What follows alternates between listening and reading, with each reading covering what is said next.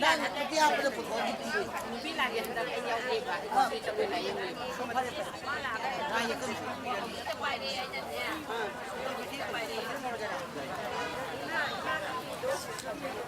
Nah, itu dulu lalu aku ikan pira game ini benar ya. Itu minggu lu bisa nang. Itu minggu lu aku ikan pira game apa? Tadi beli dia sih macam tu.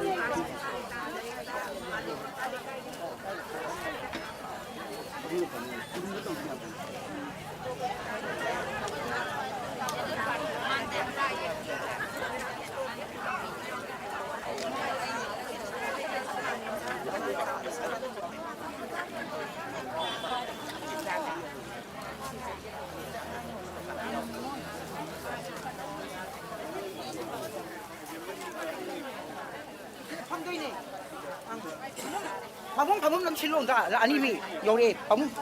그래 미니가 이거 보고 방문. 그냥 와도 돼. 시대는 이렇게 갑니다. 야래 그게 하나 양민 살래. 아이 밤도 쉬야. 소나권 마야지 다 그럼 또 비슷한 걸로.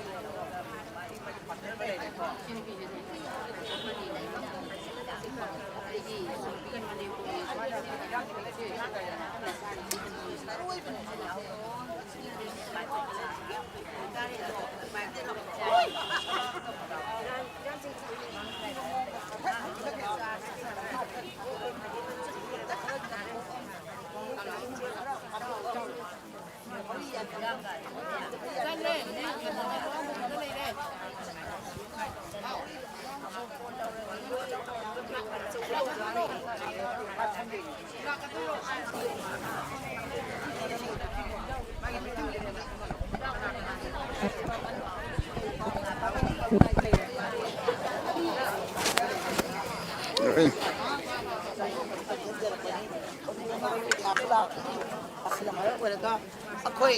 ang mga tawsin nga so nupihat na kut tingga birakan ang mga tawsin nga so nupihat pada kut kangkat pigan no ang mga tawsin nga so nupihat pada kut tingga kana kumba amam ataw amate tin to matamda magi bot kidamta kampori and ki pau ko pitai mato ma nupi khunai na thadaraga bot kari bani kauroi da bani ko so aduna sinamara moiduna sinamara moiduna akhoi malem da leiba nopi punimak ta mi ses pi la bani kangai pa ka se mami tang ga manare akhoi kana majority wai de sarkar leitere adagi tiana palasu yadre aduna kana leitere aduga nupi hapse khut ka lepu lepta taraga di akhoi angamba thak ta changhel lakini mihat pase 나톤 조망고이리바 닥터리다 나톤 조망고이리바 이방 이스키 아쿠기 웨스키 솜나간기 나톤 조망고이리바 이몽치는 누피도 탕치다 하고서 파방함데 ngamdregadi akhoi ki police department ngamde ne lok thokpira oba hojibot season bere ngamdregadi aduga agdagi chawbagi mi hat phagi basing lem tharo ko yaro eba chawbagi mi hat phagi be lem tharo ko yaro miyam da nupi khunai da chu pijari ram tam thai leiba pibaring kulina da lum dong nupi jari dak ai ba chawba chu mai ha lo kaya sensan da me ba cha do ai siringde cha ni yok jage ai bukan biu lupa me thijan bigeno ine bonga chu adagi achi maya pai singan nahan ngang khaba wapam ne wangoi da phui sai purin phui hai be se ma mai gi lekai gi maya pai bi a da aduna maram moi duna lekai na chu sagai na chu mihar pa le di puthok pi rakpa kan khat pi da ba kan khat pi da gan hen awa bo hen bi da ba ko karigumba nupi dead body ma por ko man tele lambi da ekta mai thana that pagi kari darka no magi nupa do police ram pa dani yen dele mane bokle ma khoi leite macha do jobinai ni chahi sudi mai thaba yati wangoi da nupi macha chawo pok do kano tawri mama pa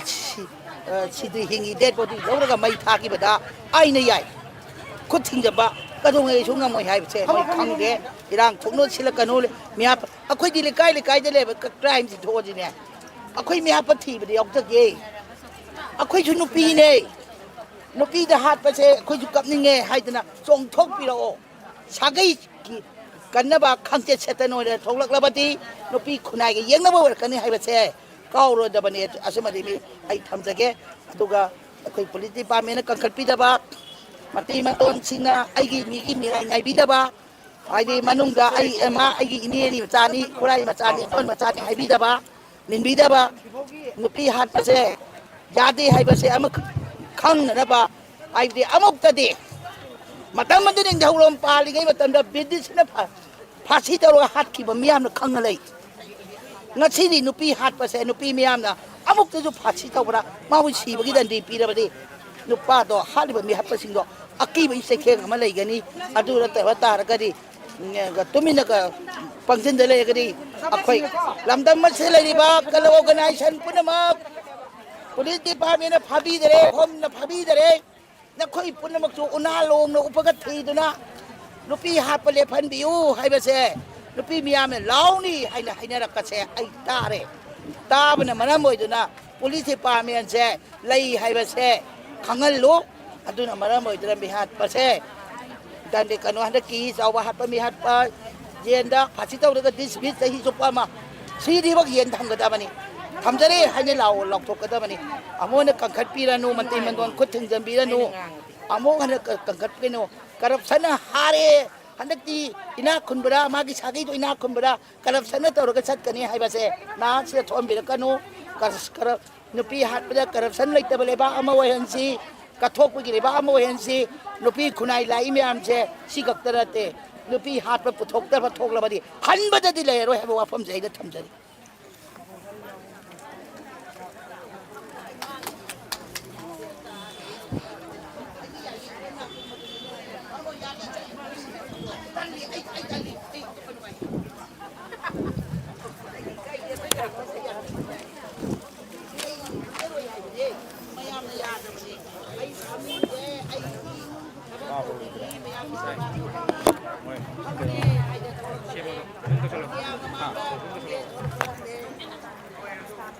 ahanba maktada tinbiri ba kai puno ko tarang chawroi ni khutno khum jari ngasi January kita taragani pan bising ni ga kun kataru yai faraba ngai minute asida pegi salulana sinjalang jaluna sulaba public meeting nama pangko chabasida isa gi mamal yam laba matam khara khajik tang kai thopi duna masi pangthok chari ka rally shu miyam puna mangna saruk ya pipa rally mafam dagi pegi sinjalang jari ba sung laba pegi ground ching da puna mangna saruk ya pipa kita makta tin bili ko kai puna ko tram no chabre na ꯀꯣꯛꯇꯅ ꯈꯨꯔꯨꯝꯖꯔꯤ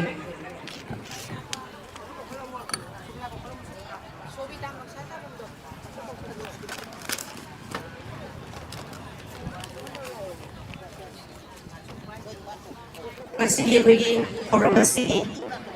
chief gas ꯑꯣꯏꯕꯤꯔꯤꯕ ꯑꯩꯈꯣꯏꯒꯤ ꯄꯥꯕꯨꯡ ꯈꯥꯏꯗꯦꯝꯃꯅꯤ former acting chairperson MHRC ꯄꯥꯕꯨꯡꯅ ꯏꯁꯥꯒꯤ ꯃꯇꯝ ꯈꯔ ꯈꯖꯤꯛꯇꯪ ꯀꯥꯏꯊꯣꯛꯄꯤꯗꯨꯅ ꯑꯁꯤꯒꯨꯝꯕ ꯊꯧꯔꯝ ꯑꯁꯤꯗ ꯄꯥꯕꯨꯡꯅ ꯏꯁꯥꯒꯤ ꯑꯣꯏꯕ ꯋꯥꯔꯣꯜ ꯄꯥꯕꯨꯡꯅ ꯊꯝꯕꯤꯒꯅꯤ ꯍꯥꯏꯕꯒꯤ ꯃꯍꯨꯠꯇ ꯄꯥꯕꯨꯡꯅ ꯑꯩꯅ ꯇꯦꯟꯕꯤꯔꯤꯕ ꯈ꯭ꯋꯥꯏ ꯄꯨꯝꯅꯃꯛꯅ ꯄꯥꯕꯨꯡꯒꯤꯗꯃꯛꯇ ꯍꯧꯕ ꯈꯨꯕꯥꯛ ꯑꯃ ꯈꯨꯃꯤꯟꯅꯁꯤ ꯍꯧꯖꯤꯛ ꯑꯩꯈꯣꯏꯒꯤ ꯌꯥꯝꯅ ꯐꯣꯔꯃꯦꯜ ꯑꯣꯏꯅ ꯑꯩꯈꯣꯏꯒꯤ ꯗꯥꯏꯁꯃꯛꯇꯤ ꯑꯩꯈꯣꯏ ꯉꯁꯤꯒꯤ ꯐꯪꯁꯟ ꯑꯁꯤꯗ ꯁꯦꯝꯕ ꯁꯥꯕꯁꯤ ꯇꯧꯖꯗ꯭ꯔꯦ ꯑꯗꯨꯃꯛꯄꯨ ꯑꯩꯈꯣꯏꯒꯤ ꯍꯧꯖꯤꯛ ꯂꯦꯡꯁꯤꯟꯕꯤꯔꯤꯕꯁꯤ ꯑꯩꯈꯣꯏꯒꯤ ꯄꯥꯕꯨꯡ ꯈꯥꯏꯗꯦꯝꯃꯅꯤ ꯂꯦꯡꯁꯤꯟꯕꯤꯔꯦ ꯑꯩꯈꯣꯏꯒꯤ ꯑꯦꯗꯚꯣꯀꯦꯠ ꯔꯕꯤꯆꯟꯗ꯭ꯔ ꯂꯦꯡꯁꯤꯟꯕꯤꯔꯦ ꯑꯩꯈꯣꯏꯒꯤ ꯑꯣꯖꯥ ꯙꯅ ꯑꯩꯈꯣꯏꯒꯤ ꯃꯥꯂꯣꯝ ꯃꯈꯥ ꯂꯩꯀꯥꯏꯗ ꯊꯣꯛꯈꯤꯕ ꯊꯧꯗꯣꯛ ꯑꯗꯨꯒꯤ ꯃꯕꯨꯡ ꯑꯣꯏꯕꯤꯔꯤꯕ ꯑꯩꯈꯣꯏꯒꯤ ꯙꯅ ꯂꯦꯡꯁꯤꯟꯕꯤꯔꯦ ꯑꯣꯖꯥꯗꯅ ꯉꯥꯛꯄꯤꯒꯅꯤ ꯑꯣꯖꯥꯗꯅ ꯁꯤ ꯂꯦꯡꯉꯛꯇ꯭ꯔꯤ ꯍꯥꯏꯔꯤ ꯑꯩꯈꯣꯏꯒꯤ ꯑꯣꯖꯥ ꯔꯣꯍꯤꯅꯤ ꯀꯨꯃꯥꯔ ꯑꯣꯖꯥ ꯔꯣꯍꯤꯅꯤ ꯀꯨꯃꯥꯔ ꯑꯩꯈꯣꯏ ꯑꯣꯖꯥ ꯔꯣꯍꯤꯅꯤ ꯀꯨꯃꯥꯔ ꯃꯐꯝ ꯑꯁꯤꯗ ꯌꯧꯕꯤꯔꯒꯗꯤ ꯑꯃꯨꯛꯇꯪ ꯂꯦꯡꯁꯤꯟꯕꯤꯔꯒ ꯑꯃꯨꯛꯇꯪ ꯃꯐꯝ ꯂꯥꯡꯗ ꯂꯦꯡꯁꯤꯟꯕꯤꯔꯒ ꯅꯤꯡꯁꯤꯡꯖꯔꯤ ꯑꯣꯖꯥꯗꯅꯁꯨ ꯃꯐꯝ ꯑꯁꯤꯗ ꯌꯧꯕꯤꯔꯒꯗꯤ ꯑꯣꯖꯥꯗꯅꯁꯨ ꯑꯃꯨꯛꯇꯪ ꯂꯥꯡꯗ ꯂꯦꯡꯁꯤꯟꯕꯤꯔꯒ ꯅꯤꯡꯁꯤꯡꯖꯔꯤ ꯋꯥꯡꯒꯣꯏ ꯑꯄꯨꯟꯕ ꯀ꯭ꯂꯕꯀꯤ ꯑꯣꯖꯥ ꯑꯆꯧꯕ ꯂꯣꯡꯖꯝ ꯑꯣꯖꯥ ꯑꯆꯧꯕ ꯂꯣꯡꯖꯝꯁꯨ ꯃꯐꯝ ꯑꯁꯤꯗ ꯌꯧꯕꯤꯔꯒꯗꯤ ꯑꯣꯖꯥꯁꯨ ꯑꯃꯨꯛꯇꯪ ꯂꯦꯡꯁꯤꯟꯕꯤꯅꯕ ꯅꯤꯡꯁꯤꯡꯖꯔꯤ ꯏꯔꯝ ꯁꯤꯐꯥꯏꯒꯤ JACꯒꯤ ꯑꯣꯖꯥ ꯏꯕꯣꯍꯜ ꯂꯦꯡꯁꯤꯟꯕꯤꯅꯕ ꯅꯤꯡꯁꯤꯡꯖꯔꯤ ꯂꯣꯏꯅꯅ ꯉꯁꯤꯒꯤ ꯊꯧꯔꯝ ꯑꯁꯤ ꯃꯈꯥ ꯇꯥꯅ ꯑꯩꯈꯣꯏ ꯆꯠꯊꯖꯕ ꯌꯥꯅꯕꯒꯤꯗꯃꯛꯇ ꯀꯧꯁꯤꯟꯖꯒꯦ ꯑꯩꯈꯣꯏꯒꯤ ꯑꯣꯖꯥ ꯃꯪꯁꯥ ꯇꯥꯕꯝ ꯅꯤꯉꯣꯜ ꯁꯣꯕꯤꯇꯥ ꯑꯣꯖꯥ ꯁꯣꯕꯤꯇꯥ ꯑꯃꯨꯛꯇꯪ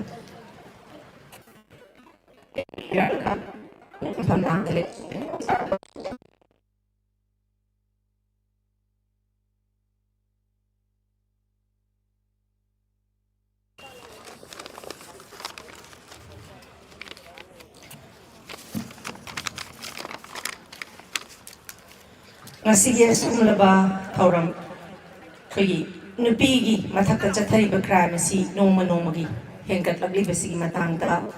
ꯅꯨꯄꯤ ꯀꯌꯥ ꯑꯃ ꯅꯣꯡꯃ ꯅꯣꯡꯃꯒꯤ ꯑꯩꯈꯣꯏꯒꯤ ꯑꯁꯤ ꯅꯥꯟꯊꯣꯛꯇꯨꯅ ꯑꯁꯤꯕ ꯈꯛꯇꯅ ꯃꯥꯡꯊꯤ ꯍꯥꯏꯗꯅ ꯑꯗꯨꯃꯛ ꯈꯔ ꯀꯥꯞꯄꯒ ꯈꯔ ꯂꯥꯎꯔꯒ JAC ꯐꯣꯝ ꯇꯧꯔꯒ ꯑꯗꯨꯃꯛ ꯂꯣꯏꯁꯤꯟꯈꯤꯕ ꯑꯗꯨꯃꯛ ꯂꯩꯉꯥꯛꯀꯤ ꯃꯥꯏꯀꯩꯗꯒꯤ ꯉꯁꯤ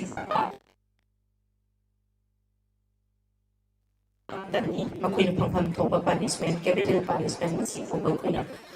ꯄꯤꯕꯁꯤ ꯌꯥꯝ ꯇꯥꯡꯅ ꯇꯧꯔꯤ ꯃꯁꯤ ꯀꯔꯝꯅ ꯀꯔꯥꯏꯗ ꯁꯣꯏꯕꯅꯣ ꯑꯗꯨꯒ ꯊꯣꯛꯂꯤꯕ ꯀ꯭ꯔꯥꯏꯝꯁꯤꯡ ꯑꯁꯤ ꯑꯩꯈꯣꯏꯅ ꯃꯇꯧ ꯀꯔꯝꯅ ꯊꯣꯛꯄꯅꯣ ꯀꯔꯤꯗꯒꯤ ꯍꯧꯔꯛꯄꯅꯣ ꯃꯇꯧ ꯀꯔꯝꯅ ꯍꯟꯊꯒꯗꯒꯦ ꯍꯥꯏꯕꯁꯤꯡ ꯑꯁꯤ ꯑꯗꯨꯒ ꯊꯣꯛꯏꯕ ꯊꯧꯗꯣꯛ ꯋꯥꯊꯣꯛꯁꯤꯡꯒꯤ ꯃꯇꯥꯡꯗ ꯑꯩꯈꯣꯏꯒꯤ ꯐꯦꯃꯤꯂꯤꯒꯤ ꯃꯦꯝꯕꯔꯁꯤꯡꯒꯤ ꯃꯥꯏꯀꯩꯗꯒꯤ ꯇꯣꯉꯥꯟ ꯇꯣꯉꯥꯟꯕ ꯋꯥꯔꯣꯜꯁꯤꯡ ꯑꯩꯈꯣꯏ ꯇꯥꯃꯤꯟꯅꯁꯤ ꯃꯁꯤꯒꯤ ꯊꯧꯔꯝ ꯑꯁꯤꯒꯤ ꯑꯩꯈꯣꯏ ꯍꯧꯗꯣꯛꯆꯕ ꯑꯣꯏꯅ ꯋꯦꯜꯀꯝ ꯑꯦꯗ꯭ꯔꯦꯁ ꯄꯤꯕꯤꯅꯕꯒꯤꯗꯃꯛꯇ ꯀꯧꯁꯤꯟꯖꯒꯦ ꯑꯩꯈꯣꯏꯒꯤ ꯏꯃꯥ ꯁꯥꯟꯇꯤ ꯑꯩꯀꯣꯏꯖꯝ General Secretary Sanula ꯂꯦꯡꯁꯤꯟꯕꯤꯔꯛꯁꯤꯅ ꯄꯥꯕꯨꯡꯗꯣ ꯑꯅꯝ ꯇꯥꯔꯦ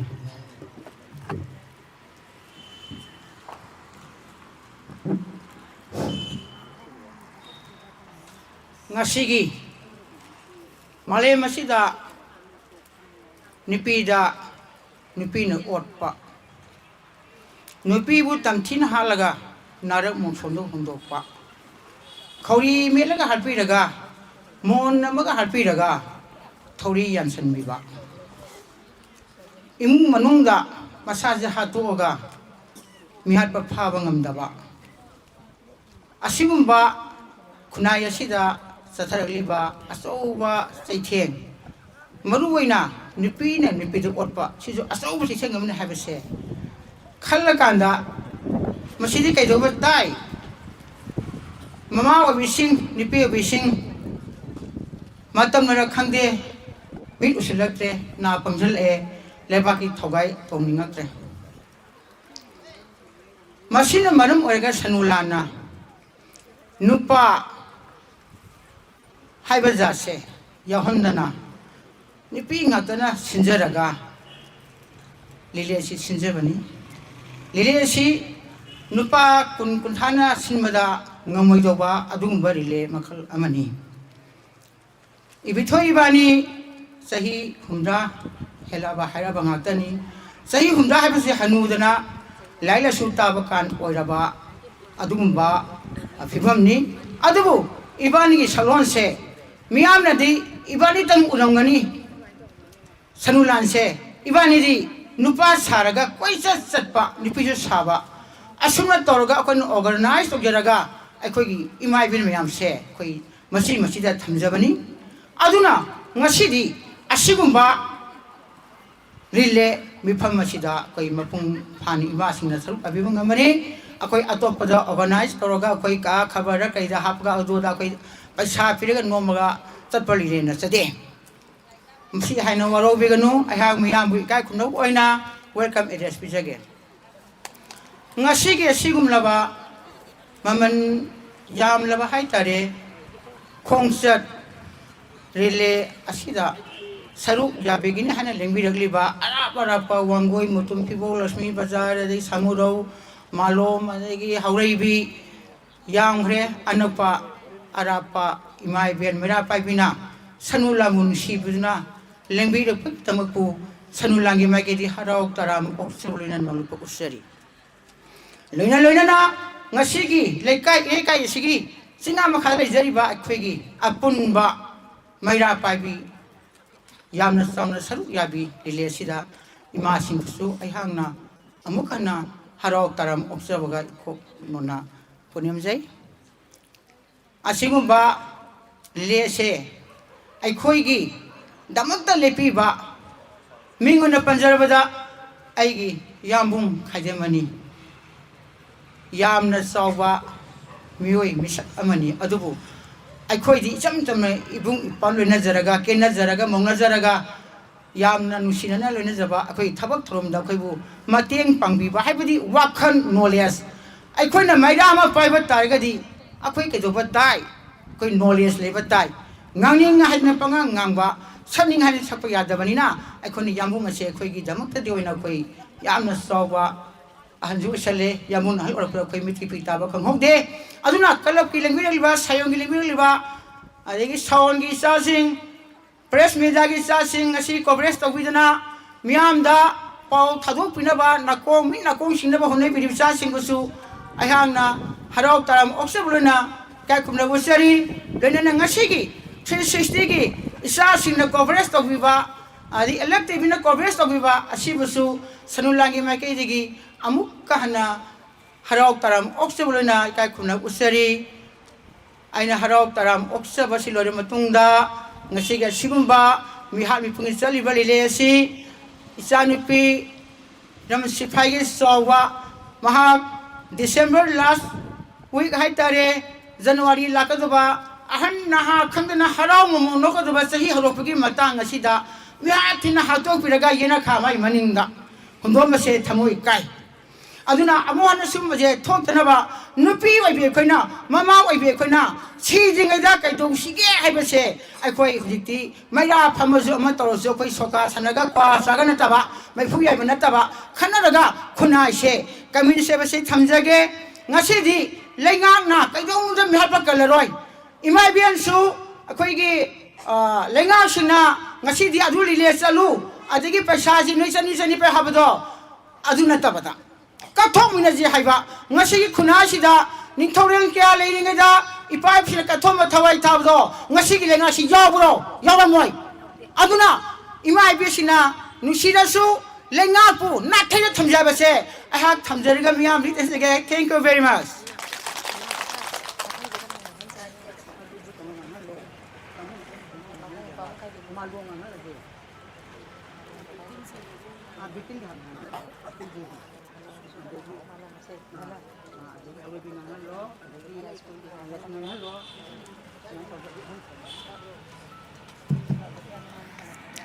Hagatarima ngasigi tharamasi makha chathajaboina pigi malum makha lekaida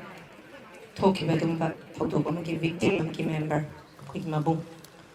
oja mingwin hangkacharabada oja dana tengchin biraksi oja warol thamina na ba kaushin jagi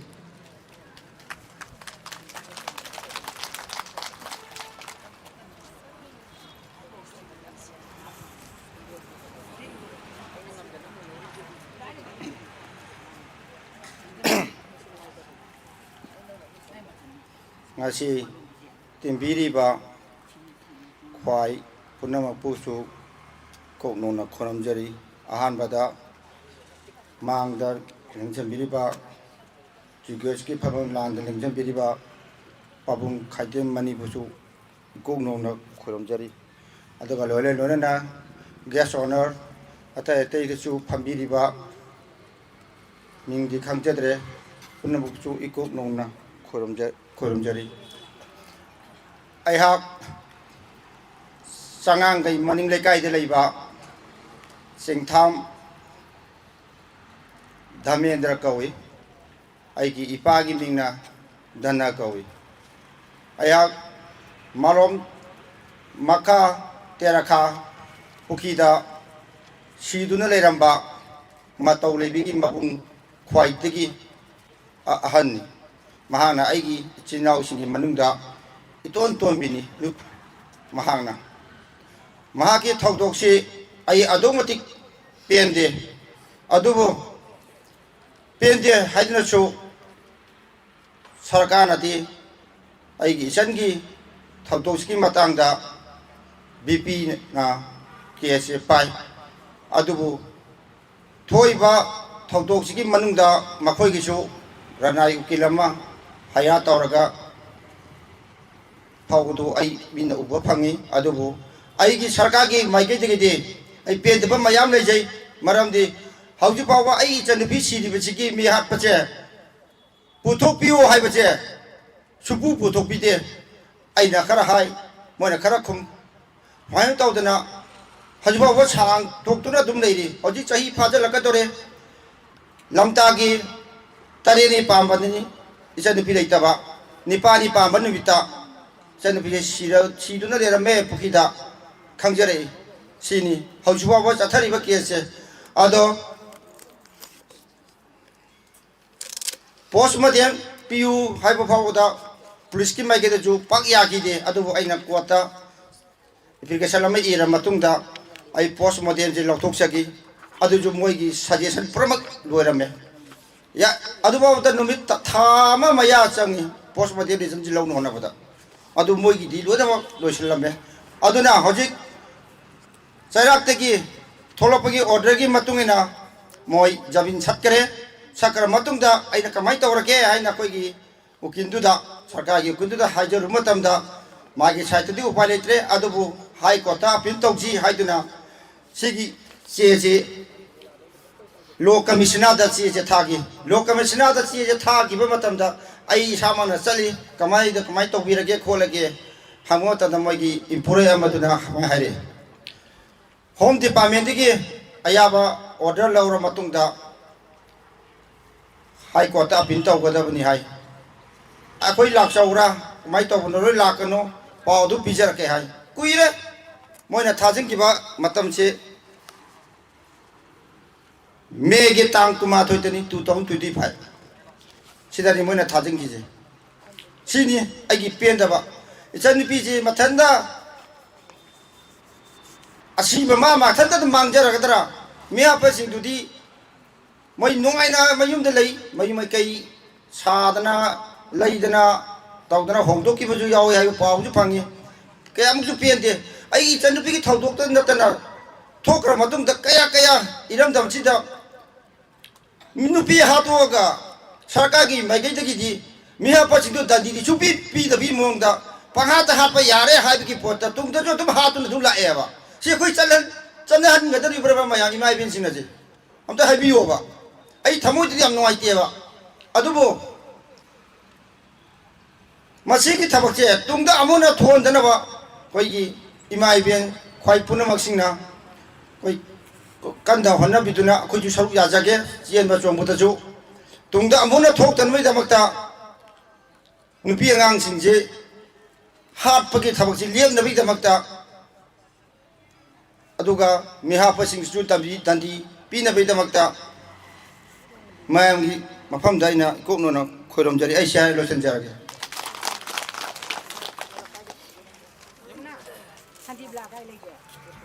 Thagachari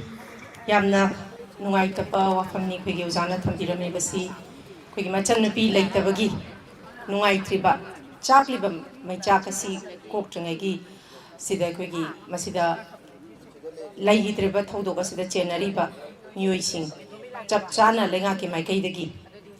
ꯃꯈꯣꯏꯅ ꯐꯪꯐꯝ ꯊꯣꯛꯄ ꯄꯦꯅꯥꯜꯇꯤ ꯉꯁꯤ ꯐꯥꯎꯕ ꯐꯪꯕ ꯉꯝꯗꯕꯁꯤ ꯌꯥꯝꯅ ꯂꯥꯏꯕꯛ ꯊꯤꯕꯅꯤ ꯁꯤꯃꯛꯅ ꯃꯁꯤ ꯍꯣꯔꯦꯟ ꯑꯩꯈꯣꯏ ꯄꯥꯕꯨꯡꯅ ꯍꯣꯔꯦꯟ ꯃꯤꯌꯥꯝꯗ ꯊꯝꯕꯤꯒꯅꯤ ꯁꯨꯃꯥꯏꯅ ꯊꯣꯛꯂꯛꯄ ꯃꯔꯝꯁꯤꯡꯁꯤꯅ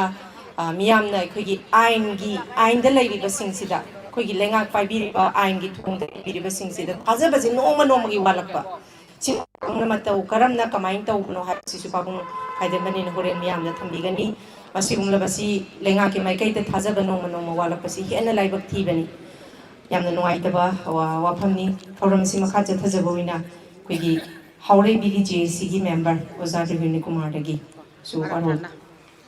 ꯁ꯭ꯀꯨꯜꯒꯤ ꯂꯩꯄꯣꯛꯄ ꯃꯣꯡꯒꯤ ꯁꯥꯟꯇꯤꯕꯂꯥ ꯑꯝꯇ ꯀꯧꯈꯠꯄꯤꯔꯛꯑꯣꯕ Shantibala okay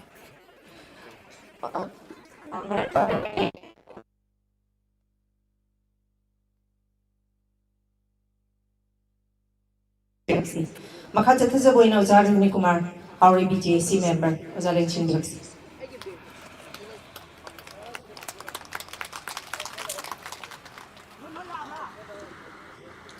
Hello. Ani bungo amadi ponmapu Hauraibi aponmalukki maikai nalukchari ngasigi yamna maru oiraba इतिहासिक सु ओइरगदबा खोंचत असि अकोइ पुनमक्ता वखन यामना नुवाइतबा यामना पुंजलगा नसिगी खोंचत से चतखेबनी हैबसि आई वखनदा खंजै अकोइगी वरी जे असai सुमai अतोपा जिंग सानाबदुगा खितंग खेनै हाइतारे खितंग खेनाबादी कजु खेनाबदि नाते JAC हैबसि कोई पूरा विक्टिम ओइना यावरगा सेमगिबा JAC दि नाते Hauraibi JAC against the unnatural death of Basanti Mamamsa Lanchenbi haibisi akoi yamna ai yaringi tension na honajarke bramdi tongan ba speaker sing leibanina koi mamangi lisingani kunga marigi September gi tang kun gumdoi gi ayuk yawurapada amamacha si punna magi tumam phamung sida siraga leramani madu magi sirabanina mathau mangam angthopam thokpa atugina maji poloi bagi matam bhawa koi sing lodna khodna tawrubi tanza to yorba kanda masi kamai tawbuno mi ama macha ama siramba sahi mari khatangari macha do sirame koi madu manghak yarasi sahi nifuni pan suraba mama mukhabido si pathanda sirlerame adu yarasi karama mawangda sahi nifuma tho nifuri pan suraba lukhabi mamaga sahi mari katangari ba angalwadi da chaliba masana pi duga punna mogi mon mathatu da ngaraga siraga leramino sine aduna masi di kitang tongan ba ama woi siri basigi maramja karina no hai base khangdobam thui haidana ekoina wangoi police station da complaint lama to bagal loinana makhoi gi side ga so unnatural death ni haidana lowduna case thijanba hokhi adubo matamgi matungina miyamgi prajagi singnaba nuaitaba hengatlakpodagi aikoi khara kanjanba mawongda leibaki thogai chauna puramba matamdugi chief minister phawba ahumlak thengnadana akoi tongan tongan ba koigi SP DGP official kya su thengnakhibane aduna hojiksi thijanbagi chapchaba kangkhalakpagi matungina prajana yahu horakpodagi October bagi tang thama ma sigiba tang kulumdoida September da lekhidre mathangi thagi marak tang kulumdoi October lisingani kunmari jida akoi home department dagi order ama thoe ayukta chief minister ga meeting tawre ade matungda magistral inquiry tawgadabani taw haidana order ama thoi order sina kari pale hariba misisa nimit kuntrari ge manungda madugi cause of death to praja miyam da khangadabani sine nimit ngasi nimit kani sare mai ben jeng khangbibra sahi amaga tha ahum aduga koigi law enforcement agency haisunu aduga lobu salari ba loshang oishano order thokrabaje sangdokpagi ofamsu je sida khangan balaite sahi ama farwa kesigi status su prajada khangan balaite masini akoigi ireibak sigi nungai ba haita mana tawba thabuk se sidum sumba lale haina mi leitabaje aduna akoina thizin bajina kedore postmortem sigi report se akoida copy di hojibo piba leitri akoida request togi pibiu haidana ado piba yadri haidana pide aduga hoji phawbagi preliminary report aigadra sumna bravel oina haibada ziopaidin akoigi mamam jaje koigi hairiba tumnabagi sinabagi hidak se saraga sibani haibagi ahan ba report amadi leire masine mamam jaje mamana masana pijarira natraga masana pi sahi mari dana mamada pijarira dikandre mamane plap se saraga plap sire bako ada nungai ribadi hojik se pataba polama sabagi maisak se adum mafam na bokai na mai tumam de legidra sine ngakang maisak khang on thoiba khonpa leiro dabra sine aiba mayam ne tonga ba theory lei sigi mayam da hangba question ni masi nainari ba mayam na pipi janu aduga adugi achumram ju lakhini aduna haining le bade ado fare moi masana sija banena ju lawraji ado mi ama akoigi masagi lam phawba yolaga IVF tawdana quality satana yam lana phangi masaje yam laina sibi thokte haibasine ba aduna mamangda magi relatives tagi kaigumba akoigi angang singda kaigumba khara tawdo khara thokhiba leiba mali haidana adu laikai gi imai ben singda magi junul kero na wari sarma mayam lei adugi duna tongan bamba leirasuno adu hujikti society tawre hairaga su element kari maramgi mangonda silingbagi sibagi wakhal la ino sine adugi maramji prajada di khangalabra sine aduna ai samaina haraga tenjage akhoigi wail thengda ba habse wail pi da bak phangda ba chap manai ngasi family ba han ena khangani aina mara leitaba mi ama khangna aigi mangda harkhre ado sahi tara lerga manga lerga koi ason mama paduna magi masanupi leigidabudugi wayal se magi siramdai mongpham yorakanda phangakanda mapaduna khangadabu kaino mamaduna khangadabu kaino aduna si edum loda jo haina bani justice theng bai base justice deny habdi justice pita bo chamani haidana aduna ngasigi imai ben singda aina sum khanjabada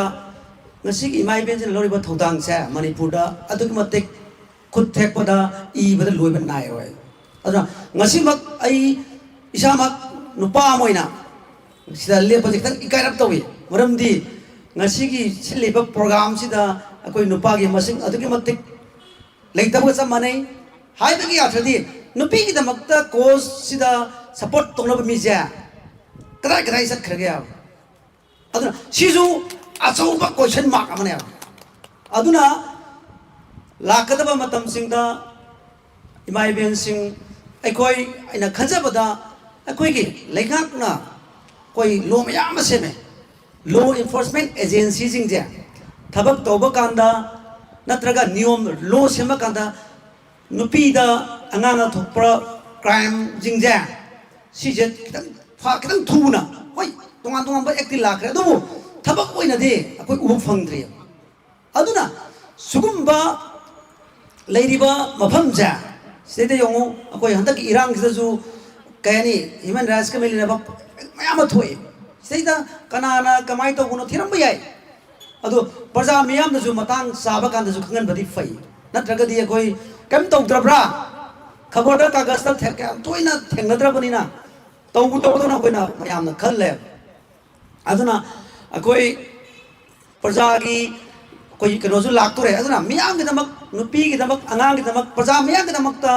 khan mangamba khara pukchen chawna thabak tawbang ngamba mi sing chu darkar hoirabra haibu su ngasi gi meeting sigi tanja lauraga ai gi mayam da chanjaba pakhong ni aduga koi koi gizu makhatana JSC against the unnatural death of basati mamam chanasu sahi ama makai pharakadoraba sahi ama thahum pharaklagasu sarkarna nongmadi hauremigi prajada manipur gi miyamda mamam chana lekhidaba sikhibaja sigi maram nani haibase nongmadi harakini haibagi asada hauremigi miyam manipur miyam ngaijari haibaja jaraga losindake thank you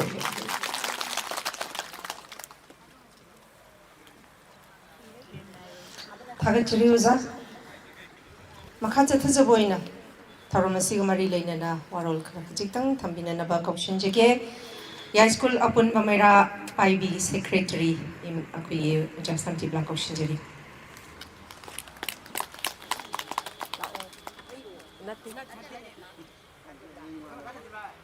सोमदा कौबा अंगांग याम माले ngasi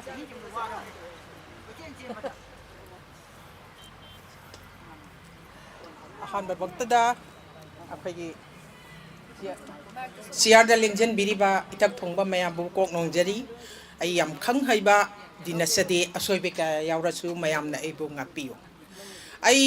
इसामक्से याई school नि अदो याई school हैबसे आई हाई हंजनिंग्रे करिगिनो हैबा मतमदा पुलिस हैबसे अखोइदि नातुन सुमांगनेबा ngasi 2025 pi October thada अखोई फिजियोथेरापी की डॉक्टर रीता कनान हालिबा इमुंग द सिरमी गेट अनि पाली इमुंग से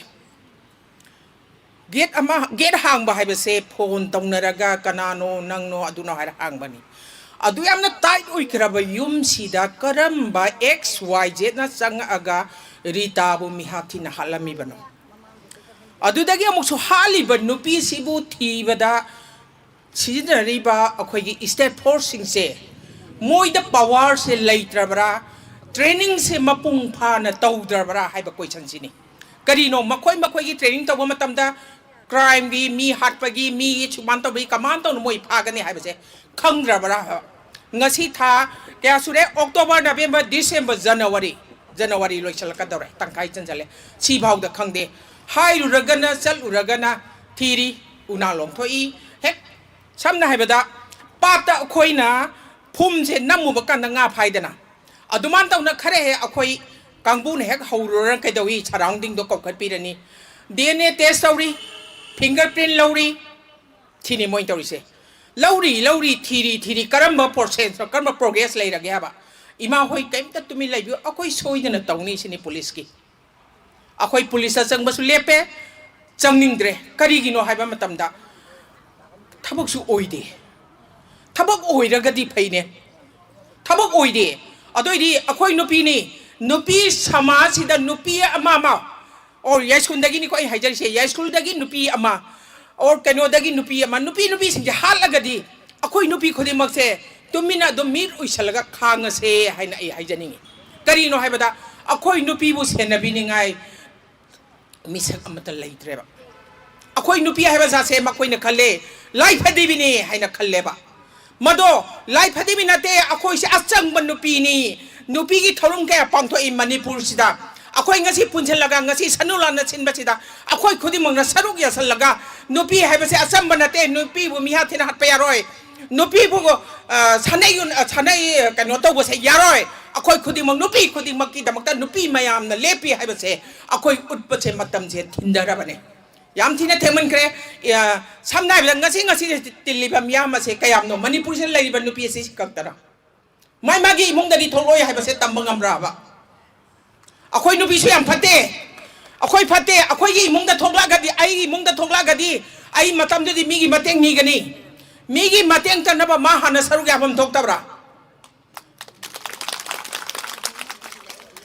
छिगुंबा अखोइ gi यामना लुजदबा अखोई नुपी से नुपादी थंगो नुपादी अखोई की बेकिंग द लेके दबने नुपी ना हौबा इहौदा नुपी अखोई ना माइरोंग या ना चटकदब सिदा युमथांग खोदि मगी नुपी सिंग कैम थोलैगे माइकै खोदि मक्ते की कैम थोलमोय याइस्कोन ने हाइबा खुमपाक सिदागी कयाम मसिंग थोलके मसिंग थिबंगमे करिगिनो मखोई थोला रोइद्रा मखोई की मुंगदा थोलक मतमदा मयाम सिने चोंचन बिगद्रो खोंग फाबा ताबनी फानिंग ओइद्रो ꯐꯅꯤꯡꯒꯅꯤ ꯀꯔꯤꯅꯣ ꯍꯥꯏꯕꯗ ꯇꯧꯔꯤꯕꯗꯣ ꯃꯥꯅꯗꯤ ꯃꯤꯒꯤꯗ ꯁꯔꯨꯛ ꯌꯥꯈꯤꯗ꯭ꯔꯒꯗꯤ ꯑꯩꯈꯣꯏ ꯃꯥꯒꯤꯗꯃꯛꯇ ꯆꯣꯡꯁꯤꯟꯒꯗ꯭ꯔꯥ ꯍꯥꯏꯕ ꯀꯣꯏꯁꯟ ꯆꯥꯝꯃ ꯂꯥꯛꯏ ꯁꯤꯅ ꯁꯤ ꯑꯣꯏꯔꯦ ꯑꯩꯈꯣꯏ ꯅꯨꯄꯤꯒꯤ ꯐꯠꯇꯕꯅꯤ ꯅꯨꯄꯤ ꯃꯌꯥꯝ ꯃꯥꯡꯗ ꯅꯨꯄꯤ ꯐꯠꯇꯕ ꯍꯨꯜꯂꯦꯅ ꯑꯩꯕꯨ ꯐꯨꯒꯦꯁꯨ ꯐꯨꯕꯤꯌꯨ ꯃꯌꯥꯝ ꯍꯨꯞꯇꯅ ꯇꯤꯜꯍꯟꯅꯤꯡꯉꯤ ꯃꯌꯥꯝ ꯍꯨꯞꯇꯅ ꯆꯠꯃꯤꯟꯅꯅꯤꯡꯉꯤ ꯑꯩꯈꯣꯏꯁꯦ ꯑꯃꯠꯇꯅꯤ ꯍꯥꯏꯕꯗꯣ ꯑꯩ ꯃꯌꯥꯝ ꯃꯥꯡꯗ ꯄꯥꯝꯖꯕꯒꯤ ꯋꯥꯈꯜꯂꯣꯟꯅꯤꯀꯣ ꯑꯗꯨꯒ ꯉꯁꯤ ꯑꯩꯈꯣꯏꯒꯤ ꯔꯤꯇꯥꯒꯤ ꯇꯧꯔꯤꯕ ꯀꯟꯗꯤꯁꯟꯁꯦ मागी युमुगी मागी फैमिली बेकिंग अचौ असंग लेरबरा ngasi फावद केसे पुतोक ngamde haba haid haidalwa tingki hek sitpagumba tingki hek chambagumba haid haidalwa nangnabado phabirane ba dna test tawrane ba maino padi akoi gi ipuroi ba singsibu kirene leminaga ba nungsi kraba macha poiba magi mapuroi ba duna ma chiba matamda globe upsalaga matudo kongaleba akoigi ipuroi busu tawroi hainingai leibibraba si khanbiyo ba mai mapuroi bana matusibo dogmatic nungsi karina masa poktana leiminari banina kwa machal laga chapet saidan haibedi sora loira chauna magi sinja akoina tingba nate nungsidro mai nupi do kai kamana no matangi nupi oihibraba macha poibane ba karigi ma hoje ki dana lambi dadi matung da mi na ra chali ai amam gi thabak tawrurabra haibasi isana question tawjagadabani aina ngasi chali basi itom da ni chali se kana nai bu ngapi singi ai kana da su lande ado karigi no mana group opi base condition karigi no hairaga police na hai physiotherapy tawbanina every floor kudi mag group lai hai aina sir group lai biraga su parasu patasu magi nupi ni ne group upa matam oibra si ready sensal ko ndong natro sidani question se ai mana hale hajaba nate ai ude ai khangde mi ataina numitu da changsan matam da mana khami karigi khami ba mayam do sensen mina daw natro karigi mana globe obi bhaiba question se mayam ang thamjage ba akoi su khangi ne hayeng tax daw matam da ai globe ukragadi fingerprint taroi ni akoi su chak chai ma dang chak cha banate karigi masa nu pana wanda kapta na tawgada ba natro karigi kapte moi yanaribra karigi maira akoina dharna phamba matamda ima indol ima gi mhapasi abungta di puthopio haina kapo ba akoi magi dumda pi taraga laibak se tharo olaga chomjan ge haba tawgibra tawde adoi tari akoina ngasi jc sembada yamde yade jc semagadi kaino lakane da sembino hai jc semamda banina akoi se pangan yaudre adobo wakanda khali jc semdrasu akoidi pangal lai tawning ba mong da tawgani yaskon ni lambi block tawga thingba yai akoina tawgi haiba numita madugi pangal nupi akoida lai akoigi thawna handri huji maksu police akoidi haigani noina ngamdragadi masigi case tok thok piro withdraw tawbiro ma ki banatro moi ki banatro ki ragadi moi thabak si yang chaloi draba aduna kanana kari tawi aigi isa mangrasu aigi isa sigrasu aigi imau sigrasu si mayam se akoi khaktagi mangjabo oirane ba isa gi khaktagi police ti maming tangai re kari gino moi kana kari gidam ta tolop chari no haibase moi khanda biyo aba moi baking da leibai natro moi ngasi police maming matha panjori moi na hai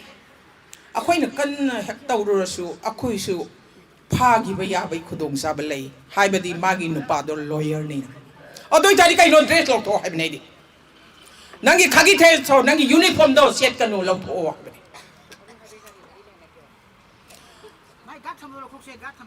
huji kari gi no magi mung da gat thami hai civil dress da something wrong ma achamba misak mi hata bo eragadi freedom free set pada ya school gi prajana magi mateng panglo yin ningai leite akoi singsi yam phabane ado kari gino si mayam na dum khanbiro magi smana leidi se adu ga laibak phabadi khiliba camera sinda phaba ngak to oidana mi hat pa se pha ba ngam de angao phai khara ui angao phai do dum check tau lei sini tau ri se sigi matang se akhoi kaman tau sige natraga mai ki ke se akhoi amona akhoi sigi matang tawbira no haina mayam changaga khongjang changaga police hai se haibra si masu ai mayam mangda thamjage aduga akhoi nupi se lai phadi bi nate haiba se ngasigi media sina sandok piu lai phadi mi nate akhoi thongna yam na lei akhoi nupi bu kan bi ningai leite haidana ngasi narang mongchongda jingkhong jingya da pukta ta leibdo thoki bana thokre matong ta na tholok pa yaroi nupi samaj na madugi kare haini tawna na bagi dam ta khoi ngasi tilima mayam na lahausi wa sumyam ngangadi ngangning ba mayam ma leire adu mayam ma nganga dab su leire si haraga sumloi chanjarak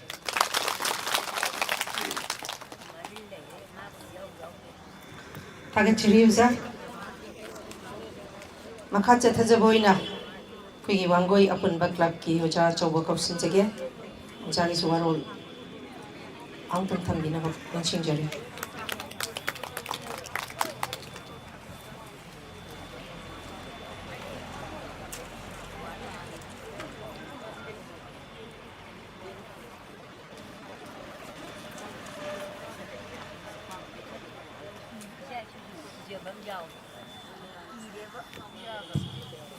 ꯑꯍꯥꯟꯕꯃꯛꯇꯗ ꯃꯐꯝꯁꯤꯕꯨ ꯀꯣꯟꯕꯤꯔꯤꯕ ꯏꯕꯨꯙꯧ ꯂꯨꯋꯥꯡ ꯄꯣꯛꯄꯕꯨ ꯏꯀꯣꯛꯅꯣꯅ ꯈꯨꯔꯨꯝꯖꯔꯤ ꯃꯊꯪꯗ ꯉꯁꯤꯒꯤ ꯌꯥꯝꯅ ꯃꯔꯨꯑꯣꯏꯕ ꯃꯤꯐꯝ ꯑꯁꯤꯗ ꯃꯔꯨꯑꯣꯏꯕ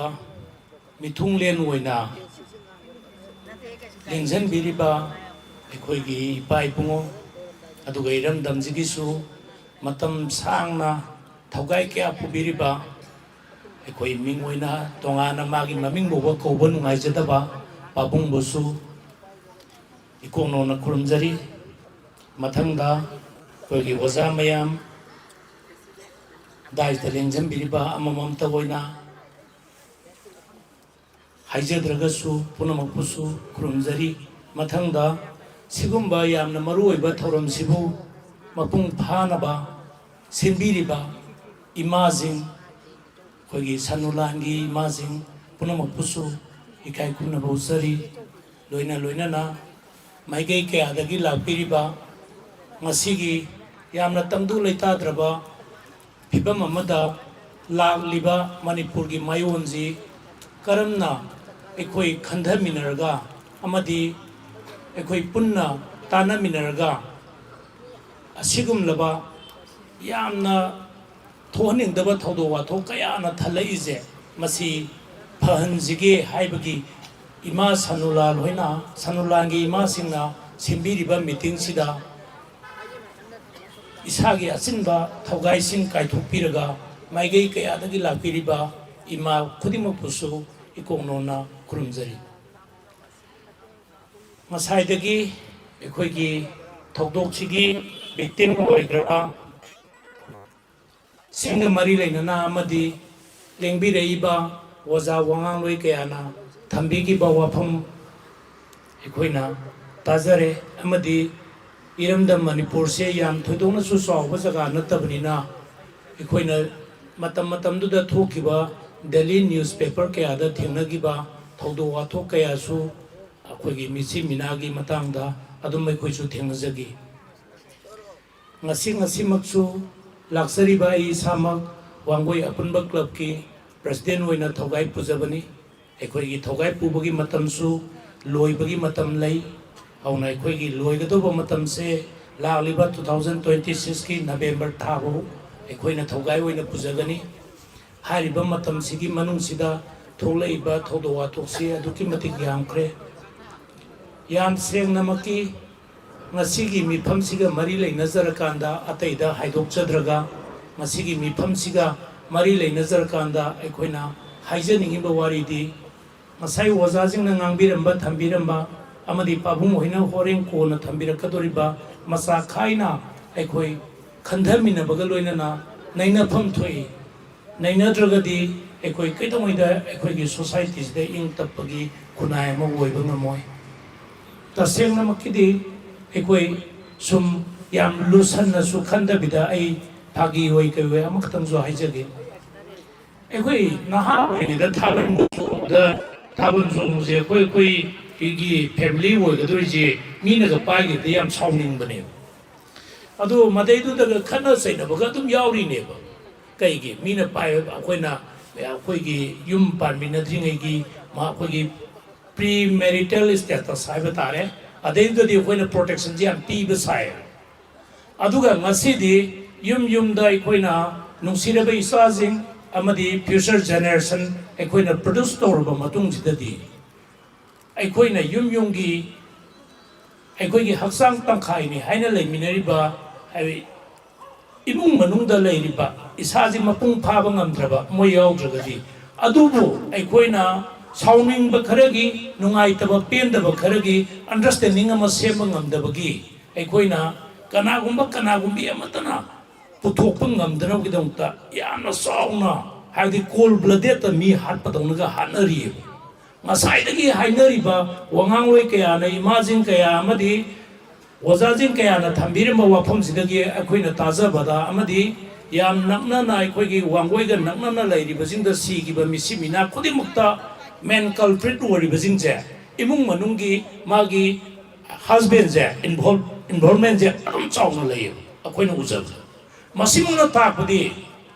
ꯑꯩꯈꯣꯏ ꯇꯁꯦꯡꯅꯃꯛ ꯑꯩꯈꯣꯏ ꯉꯁꯤꯃꯛ ꯍꯤꯡꯉꯤꯕ ꯁꯣꯁꯥꯏꯇꯤꯁꯤꯗ ꯑꯩꯈꯣꯏꯁꯦ ꯂꯝꯆꯠ ꯌꯥꯝꯅ ꯌꯥꯎꯗ꯭ꯔꯦ ꯍꯥꯏꯕꯒꯤ ꯃꯌꯦꯛ ꯂꯥꯔꯕ ꯈꯨꯗꯝꯅꯦꯕ ꯃꯁꯤ ꯈꯨꯗꯤꯡꯃꯛꯁꯤ ꯀꯔꯤꯅ ꯀꯟꯇ꯭ꯔꯣꯜ ꯇꯧꯔꯒ ꯌꯥꯝꯅ ꯄꯤꯁꯐꯨꯜ ꯑꯣꯏꯕ ꯁꯣꯁꯥꯏꯇꯤ ꯑꯃ ꯂꯩꯕ ꯌꯥꯒꯗꯒꯦꯅ ꯍꯥꯏꯕꯁꯤꯗ ꯑꯩꯅ ꯈꯟꯖꯕꯗꯗꯤ ꯑꯩꯒꯤꯁꯤ ꯂꯥꯜꯂꯝꯕꯁꯨ ꯌꯥꯏ ꯑꯗꯨ ꯃꯌꯥꯝꯅꯁꯨ ꯅꯩꯅꯕꯤꯌꯨ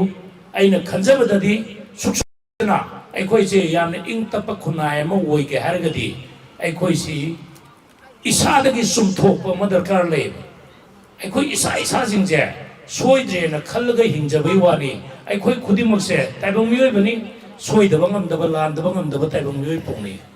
ꯑꯗꯨꯅ ꯑꯩꯈꯣꯏ ꯏꯁꯥꯅ ꯁꯣꯏꯔꯤꯕꯁꯤꯡꯁꯦ ꯆꯨꯝꯊꯣꯛꯆꯅꯕꯒꯤ ꯇꯟꯖꯥ ꯑꯃꯈꯛ ꯑꯩꯈꯣꯏ ꯍꯥꯏꯕꯗꯤ ꯏꯁꯥꯅ ꯁꯦꯜꯐ ꯀꯔꯦꯛꯁꯟ ꯇꯧꯕ ꯑꯃ ꯗꯔꯀꯥꯔ ꯂꯩꯕ꯭ꯔꯅ ꯑꯩꯗꯤ ꯈꯜꯂꯦꯕ ꯃꯁꯤ ꯏꯃꯥꯁꯤꯡꯗꯁꯨ ꯑꯟꯗꯔꯁꯇꯦꯟꯗꯤꯡ ꯑꯃ ꯐꯦꯃꯤꯂꯤꯗ ꯑꯟꯗꯔꯁꯇꯦꯟꯗꯤꯡ ꯑꯃ ꯁꯦꯝꯕꯗ ꯅꯣꯡ ꯐꯥꯗꯣꯛ ꯁꯣꯏꯅꯕ ꯑꯁꯤ ꯂꯣꯏ ꯌꯥꯎꯒꯅꯤ ꯌꯥꯎꯔꯤꯕꯁꯤꯡꯗꯣ ꯌꯥꯝꯅ ꯇꯣꯔꯣꯛ ꯈꯟꯗꯥꯅꯕ ꯃꯑꯣꯡꯗ ꯃꯥꯅ ꯁꯣꯏꯈꯤꯕꯒꯤ ꯖꯒꯥꯗꯣ ꯁꯣꯏꯈ꯭ꯔꯦ ꯍꯥꯏꯅ ꯀꯟꯐꯦꯁꯇꯦꯁꯟ ꯇꯧꯕ ꯍꯥꯏꯇꯥꯔꯦ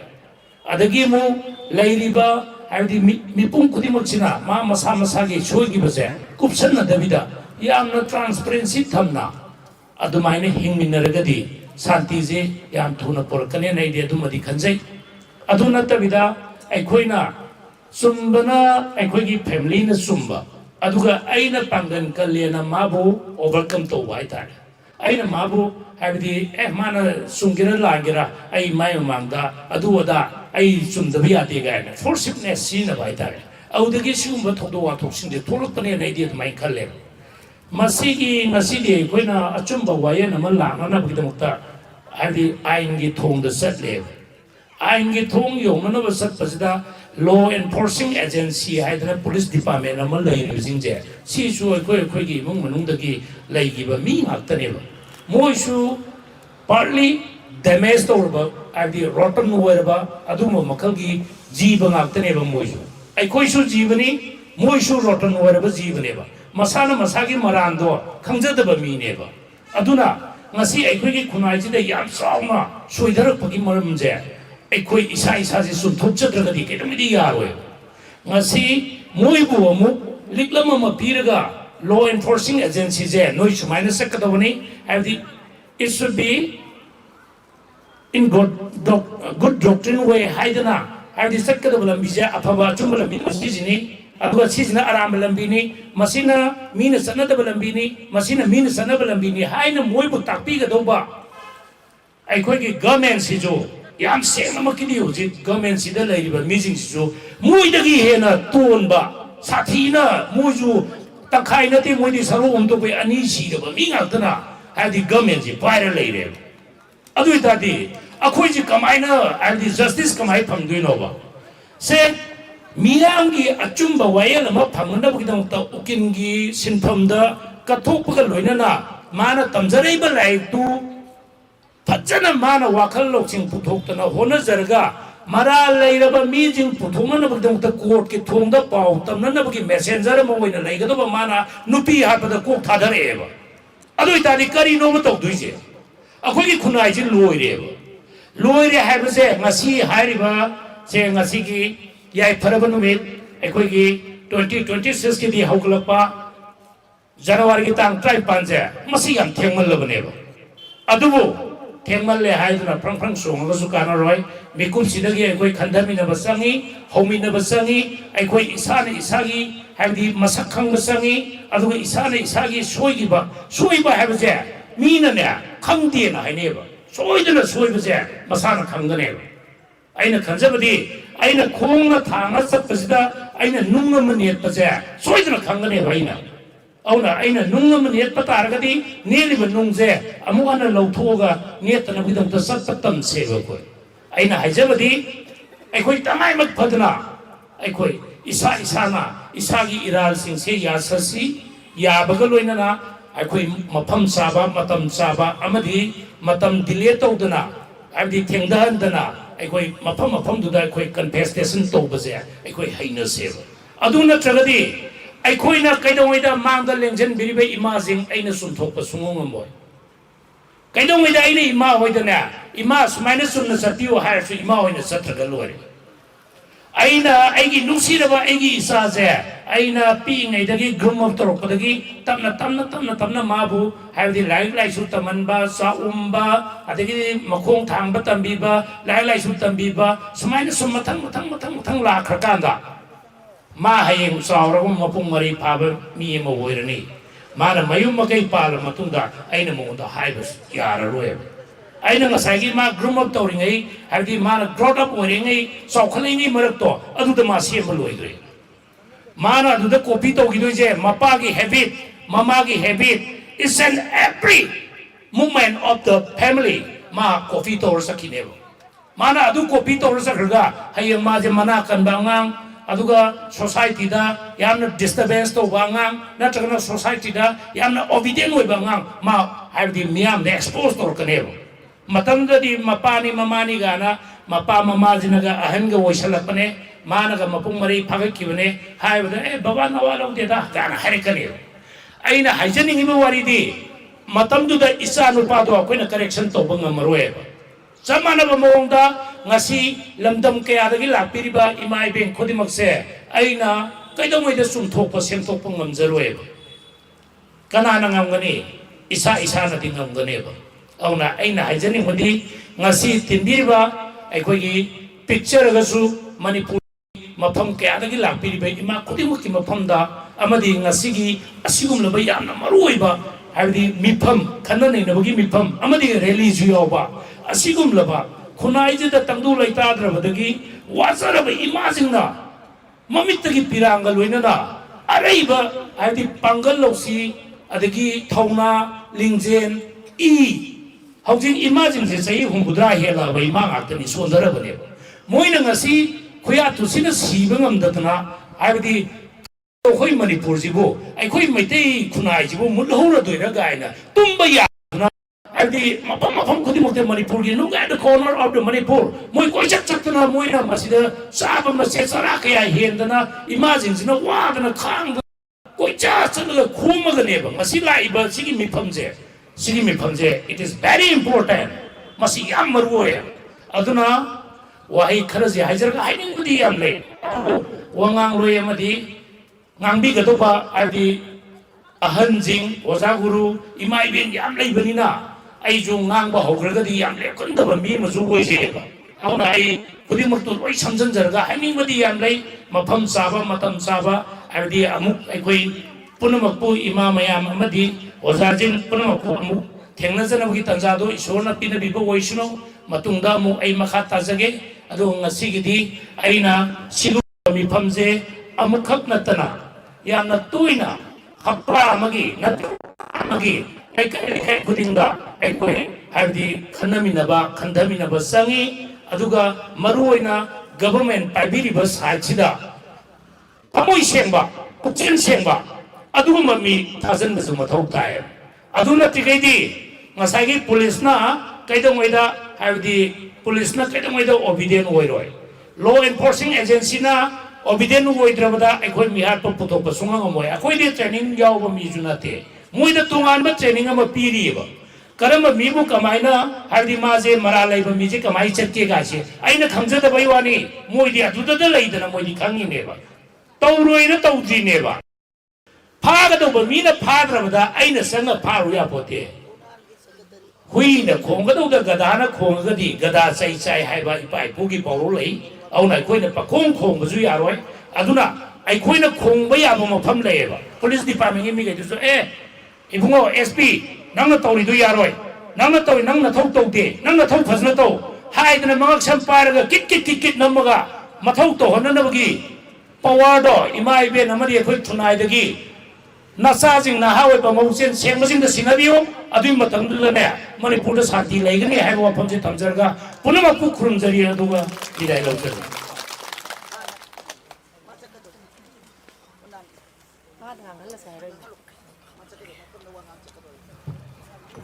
थागतचली जा यामना मरि चुंबा वारो थंबिरमी मखाचे थजबोइना अखोगी ओजा मिंदी सिदे याविरमद्रे खोगी उनालगी सेक्रेटरी ओजा कौसिनजगे ओजा तेंतक वारो थंबिगनी लेंचिन बेक्सजा EMI बेटोंबी लेंचिन बेक्सी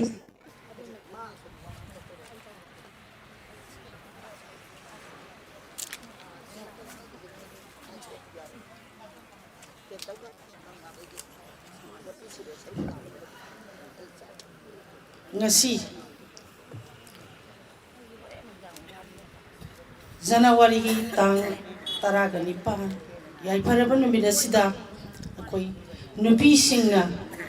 singgi damak akoi pambon tingli haibagi sanulan gi ima ibel singna pangthuk chariba yamna mating leiraba relay asida akoi uri pong nupi apun bolo unalgi thami oijariba akhoibu pau pibirakuna yahon bibagi damak singbi langbiriba sanulangi ima ibel sing organizing committee punamakpu uri pongno pia punbolo nalgi maikai dagi taramno sari loinana samjaraba macha akhoibu ngasigi mamal yamlaba mifam masida wahi manga tara thambina ba sangs ama pibiba sibutu ima singbo kana thagatsari nasa akhodi kaisho ijabana jade ima mayamna state level gi ima mayamna sanction jarakpa khongjang khuding makta uri phongnu pi apun buluk unalna ngasi phauba saruk yajaduna koi laksari tungda ima ibel singna pangthorakpa khongjang thabak thaurom khuding makta piklabasu pikna uri phongnu pi apun buluk unalna ima singi damak sanulangi damak pambom tingjari haiba thamsima thamjari loinana Malim sida akoi jaga khuding maktagi ngasai ngangpi khibasingda khange akoi ju ningti gi khabar kagas pari banina akoi su khange nupi da sathari ba crime punamak mihatina hato piraba tamthina hato piraba kanana chumiba kanana laliba justice ti mapung phana ama phawba ngasi phawba piba koi thengna jadri adubu ngasi dagi hauraga akoi punamak Hana dagi jutak salaga laigli adubo ngasi dagi akoi iho amata punna hominarakanda mihat pasing dandi pigadabani matik saba dandi pigadabani haibase akoi punna sanction minasi haiba ima ibin singchina sangsaliba miyamna sangsaliba khongjang sida uri pongno pi apon bolu unana saruk ya jage haibase ma thamjaraga tension jari punna makoku Thagachari Makhaja Thazaboina, koi Iram Sifagi, JC gi Ozai Bohol Kaushin Jage, Ozasu Warol Karakajitang, Dentak na Tambina ba Kaushin Jage, and Children Susan.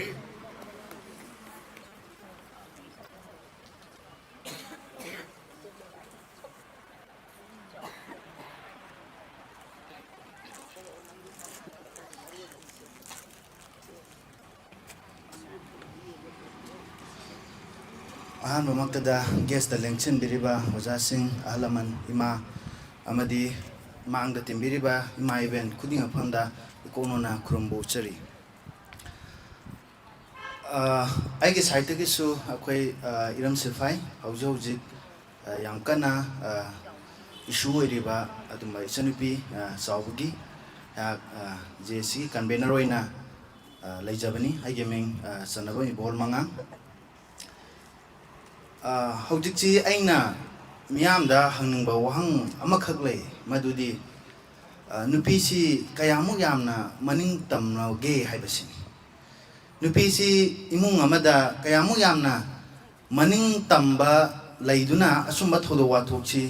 ꯑꯩꯈꯣꯏꯒꯤ ꯉꯁꯤꯒꯤ ꯁꯃꯥꯖ ꯑꯁꯤꯗ ꯊꯣꯛꯂꯛꯏꯕꯅꯣ ꯍꯥꯏꯕꯁꯤ ꯑꯩ ꯀꯣꯏꯁꯟ ꯍꯪꯅꯤꯡꯏ ꯍꯧꯖꯤꯛ ꯏꯃꯥꯁꯤꯡꯅꯗꯤ ꯁꯤꯟꯕꯤꯔꯒ ꯅꯨꯄꯤ ꯃꯌꯥꯝ ꯄꯨꯜꯂꯦ ꯅꯨꯄꯥꯗꯤ ꯏꯌꯥꯎ ꯌꯥꯎꯗꯦ ꯑꯗꯨꯕꯨ ꯑꯩꯒꯤ ꯁꯥꯏꯠꯇꯒꯤ ꯅꯨꯄꯥꯁꯤ ꯌꯥꯝ ꯃꯔꯨ ꯑꯣꯏ ꯅꯨꯄꯥꯁꯤ ꯑꯁꯨꯛꯀꯤ ꯃꯇꯤꯛ ꯃꯔꯨ ꯑꯣꯏ ꯅꯨꯄꯥ ꯍꯥꯟꯅ ꯈꯪꯒꯗꯧꯕꯅꯦ ꯑꯩꯈꯣꯏꯒꯤ ꯍꯧꯖꯤꯛ ꯂꯩꯔꯤꯕ ꯆꯠꯅꯕꯤ ꯑꯁꯤꯅꯁꯨ ꯅꯣꯡꯃ ꯅꯣꯡꯃꯒꯤ ꯅꯨꯄꯤꯁꯤ ꯈꯨꯗꯣꯡꯊꯤꯕ ꯆꯪꯁꯤꯜꯂꯛꯏꯕ ꯃꯁꯤꯅꯦꯕ ꯑꯩꯈꯣꯏꯅ ꯊꯤꯡꯒꯗꯧꯕꯁꯤ ꯅꯨꯄꯤꯁꯤ ꯏꯃꯨꯡ ꯑꯃꯗ ꯀꯌꯥꯃꯨꯛ ꯌꯥꯝꯅ ꯃꯅꯤꯡ ꯇꯝꯃꯒꯦꯕ ꯃꯥ ꯆꯥꯛ ꯊꯣꯡꯉꯤ ꯍꯣꯏ ꯏꯃꯨꯡ ꯈꯔ ꯂꯩ ꯅꯨꯄꯤꯁꯤ ꯃꯅꯤꯡ ꯇꯝꯕ ꯅꯨꯄꯤꯁꯤ ꯃꯅꯤꯡ ꯇꯝꯅ ꯍꯤꯡꯕ ꯉꯝꯕ ꯑꯗꯨꯕꯨ ꯃꯁꯦ ꯏꯃꯨꯡ ꯈꯨꯗꯤꯡꯃꯛꯇ ꯊꯣꯛꯄꯗꯤ ꯅꯠꯇꯦꯕ ꯏꯃꯨꯡ ꯈꯨꯗꯤꯡꯃꯛꯇ ꯊꯣꯛꯇꯕꯅ ꯃꯔꯝ ꯑꯣꯏꯔꯒ ꯉꯁꯤꯗꯤ ꯃꯤꯌꯥꯝꯒꯤ ꯃꯃꯥꯡꯗꯁꯨ ꯅꯨꯄꯤ ꯀꯌꯥ ꯑꯃꯅ ꯃꯈꯣꯏꯒꯤ ꯈꯣꯟꯖꯦꯜꯁꯦ ꯂꯥꯎꯖꯕ ꯉꯝꯗꯦ ꯃꯈꯣꯏ ꯇꯨꯃꯤꯟꯅ ꯂꯩ ꯇꯨꯃꯤꯟꯅ ꯑꯗꯨꯝ ꯂꯩ ꯈꯥꯡꯕ ꯌꯥꯕ ꯃꯈꯩ ꯃꯈꯣꯏ ꯑꯗꯨꯝ ꯈꯥꯡꯖꯩ ꯃꯁꯤꯗ ꯃꯤꯌꯥꯝꯅ ꯈꯟꯗꯣꯏꯁꯤ ꯀꯌꯥꯝ ꯀꯨꯏꯅ ꯈꯪꯍꯟꯗꯣꯏꯅꯣ ꯍꯥꯏꯕꯁꯤꯅꯦꯕ ꯑꯁꯨꯝꯕ ꯊꯧꯗꯣꯛ ꯑꯃꯃꯝ ꯂꯥꯛꯑꯀꯥꯟꯗ ꯃꯤ ꯃꯌꯥꯝꯁꯤꯅ ꯒꯨꯔꯨꯡ ꯒꯨꯔꯨꯡ ꯍꯧꯔꯒ ꯆꯠꯃꯤꯟꯅꯒꯗꯧꯔꯤꯕ ꯁꯤ ꯀꯌꯥꯝ ꯀꯨꯏꯅ ꯆꯠꯇꯣꯏꯅꯣꯕ ꯑꯁꯨꯝꯅ ꯒꯨꯔꯨꯡ ꯒꯨꯔꯨꯡ ꯍꯧꯔꯒ ꯆꯠꯄꯁꯤ ꯀꯌꯥꯝ ꯀꯨꯏꯅ ꯆꯠꯇꯣꯏꯅꯣ ꯍꯥꯏꯕꯁꯤ ꯃꯤꯌꯥꯝ ꯄꯨꯝꯅꯃꯛꯅ ꯃꯁꯤ ꯈꯪꯕ ꯑꯃ ꯆꯪꯉꯦꯕ ꯑꯗꯨ ꯑꯣꯏꯕ ꯇꯥꯔꯒꯗꯤ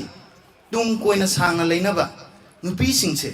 ꯀꯔꯝꯕ ꯐꯤꯕꯝ ꯑꯃꯗ ꯀꯔꯝꯕ ꯀꯟꯗꯤꯁꯟ ꯑꯃꯗ ꯃꯈꯣꯏꯁꯤ ꯏꯃꯨꯡꯗꯨꯗ ꯂꯩꯍꯟꯗꯣꯏꯅꯣ ꯍꯥꯏꯕꯁꯤ ꯑꯩꯈꯣꯏ ꯈꯨꯗꯤꯡꯃꯛꯅ ꯋꯥꯈꯜ ꯇꯥꯃꯤꯟꯅꯕ ꯑꯃ ꯆꯪꯉꯦꯕ ꯁꯤ ꯃꯇꯥꯡꯁꯤ ꯍꯧꯖꯤꯛ ꯅꯨꯄꯤ ꯕꯖꯥꯔ ꯃꯅꯨꯡ ꯈꯔ ꯍꯥꯏꯊꯈ꯭ꯔꯒꯗꯤ ꯅꯨꯄꯤꯅ ꯂꯩꯔꯤꯁꯤ ꯏꯃꯨꯡ ꯃꯅꯨꯡꯒꯤ ꯀꯨꯅꯣꯝ ꯊꯕꯛ ꯏꯟꯈꯥꯡ ꯌꯦꯡꯁꯤꯟꯕ ꯈꯣꯠꯆꯤꯟꯕ ꯁꯤ ꯈꯛꯇꯅꯦꯕ ꯍꯧꯖꯤꯛ ꯐꯥꯎꯕꯗ ꯂꯩꯔꯤꯁꯤ ꯃꯁꯤꯗꯒꯤ ꯃꯈꯣꯏꯒꯤ ꯄꯨꯟꯁꯤꯁꯤ ꯍꯦꯟꯗꯣꯛꯅ ꯆꯠꯆꯕ ꯉꯝꯗꯦ ꯑꯗꯨ ꯑꯣꯏꯕ ꯇꯥꯔꯒꯗꯤ ꯁꯨꯝꯕ ꯀꯟꯗꯤꯁꯟꯁꯤꯡꯁꯤꯗ ꯅꯨꯄꯤꯁꯤꯡꯁꯦ ꯁꯨꯝ ꯊꯝꯒꯗꯧꯔꯤꯕ꯭ꯔꯥ ꯍꯥꯏꯕꯁꯤ ꯑꯩꯈꯣꯏꯅꯁꯨ ꯃꯁꯤ ꯋꯥꯈꯜ ꯇꯥꯃꯤꯟꯅꯒꯗꯧꯕꯅꯦꯕ ꯅꯨꯄꯤꯗ ꯃꯤ ꯍꯥꯏꯕꯁꯤ ꯊꯧꯅꯥ ꯐꯕꯁꯨ ꯂꯩ ꯊꯧꯅꯥ ꯐꯗꯕꯁꯨ ꯂꯩ ꯑꯗꯨꯕꯨ ꯅꯨꯄꯤꯁꯤꯁꯨ ꯍꯧꯖꯤꯛꯇꯤ ꯊꯧꯅꯥ ꯌꯥꯝ ꯐꯔꯒꯗꯧꯕꯅꯦꯕ ꯅꯨꯄꯤꯅ ꯊꯧꯅꯥ ꯐꯔꯕ ꯃꯇꯝ ꯑꯗꯨꯗ ꯅꯨꯄꯤꯁꯤꯡꯅ ꯊꯧꯅꯥ ꯐꯔꯕ ꯃꯇꯝ ꯑꯗꯨꯗ ꯃꯈꯣꯏ ꯃꯄꯥꯡꯒꯜꯁꯦ ꯍꯦꯟꯅ ꯍꯦꯟꯅ ꯀꯟꯈꯠꯂꯛꯀꯅꯦꯕ ꯁꯃꯥꯖꯁꯤꯗ ꯂꯩꯔꯤꯕ ꯈꯨꯗꯣꯡꯊꯤꯕ ꯀꯌꯥꯁꯤ ꯃꯈꯣꯏ ꯊꯦꯡꯅꯕ ꯉꯝꯒꯅꯦꯕ ꯍꯧꯖꯤꯛꯇꯤ ꯃꯄꯥꯟꯂꯣꯝꯗ ꯐꯠꯇꯕ ꯆꯠꯅꯕꯤ ꯑꯁꯦ ꯑꯩꯈꯣꯏ ꯃꯅꯤꯄꯨꯔꯗ ꯇꯞꯅ ꯇꯞꯅ ꯂꯥꯟꯁꯤꯜꯂꯛꯏꯕ ꯃꯁꯤ ꯀꯅꯥꯅ ꯊꯣꯛꯍꯜꯂꯤꯕꯅꯣ ꯃꯁꯤ ꯀꯅꯥꯅ ꯑꯩꯈꯣꯏꯒꯤ ꯃꯩꯇꯩ ꯃꯔꯛꯇ ꯑꯩꯈꯣꯏꯒꯤ ꯀꯥꯡꯂꯨꯞ ꯃꯔꯛ ꯑꯁꯤꯗ ꯃꯅꯤꯄꯨꯔꯤ ꯖꯥꯇꯤ ꯑꯁꯤꯗ ꯃꯁꯤ ꯀꯅꯥꯅ ꯄꯨꯁꯜꯂꯛꯏꯕꯅꯣ ꯑꯁꯤꯒꯨꯝꯕ ꯆꯠꯅꯕꯤ ꯑꯁꯤ ꯅꯨꯄꯤꯕꯨ ꯅꯝꯊꯕꯒꯤ ꯅꯨꯄꯤꯕꯨ ꯑꯋꯨꯟꯄꯣꯠꯄꯒꯤ ꯅꯝꯊꯕꯒꯤ ꯅꯨꯄꯤꯕꯨ ꯊꯧꯗꯣꯛ ꯋꯥꯊꯣꯛꯇ ꯌꯥꯎꯍꯟꯗꯕꯒꯤ ꯅꯨꯄꯤꯕꯨ ꯊꯕꯛ ꯏꯟꯈꯥꯡ ꯇꯧꯍꯟꯗꯕꯒꯤ ꯅꯨꯄꯤꯕꯨ ꯂꯥꯏꯔꯤꯛ ꯂꯥꯏꯁꯨ ꯇꯝꯍꯟꯕ ꯉꯝꯗꯕꯒꯤ ꯏꯃꯨꯡ ꯑꯁꯤꯗ ꯀꯅꯥꯅ ꯉꯥꯛ ꯁꯤꯜꯂꯤꯕꯅꯣ ꯏꯃꯨꯡ ꯑꯁꯤ ꯉꯥꯛ ꯁꯤꯜꯂꯤꯕꯁꯦ ꯅꯨꯄꯤꯅꯦꯕ ꯅꯨꯄꯤꯁꯤ ꯑꯁꯨꯛꯀꯤ ꯃꯇꯤꯛ ꯃꯄꯥꯡ ꯀꯟꯒꯗꯧꯕꯅꯦꯕ ꯅꯨꯄꯤꯅ ꯃꯄꯥꯡ ꯀꯜꯂꯕ ꯃꯇꯝ ꯑꯗꯨꯗ ꯃꯥꯒꯤ ꯃꯆꯥ ꯃꯁꯨ ꯃꯌꯥꯝꯁꯤꯁꯨ ꯃꯄꯥꯡ ꯀꯜꯂꯛꯀꯅꯦꯕ ꯏꯃꯨꯡ ꯑꯃ ꯆꯥꯎꯈꯠꯀꯦ ꯍꯥꯏꯔꯒꯗꯤ ꯏꯃꯨꯡ ꯑꯗꯨ ꯌꯥꯝꯅ ꯏꯪꯅ ꯆꯤꯛꯅ ꯂꯩꯒꯦ ꯍꯥꯏꯔꯒꯗꯤ ꯅꯨꯄꯤ ꯃꯄꯥꯡ ꯀꯜꯂꯕ ꯏꯃꯨꯡ ꯑꯗꯨ ꯈꯛꯇꯅ ꯑꯣꯏꯒꯅꯦꯕ ꯅꯨꯄꯥꯅ ꯃꯄꯥꯡ ꯀꯟꯕ ꯏꯃꯨꯡ ꯑꯗꯣ ꯅꯨꯄꯤ ꯀꯩꯗꯧꯉꯩꯁꯨ ꯏꯪꯅ ꯆꯤꯛꯅ ꯂꯩꯕ ꯉꯝꯃꯣꯏ ꯀꯤꯊꯨꯞ ꯀꯤꯔꯝꯅ ꯊꯕꯛ ꯈꯨꯗꯤꯡꯃꯛꯇ ꯌꯥꯝꯅ ꯁꯣꯟꯊꯅ ꯊꯕꯛ ꯄꯥꯡꯊꯣꯛꯄ ꯑꯃ ꯉꯝꯗꯅ ꯅꯨꯄꯤꯗꯨ ꯂꯩꯒꯅꯦꯕ ꯃꯁꯤꯅꯦꯕ ꯑꯩꯈꯣꯏ ꯍꯧꯖꯤꯛ ꯁꯃꯥꯖ ꯑꯁꯤꯗ ꯃꯅꯤꯄꯨꯔꯤ ꯁꯃꯥꯖ ꯑꯁꯤꯗ ꯇꯞꯅ ꯇꯞꯅ ꯂꯦꯞꯄ ꯂꯩꯇꯅ ꯆꯪꯁꯤꯜꯂꯛꯏꯁꯤ ꯍꯧꯖꯤꯛ ꯂꯦꯞꯄ ꯂꯩꯇꯅ ꯆꯪꯁꯤꯜꯂꯛꯏꯕ ꯃꯁꯦ ꯃꯔꯨꯑꯣꯏꯅ ꯍꯧꯖꯤꯛ ꯐꯥꯎꯕꯗ ꯆꯪꯊꯔꯛꯏꯁꯤ ꯑꯎꯟꯄꯣꯠꯁꯤꯅꯦꯕ ꯑꯉꯟꯕ ꯃꯇꯝꯗ ꯂꯩꯔꯝꯕ ꯂꯨꯍꯣꯡ ꯈꯣꯡꯗꯣꯡꯕꯒꯤ ꯊꯧꯗꯣꯛ ꯋꯥꯊꯣꯛꯇꯨꯒ ꯍꯧꯖꯤꯛ ꯂꯥꯛꯏꯕ ꯂꯨꯍꯣꯡ ꯈꯣꯡꯗꯣꯡꯕꯒꯤ ꯊꯧꯗꯣꯛ ꯋꯥꯊꯣꯛꯁꯤꯒ ꯑꯁꯨꯛꯀꯤ ꯃꯇꯤꯛ ꯈꯦꯠꯅꯕ ꯂꯩꯔꯦꯕ ꯀꯨꯞꯅ ꯄꯣꯠꯁꯤ ꯌꯦꯡꯕ ꯑꯃ ꯆꯪꯉꯦꯕ ꯄꯣꯠꯁꯤ ꯀꯗꯥꯏꯗꯒꯤ ꯊꯣꯛꯂꯛꯏꯕꯅꯣꯅ ꯁꯦꯟꯁꯤꯅꯦꯕ ꯄꯩꯁꯥꯁꯤꯅꯦꯕ ꯄꯩꯁꯥꯁꯤꯅ ꯃꯁꯤ ꯂꯣꯏꯅꯃꯛ ꯂꯩꯕ ꯉꯝꯃꯦꯕ ꯄꯩꯁꯥꯁꯤꯅ ꯃꯔꯝ ꯑꯣꯏꯔꯒ ꯃꯁꯤ ꯑꯎꯟꯄꯣꯠꯁꯤꯁꯨ ꯃꯈꯥ ꯄꯣꯜꯂꯦꯕ ꯅꯨꯄꯤꯒꯤ ꯃꯔꯥꯏꯕꯛꯁꯤ ꯑꯎꯟꯄꯣꯠꯁꯤꯅ ꯂꯦꯞꯍꯟꯒꯗꯧꯔꯤꯕ꯭ꯔꯥꯕ ꯃꯁꯤ ꯅꯨꯄꯤꯅꯁꯤꯡꯅ ꯈꯪꯒꯗꯧꯅꯦꯕ ꯅꯨꯄꯤꯁꯤꯡꯅ ꯑꯁꯨꯝꯕ ꯄꯨꯛꯅꯤꯡ ꯑꯃ ꯂꯩꯔꯀꯥꯟꯗ ꯃꯆꯥꯅꯨꯄꯤꯁꯤ ꯊꯧꯒꯠꯀꯗꯧꯅꯦꯕ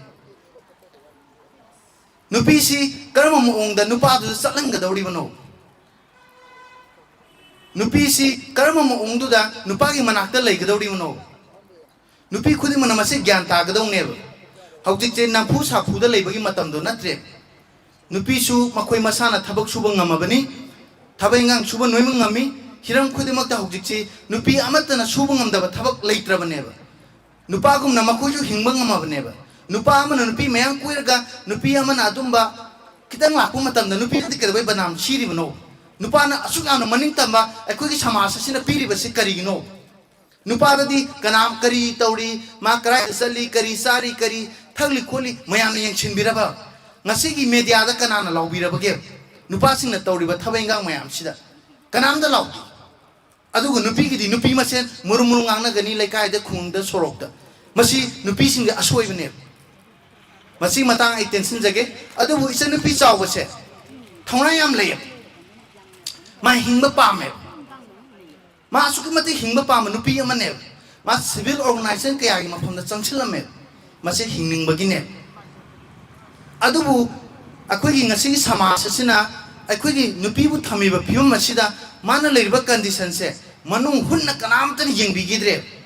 ꯃꯁꯤ ꯃꯇꯪꯅꯦꯕ ꯑꯩꯒꯤ ꯁꯥꯏꯠꯇꯒꯤ ꯃꯕꯨꯡ ꯑꯃ ꯑꯣꯏꯅ ꯑꯩꯅ ꯅꯨꯡꯉꯥꯏꯇꯕꯁꯤ ꯄꯨꯂꯤꯁꯅ ꯑꯆꯨꯝꯕ ꯑꯁꯦꯡꯕ ꯁꯣꯏꯗꯅꯒꯤ ꯊꯕꯛ ꯇꯧꯔꯒ ꯄꯨꯊꯣꯔꯛꯀꯅꯤ ꯍꯥꯏꯕ ꯊꯥꯖꯩ ꯑꯗꯨꯒ ꯑꯩꯈꯣꯏ JC ꯁꯥꯏꯠꯇꯒꯤꯁꯨ ꯑꯩꯈꯣꯏꯅ ꯃꯈꯥ ꯇꯥꯅ ꯊꯕꯛ ꯏꯟꯈꯥꯡ ꯆꯠꯊꯔꯛꯄ ꯃꯇꯝꯗ ꯏꯍꯧ ꯂꯥꯛꯄ ꯃꯇꯝꯗ ꯑꯆꯨꯝꯕꯁꯤ ꯐꯪꯗ꯭ꯔꯤ ꯐꯥꯎꯕ ꯃꯌꯥꯝꯅ ꯃꯇꯦꯡ ꯄꯥꯡꯕꯤꯌꯨ ꯍꯥꯏꯕꯁꯤ ꯊꯝꯖꯔꯒ JC ꯁꯥꯏꯠꯇꯒꯤ ꯄꯨꯝꯅꯃꯛꯄꯨ ꯏꯀꯥꯏ ꯈꯨꯝꯅꯕ ꯎꯠꯆꯔꯤ थागतचरी ओजा यामना मेरी आरो एखै ओजा इबोलना थंबिरमी बसी ngasi pangthoi basi gumlaba koigi lamdam asida noma nomagi nupi angang sibe hengalakpasi tasengna makhairabada koi crime against same gender si nupi na nupi si otpanaiba manemna mamongna manemda mamau sudum macha nupi ningona tawradi harauba aigi ya nupa se yam phai haidana aduga maune hek tawragana malakpadi imung kaire haiba adigi hojikma awun pot ki matang si ichadi iphat phatana ichadi matik icha chadana awun pot yamna porakpasi dum pamba aduna sigumba si nupi khoina nupi se dum handhana thoibang khai khoi kaidau aida nupi siba ki chang se nenang mangam kani habsidi yam lapna uri aduna nupi na nupi otpase nupi na nupi handhana yengbase Ahmad से हाना सेमदोगदी अखोई सुंसोई सोइदना अखोइना पामलिबा पांदम से फंगनी हाइना खले सिबदु नते सिदनबदुने होइना दुसे गसाई root कोस अराइ दे कमाइ तौदना लागी हाबदो खोइना खंदोगदी सिरकांदा असिबदु माजे अदु हाबा मिचेनबा मिदु दंदी फंगबदु अदु नते मियामना पामलिबदी सिरिबा थोइबा थोबा वा थोसिंसे थोहनबदुने तागत यम नोइजे मखा चथजबोइना लक्ष्मी जार युमनाम हुइद्रोंगी मेरापाई सेक्रेटरी कोई मिंग दिसिदा इबिरंग्रे लेंशन बिरक्सी वारोल खरा खजिक्तंग थंबिननबा कौशिंजरी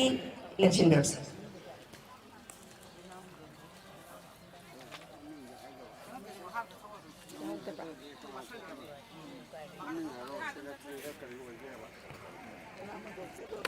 कोई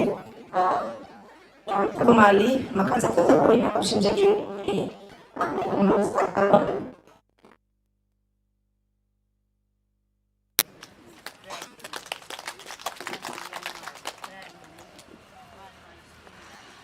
ahanba magtada ibudau luwang popo bu kok nonjari aduga loina nang sigi dais da lengsin biriba koi tamo mani amadi ije sing now sing ima sing khudima pusu ahane kai kuna uchari loina na tongan ba district sing degi lakpiri ba amadi tongan ba thodok ka aidi tamthi ba thodok bihar mi puni thodok asiga mari leina na sim ki ba je asibu oiro imung manungbo oiro aduga atopa akoi ngasai nupi macha sing angang macha da sexual assault jathaba rape ki victim rape and murder thoki ba imung manungi mayamam so aina uzai yauba punama kusi kai khuna ba uchari aduga taramna ukjari tasingna hairagadi ngasi pangthokliba akoi gi sanulal na sillaga pangthokliba 2026కి అహాన్బ థా సిదైసిదా పాంꯊోక్పసే C మమాంగదసు దుమ్ థంబిరమే యామ్నా matang chai aduga thengba budi adum thengaga lakraba amani aduga aina hojik akhoi mamangda kanona inau ibohol akhoi JSC against the killing of chauba wangui gi ko aduga mai mapamna iram siphai ni sidaida mar ngangamba singdugi makha tarakpoina ayam appreciate tawi adu mamang wangang loi kayana su phaja ba yam kana ba wafam yam thambirame adubu aina ketang samjaning basi ibuholna hairam badugi makha ta boina akoi gi samaj asida akoi ngasi akoi na hingli basi patriarchal haidana nupana khulingba nupana sason toba adugumba samaj amagi makha da akoi si chaurakpani bharat si akoi pamgera pamoira akoi bharat sigi makha da manung chalaga leireba aduna akoi si loinamak si nupana khulingba nupana sason toba samajgi makhada leirubana aikoina chaurakpa matamdasu aigi imung manungda aigi sei akoi se nupi ngakta pokpa imungda na kamaina yengi nupa pokpana kamai toy nupi pokpa kanda aikoi haraubra haraudabra mayam haraure hojikpudi ko harauba dum yaureba do hanadi nupi poe hairagadi phajana tawdeba soisi phajana sonde po kansida maira paibi ma paibi poe haisi kaino harauni ngaira natraga karino maira paibi ni haidraba maira paibi na kari rol lauri kari thodang magi thodang se kari lauri haiji ngasi loina mak malim pumna khangaba pot amaneba adu nupi pokpa kanda koi haraudaba se ngasi su nupi singda su lei nupa da su lei nupi na masa nupa polakpa matamda masa nupa pokna na ba khali nupi se polakpa kan ma masa su nungai te kaigino haibada aikoi na luhongba matamda nupa mayumda thinba matamda na za nupa pokja ro hana hairamba bor se dum pidab ma yaubani na za nupa matum po na za nupi hana po osi kana hairongge ba swai degi hongna aikoi na poknung da leiringai da akhoi se ot panai begi sai theng nangaga lakrabane ba punungda leringeda nupara nupira khangdoga nupi oragana lauthoi handak khabar da yaukibada akoi gi sexual ngasai no sex determination test tawagi clinic mayam ama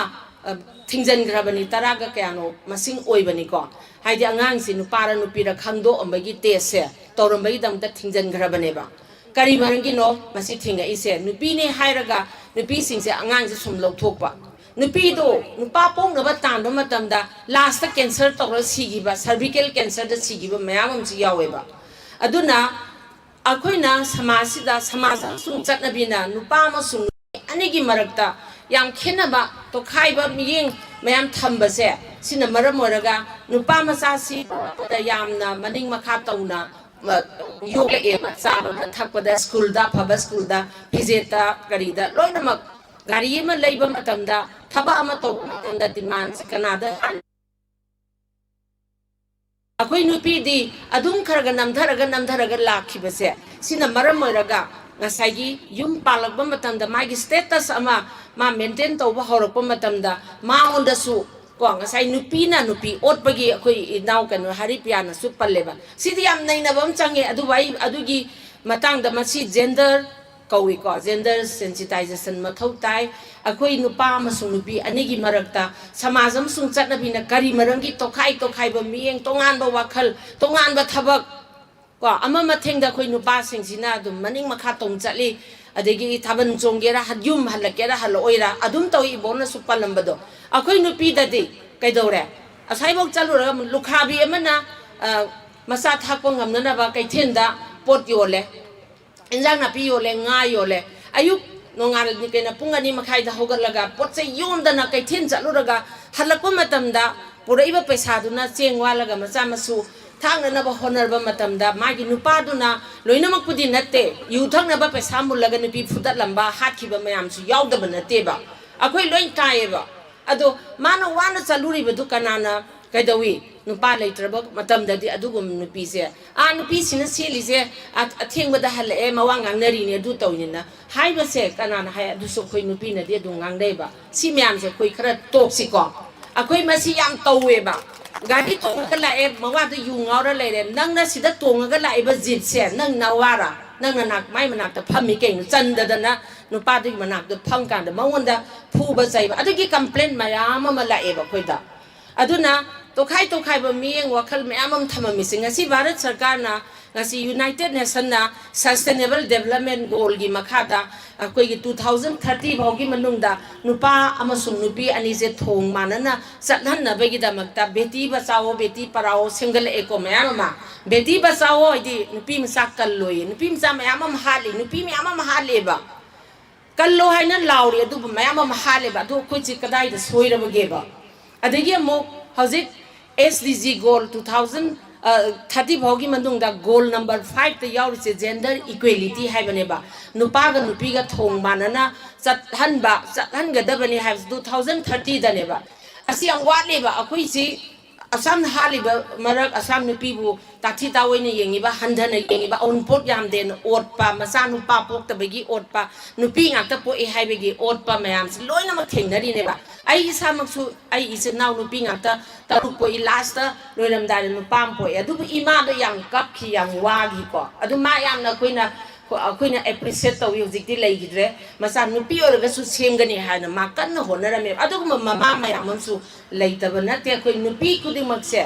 ꯀꯔꯤꯗꯒꯤ ꯅꯨꯄꯤꯅ ꯅꯨꯄꯤ ꯑꯣꯜꯂꯛꯏꯕꯅꯣ ꯑꯗꯨꯒ ꯅꯨꯄꯤꯁꯤꯡꯁꯤꯅ ꯑꯁꯥꯝꯅ ꯋꯥꯔꯤꯕꯁꯦ ꯀꯩꯒꯤꯅꯣ ꯍꯥꯏꯕꯁꯦ ꯍꯧꯖꯤꯛꯀꯤ gender sensitisation ꯍꯧꯖꯤꯛ gender equality ꯑꯗꯨꯅ ꯍꯧꯖꯤꯛ United ꯅꯦꯁꯟꯅ ꯂꯧꯈꯠꯂꯛꯏꯕ ꯊꯧꯗꯥꯡꯁꯦ ꯇꯧꯔꯤꯕ ꯊꯕꯛꯁꯦ ꯂꯣꯏꯅꯃꯛ ꯃꯥꯂꯦꯝ ꯁꯤꯟꯕ ꯊꯨꯡꯅ ꯅꯨꯄꯥ ꯅꯨꯄꯤ ꯊꯣꯡ ꯃꯥꯟꯅꯗꯕꯗꯒꯤ ꯊꯣꯛꯂꯛꯏꯕ ꯁꯃꯁ꯭ꯌꯥ ꯄ꯭ꯔꯣꯕ꯭ꯂꯦꯝ ꯃꯌꯥꯝꯁꯤꯡ ꯑꯁꯦ ꯊꯤꯡꯗꯕ ꯌꯥꯔꯣꯏ ꯃꯁꯤ ꯊꯤꯡꯒꯗꯕꯅꯤ ꯍꯥꯏꯕꯒꯤ ꯂꯧꯈꯠꯂꯛꯄꯅꯦꯕ ꯑꯗꯨꯒꯤ ꯄꯥꯔꯠ ꯑꯃ ꯑꯣꯏꯅꯅꯤ ꯍꯧꯖꯤꯛ ꯃꯌꯥꯝ ꯑꯃ ꯆꯠꯊꯔꯤꯀꯣ ꯑꯗꯣ ꯑꯩꯒꯤꯁꯦ ꯌꯥꯝ ꯁꯥꯡ ꯆꯠꯈ꯭ꯔꯅꯤ ꯁꯤꯗꯤ ꯇꯣꯉꯥꯟꯅ ꯃꯌꯥꯝꯅꯁꯨ ꯈꯪꯕꯤꯅꯤꯡꯕ ꯍꯦꯟꯅ ꯃꯃꯨꯠ ꯇꯥꯅ ꯈꯪꯅꯤꯡꯉꯒꯗꯤ ꯑꯩꯈꯣꯏ ꯈꯟꯅꯁꯤ ꯅꯩꯅꯁꯤ ꯁꯤꯒꯤ ꯄꯥꯔꯠꯁꯤꯃ ꯂꯩꯖꯈ꯭ꯔꯁꯅꯨꯀꯣ ꯍꯧꯖꯤꯛ ꯑꯩꯅ ꯊꯝꯅꯤꯡꯉꯤꯗꯤ ꯌꯥꯝ ꯁꯥꯡꯅꯗꯤ ꯍꯥꯏꯕ ꯃꯇꯝ ꯂꯩꯔꯔꯣꯏꯀꯣ the crime against women is increasing day by day ꯍꯥꯏꯁꯦ ꯂꯣꯏ ꯈꯪꯉꯦ ꯃꯤꯄꯨꯝ ꯈꯨꯗꯤꯡꯃꯛꯅ ꯅꯨꯄꯤ ꯑꯉꯥꯡꯗ ꯆꯠꯊꯕ ꯀ꯭ꯔꯥꯏꯝꯁꯦ ꯅꯨꯃꯤꯠ ꯈꯨꯗꯤꯡꯒꯤ ꯅꯣꯡꯃ ꯀꯥꯡꯗꯅ ꯍꯦꯟꯒꯠꯂꯛꯑꯦ ꯍꯥꯏꯕꯁꯤ ꯑꯩꯈꯣꯏ ꯂꯣꯏ ꯈꯪꯉꯦꯕ ꯑꯗꯣ ꯀꯔꯤ ꯃꯔꯝꯒꯤ ꯁꯔꯀꯥꯔꯅ ꯃꯁꯤ ꯊꯤꯡꯕ ꯉꯝꯗ꯭ꯔꯤꯕꯅꯣ ꯀꯗꯥꯏꯗ ꯁꯣꯏꯔꯦ ꯑꯗꯨꯒ ꯑꯩꯈꯣꯏ ꯃꯤꯌꯥꯝꯅꯁꯨ ꯀꯔꯤꯒꯤ ꯊꯤꯡꯕ ꯉꯝꯗꯕꯒꯦ ꯑꯩꯈꯣꯏ ꯅꯨꯄꯤ ꯃꯌꯥꯝꯁꯤꯡꯁꯦ ꯊꯧꯅꯥ ꯐꯕꯁꯦ ꯁꯤꯐꯥꯏꯁꯤꯡꯒꯤ ꯃꯥꯌꯣꯛꯇ ꯈꯨꯠꯂꯥꯏ ꯌꯥꯎꯗꯕ ꯑꯩꯈꯣꯏꯅ ꯊꯦꯡꯅꯕ ꯉꯝꯃꯦꯕ 2000 ꯑꯩꯈꯣꯏꯒꯤ 1904 ꯑꯃꯗꯤ 1939ꯒꯤ ꯅꯨꯄꯤ ꯊꯣꯛꯈꯤꯕ ꯂꯝꯗꯝ ꯑꯃꯅꯦꯕ ꯑꯩꯈꯣꯏ ꯀꯔꯤꯒꯤ ꯊꯤꯡꯕ ꯉꯝꯗꯕꯒꯦꯕ ꯉꯁꯤꯃꯛꯁꯨ ꯃꯃꯥꯡꯗ ꯄꯜꯂꯝꯃꯤꯀꯣ ꯑꯩꯈꯣꯏ ꯅꯨꯄꯤ ꯃꯌꯥꯝꯁꯦ ꯑꯩꯈꯣꯏꯅꯁꯨ ꯑꯩꯈꯣꯏꯒꯤ ꯃꯤ ꯃꯌꯥꯝ ꯑꯃ ꯈꯪꯅ ꯆꯥꯟꯅꯕ ꯕꯤꯛꯇꯤꯝꯒꯤ ꯐꯦꯃꯤꯂꯤ ꯀꯔꯤ ꯀꯔꯥ ꯃꯌꯥꯝꯁꯦ ꯑꯁꯤꯒꯨꯝꯕ ꯈꯣꯡꯆꯠ ꯑꯃ ꯁꯥꯅꯨ ꯂꯥꯟꯅ ꯁꯤꯜꯂꯒ ꯆꯠꯀꯗꯕꯁꯦ ꯑꯩꯈꯣꯏ ꯂꯣꯏꯅꯃꯛ ꯑꯩꯈꯣꯏ ꯍꯧꯔꯒ ꯑꯩꯈꯣꯏ ꯆꯠꯄ ꯑꯃ ꯗꯔꯀꯥꯔ ꯇꯥꯏ ꯑꯗꯨꯅ ꯂꯥꯛꯅꯅꯕ ꯍꯥꯏ ꯀꯥꯟꯗ ꯃꯦꯗꯥꯝ ꯐꯣꯇꯣ ꯀꯥꯞꯄ ꯆꯠꯇꯣꯏꯅꯤ ꯍꯥꯏ ꯀꯩꯒꯤ ꯐꯣꯇꯣꯅꯣ ꯀꯥꯞꯇꯣꯏꯁꯦ ꯃꯌꯥꯝ ꯐꯣꯇꯣ ꯀꯥꯞꯄꯒꯤ ꯃꯌꯥꯝ ꯑꯃ ꯂꯥꯛꯇꯦꯕ ꯑꯩꯅ ꯍꯪꯕ ꯃꯇꯝꯗ ꯐꯣꯇꯣ ꯀꯥꯞꯄꯒꯤ ꯂꯥꯛꯇꯦ ꯄꯨꯡ 7ꯗ ꯐꯣꯇꯣ ꯀꯥꯞꯄ ꯑꯃꯨꯛ ꯆꯠꯂꯦ ꯄꯨꯡ 10:30ꯗ ꯑꯃꯨꯛ ꯆꯠꯂꯦ ꯍꯣꯔꯦꯟ ꯄꯨꯡ 2, 3ꯗ ꯑꯃꯨꯛ ꯐꯣꯇꯣ ꯀꯥꯞꯄ ꯆꯠꯇꯣꯔꯤꯕ ꯐꯣꯇꯣꯁꯤ ꯀꯩꯅꯣ ꯃꯌꯥꯝ ꯇꯨꯃꯤꯟꯅ ꯈꯪꯗꯕ ꯁꯥꯔꯒ ꯂꯩꯀꯣ ꯖꯣꯕ ꯀꯥꯔꯗꯀꯤ ꯐꯣꯇꯣ ꯀꯥꯞꯄ ꯅꯠꯇ꯭ꯔꯣ ꯑꯩꯈꯣꯏꯁꯤ ꯑꯗꯨ ꯇꯧꯒꯗꯕ ꯑꯋꯦꯔꯅꯦꯁ ꯈꯪꯒꯗꯕ ꯇꯧꯒꯗꯕ ꯄꯤꯒꯗꯕ ꯃꯌꯥꯝꯁꯦ ꯑꯃ ꯐꯥꯖꯤꯜꯂꯒ ꯐꯣꯇꯣ ꯀꯥꯞꯄꯦ ꯊꯕꯛ ꯁꯨꯕ ꯑꯩꯈꯣꯏ ꯖꯣꯕ ꯀꯥꯔꯗꯀꯤ ꯊꯕꯛ ꯁꯨꯕ ꯆꯠꯀꯅꯤꯗꯤ ꯍꯥꯏꯔꯛꯇꯦꯕ ꯐꯣꯇꯣ ꯀꯥꯞꯄ ꯆꯠꯀꯅꯤ ꯍꯥꯏꯌꯦꯕ ꯁꯤꯃꯁꯨ ꯑꯩꯈꯣꯏꯁꯦ ꯁꯤꯁꯇꯦꯃꯦꯇꯤꯀꯦꯂꯤ ꯅꯨꯄꯤꯁꯤꯡꯁꯦ ꯂꯣꯏꯅꯃꯛ ꯊꯣꯛꯍꯟꯗ꯭ꯔꯒ ꯅꯨꯄꯤ ꯃꯌꯥꯝꯁꯦ ꯁꯤꯡꯒꯠꯂꯛꯑꯒꯗꯤ ꯌꯥꯔꯔꯣꯏ ꯑꯗꯨꯅ ꯃꯁꯤ ꯑꯁꯨꯃꯥꯏꯅ ꯇꯧꯔꯣ ꯍꯥꯏꯕ ꯊꯕꯛꯇꯤ ꯑꯩ ꯌꯥꯝ ꯀꯟꯅ ꯍꯥꯏꯅꯤꯡꯗꯦꯀꯣ ꯁꯤ ꯃꯇꯥꯡꯗ ꯑꯗꯨꯕꯨ ꯍꯧꯖꯤꯛ ꯑꯁꯣꯏꯕꯁꯤ ꯀꯥꯏꯗꯅꯣ ꯑꯩꯈꯣꯏ ꯀꯗꯥꯏꯗ ꯁꯣꯏꯔꯒꯦ ꯀꯣ ꯍꯧꯖꯤꯛꯀꯤ ꯏꯔꯝ ꯁꯤꯐꯥꯏꯒꯤ ꯀꯦꯁꯇꯨꯗ ꯉꯁꯥꯏꯁꯨ ꯄꯜꯂꯝꯃꯦꯀꯣ ꯏꯔꯝ ꯁꯤꯐꯥꯏꯒꯤ ꯆꯥꯎꯕ ꯍꯥꯏꯔꯤꯕ ꯅꯨꯄꯤ ꯃꯆꯥꯁꯦ ꯃꯥꯁꯤ ꯌꯥꯝꯅ ꯑꯉꯥꯡ ꯑꯣꯏꯔꯤꯉꯩꯗ ꯇꯣꯝꯕꯣꯏ ꯑꯣꯏꯅ ꯍꯥꯏꯗꯤ ꯅꯨꯄꯥ ꯃꯆꯥꯗꯧꯅ ꯉꯥꯎꯖꯔꯛꯑꯒ ꯊꯕꯛ ꯏꯪꯈꯥꯡꯁꯨ ꯌꯥꯝꯅ ꯀꯟꯕ ꯌꯥꯝꯅ ꯁꯨꯕ ꯅꯣꯝꯕ ꯀꯟꯕ ꯑꯉꯥꯡ ꯑꯃ ꯑꯣꯏꯌꯦꯕ ꯃꯥꯒꯤ ꯑꯀꯣꯏꯕꯒꯤ ꯃꯄꯥꯟꯒꯤ ꯂꯩꯗꯅꯀꯣ ꯃꯌꯥꯝꯅ ꯍꯥꯏꯕ ꯃꯇꯝꯗ ꯆꯥꯎꯕꯁꯤ ꯌꯥꯝ ꯊꯕꯛ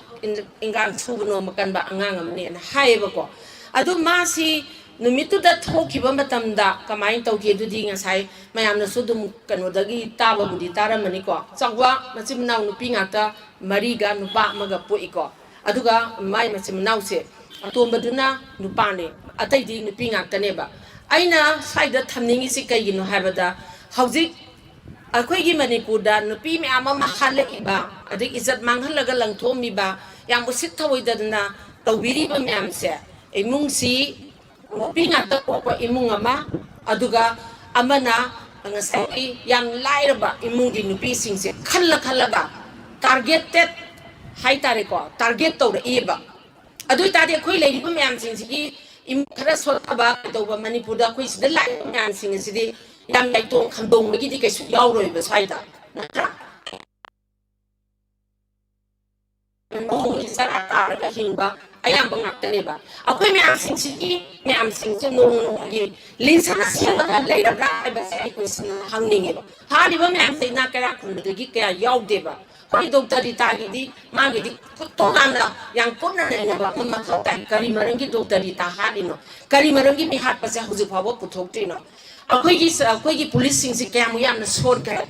yam hai sing ba akhoi manipur police ti maming lady ne ba ado doctor ri ta hoji ba wa magi mi hat pa se lekhun li ba ngam da ba se hoi hai no hai police na investigation tawring na yam na angjan ba khosan ba to ba si ka bo su kai hai tare hai do pa ya de hai khangye investigation taw do loi hai do pa kamai ya do no akhoi di police na te na tra ado moina chathari ba do hai sing na chathari ba potung hata hai do pa ya ba potin na te ba adu moina ba poche hoji ba wa haido podo haido ado hoji ba ni ta mu nang se kaya na kukan pangan ba kaya mo yam na so sana to mo no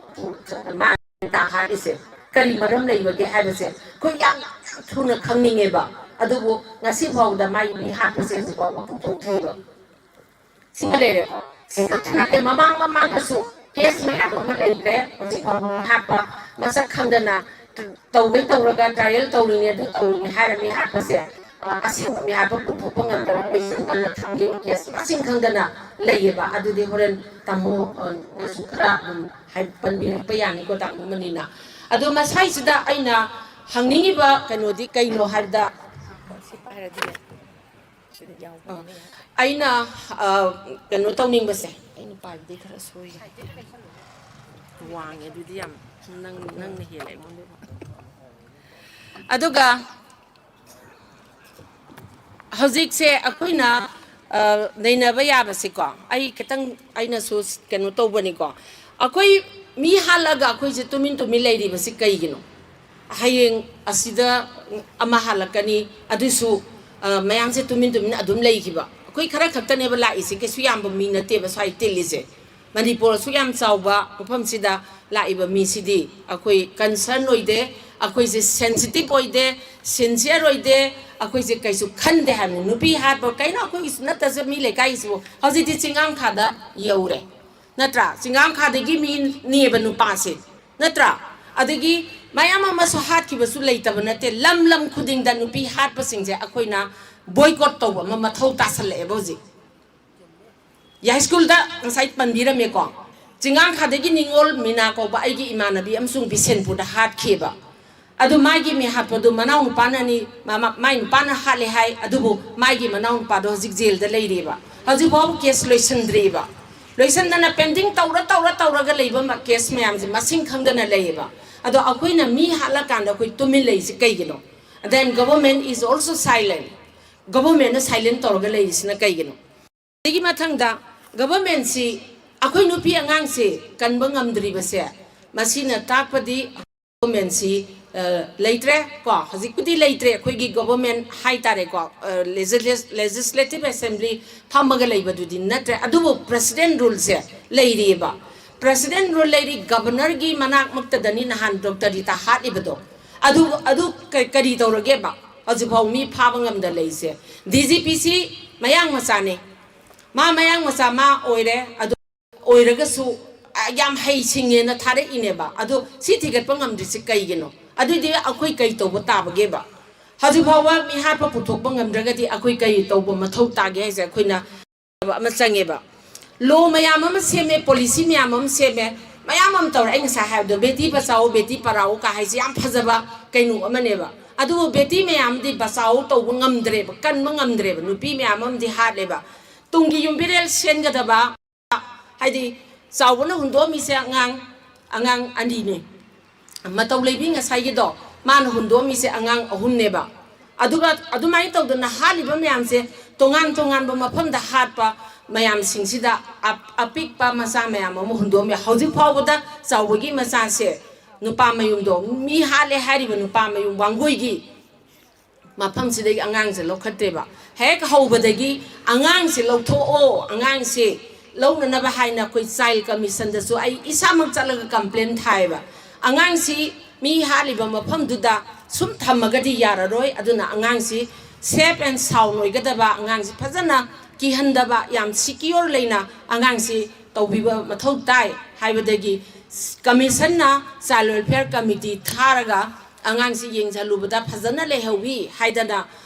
हाइरेबा फना फजना थमगसु अंगांग दो किहनबा खंगनबा कैदोबो तौनी आई पाउ ताई mang ngarang se asti numit seda angang mama angang ani se nupam sa duna sahi 13 nupim sa duna sahi 3 ni ko adu lakpa matam da angang nupam sa si wa ma che am ta ngang de khum de siba numit di myam sang duna so ching dana angang du putrok da mayam kapi asti lakpa kan da angang kap lekhre maun da kari gumba khara leireba ko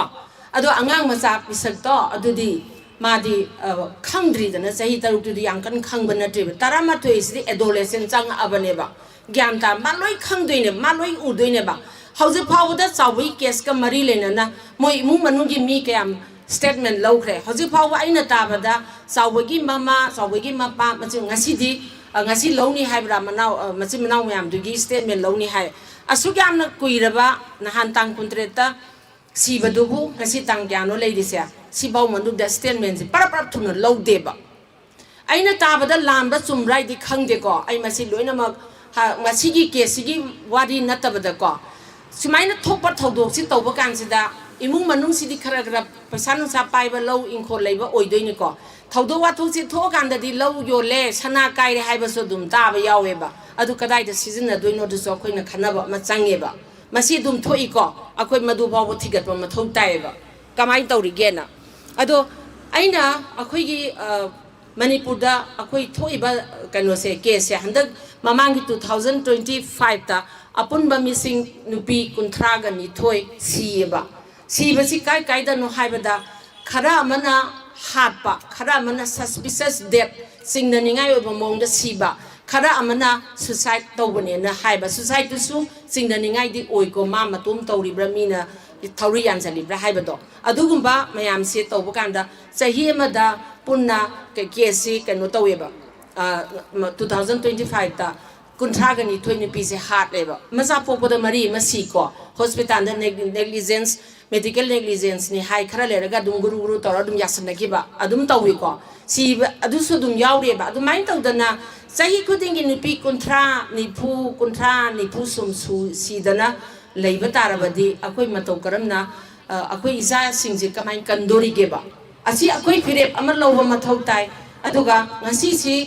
फमे जनवरी हौबनिको मथंगदा अखोइ कदाइदा कना कना no अखोइ पुन्ना सिनमिनरगा अखोइ खरला खोलाउ थोक्त्रगदि अखोइ इजा सिंग कनबंगा मरोएबा अदुने आइना हाइनिंगेसे अदुगा ngsaigi rita gi duma leireko adubo aina aroibada aina thamjaningbadi policing na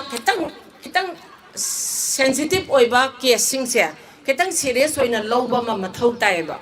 police na su ngasai chawbagi matang du da su airo amagi matang da su hairo mi hek siba matamda yam thuna phaba ngamdaba se tawdaba se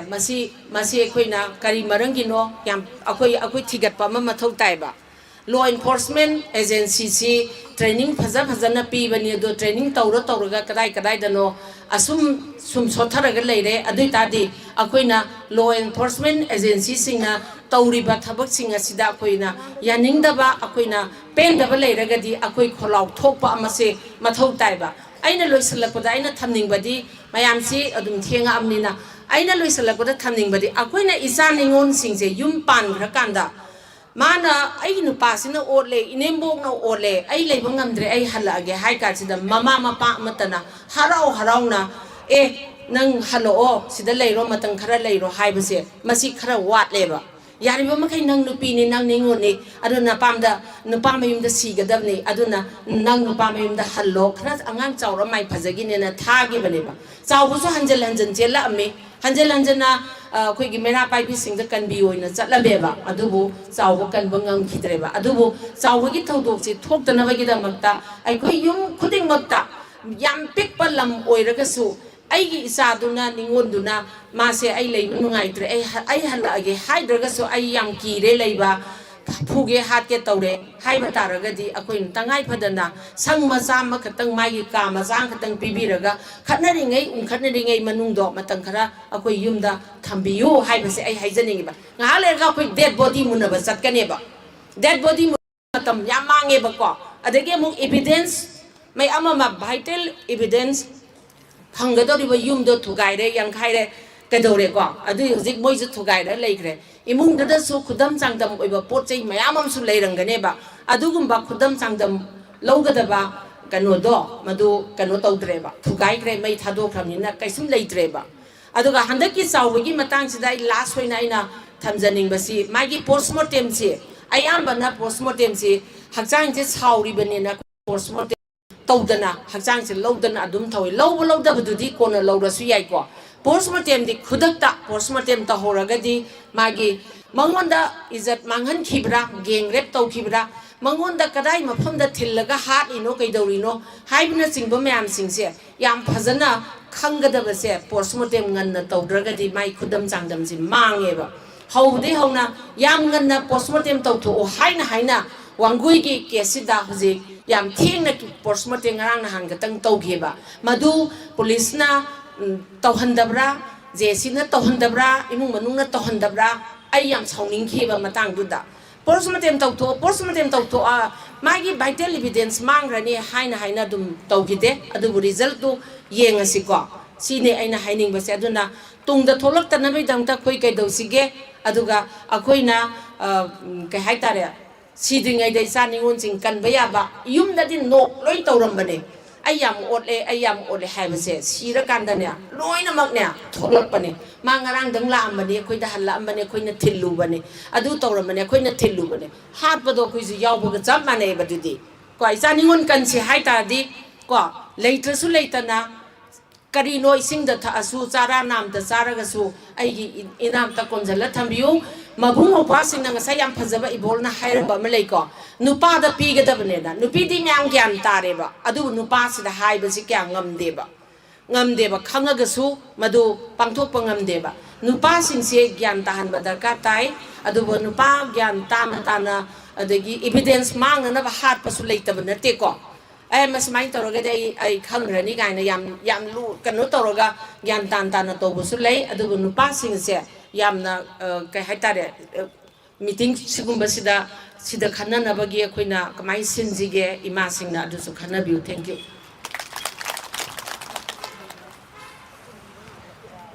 थागतचरी madam यामना Marik वारोल कयामा थंबिरंबगीदमक्ता supplement ओइना गसाई नुपीना अंगांग मिरोन अंगांग उनबा मतमदा अंगांग नुपी पोकपसे अयामबुदी दुम खंगलमनी बस it depends on नुपादुदनिको माना नुपासिना Y chromosome से हेक पीद्रबा नुपी से दुम अंगांग उनरिबा mama से दुम नुपी दुम पोकनीबा अदुना नुपी पोकपा नुपा पोकपा इस नुपी दुदा डिपेंड तौदेबा हाइरिबा नुपादुना वाई क्रोमोसोम से पीरकांदा अंगांग नुपा से पोकदबनेबा अदु सी खंगदना अदुम निंगोन ngakta poi khoi sagai mulani kai tawdana adum mama mane bokna ga sudum tanar ga to nupi atopa dum lawbai yawe sumba si su thoktana ba agi side ta su thamjage thank you very much makha ta thaja goina ngasi gi thoram asi gi khoi gi chief guest ki pham lang da election biraba khoi gi ningoina hangla charaba da khoi gi pabung khaide mani former acting chairperson MHRC pabung warol angtang thambina ba pabung ko question je election je ma'am पुनमक अदम खुरुमजरी ऐसे अथुबमा लाकपना खितंग थुना चतबा याद्रबा अदुना मरक्ता ngangbani ngasige asigumba rally ma tawraba nupi kalsi kunai kalsi haiba mas rally ma sanulalna Sanolagi President, Agi Chanupi, Betoy, Aduga Chanupi Santi, President of General Secretary, Masai, General Secretary Haibini, when it's in Opagi roles in Nupi roles in Edna. Adum, Matam Am, but Adum,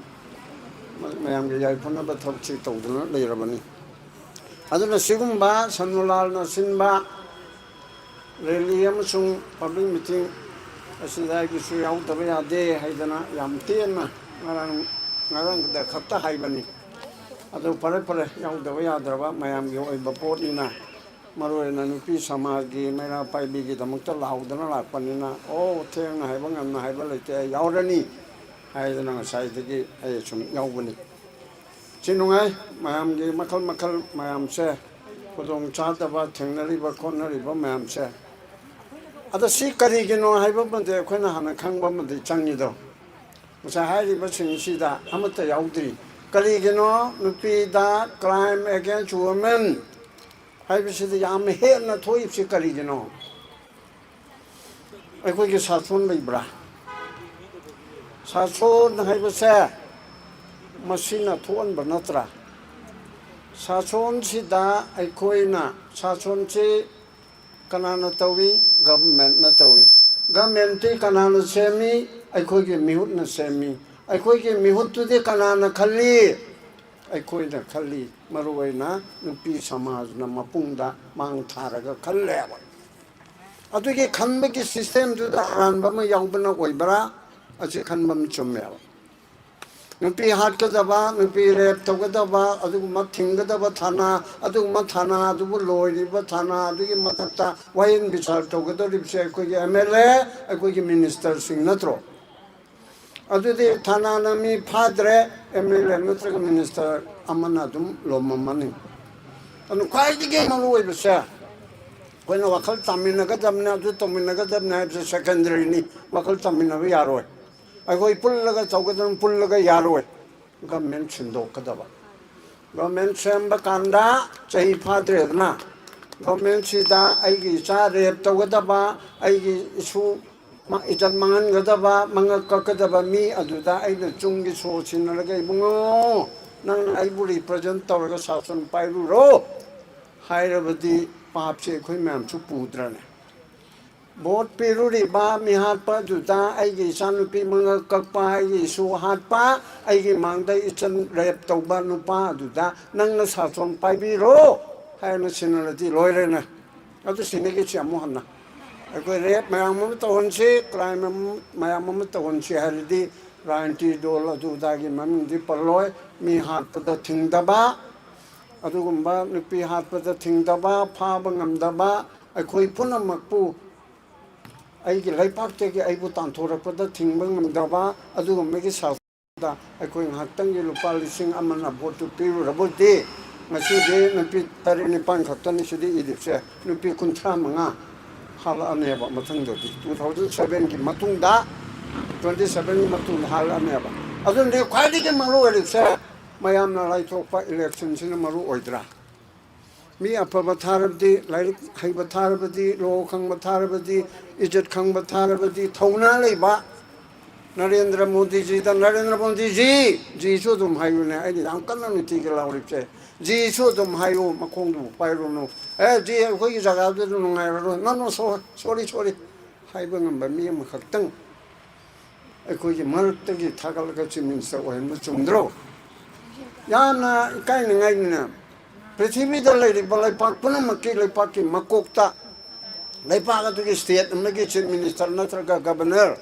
Natraga MP, Aduna Donald Trump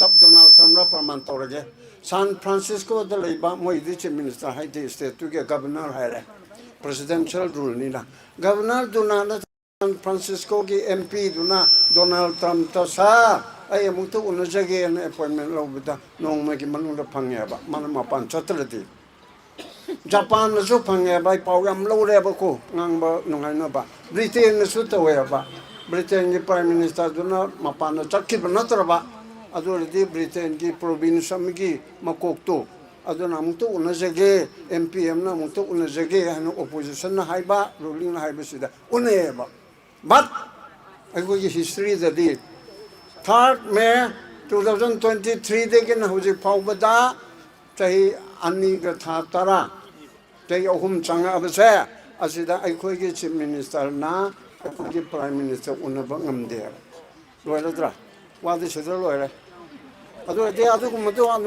adu thaga arbol de aikoi nupi kaya crime against women di double wenala aneba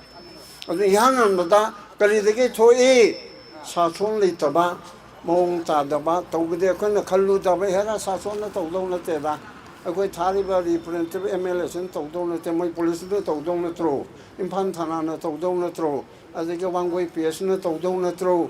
하야지 야로로 아고기 미우 타갓바두다 이사이초 핫바두다 좀 소치나 바호는데 빠푸거니 धर्म रोंदार का ना पापुगनी मिहात पुगु सोगत पगी दमुक्त इसा हाथ पर मी तो बुयोकत पर से मसी पापुगने अब लोदना मतलब क्रिमिनल ने अब क्राइम तो बुद यावुदो हैदि राजीव गांधी हाथ पर दन पी अम खक्तना हालिन को लेगी बॉम्ब हम तोरगा मा मथंता जांदी फंगदे अब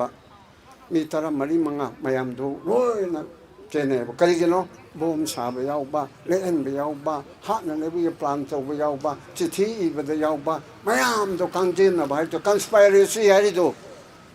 common intention 하리도 타북도 다이렉 야우르들 숨어도 마땡 빵바도 마도 크라임 또 거야바 धर्म रोमदना पाप कवयाबसे अदुना इखना पापी सिंगदा क्रिमिनल सिंगदा वोट पीबगी फोल ना मसे दम लेखने अब 27 दसु खर पेर कदो बनिना पैसा न लेखि गदो बनिना अदु दा खर सेक्शन से अब पैसा न खोइबु थबक हापदा रुपा लाख तरा मंगा लौलगा आइगी सा थबक हापबदे अदु ममीदुना भोल लेपदा मान लिसिंग मंगा दा आइसम लेरने अब लिसिंग मंगा दा नंग भोतो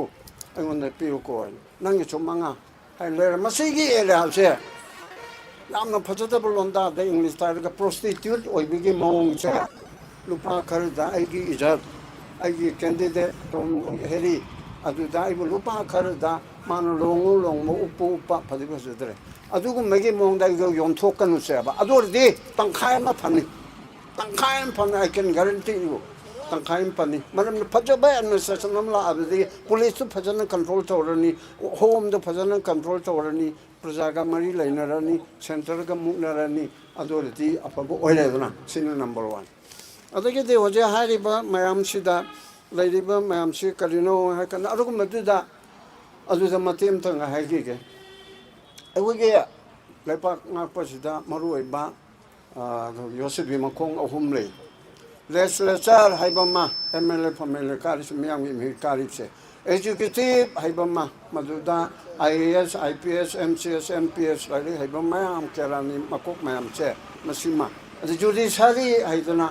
एलएलबी ओइबा मयाम से जज उकिल हाइन लेले अदुदे जज उकिल हाइन लेरिबा सिददि उकिल पास तोरगा ट्रेनिंग अमा सेनियर अमिगे मखादा अमु चाही कया अमा यावरन उकिल तो ओइबे यादे मा खंगोइदबनिना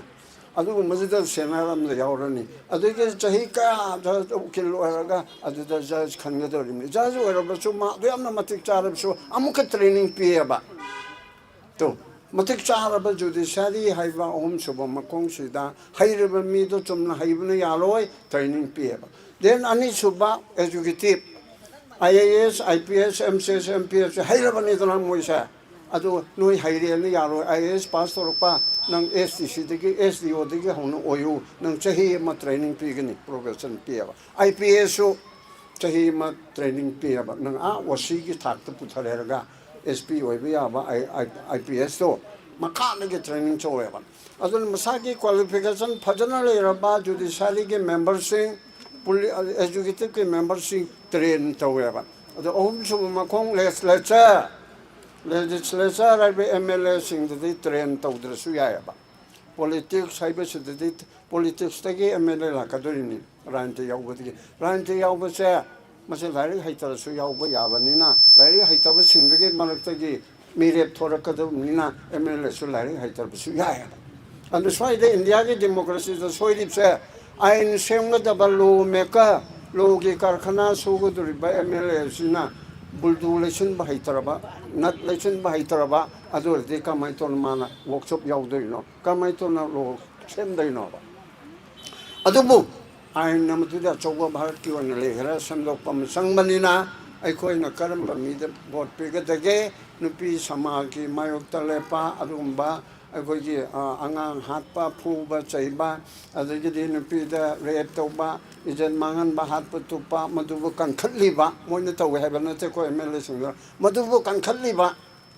ꯃꯗꯨꯒꯤ ꯉꯥꯛ ꯁꯦꯟꯒꯗꯕꯁꯦ ꯊꯅꯥꯅ ꯅꯠꯇ꯭ꯔꯣ ꯊꯅꯥꯗꯨ ꯀꯅꯥꯅ ꯂꯣꯏꯒꯦꯕ M L ꯑꯦꯁꯤꯡ ꯃꯤꯅꯤꯁꯇꯔꯁꯤꯡꯅ ꯂꯣꯏꯔꯤꯕꯅꯦꯕ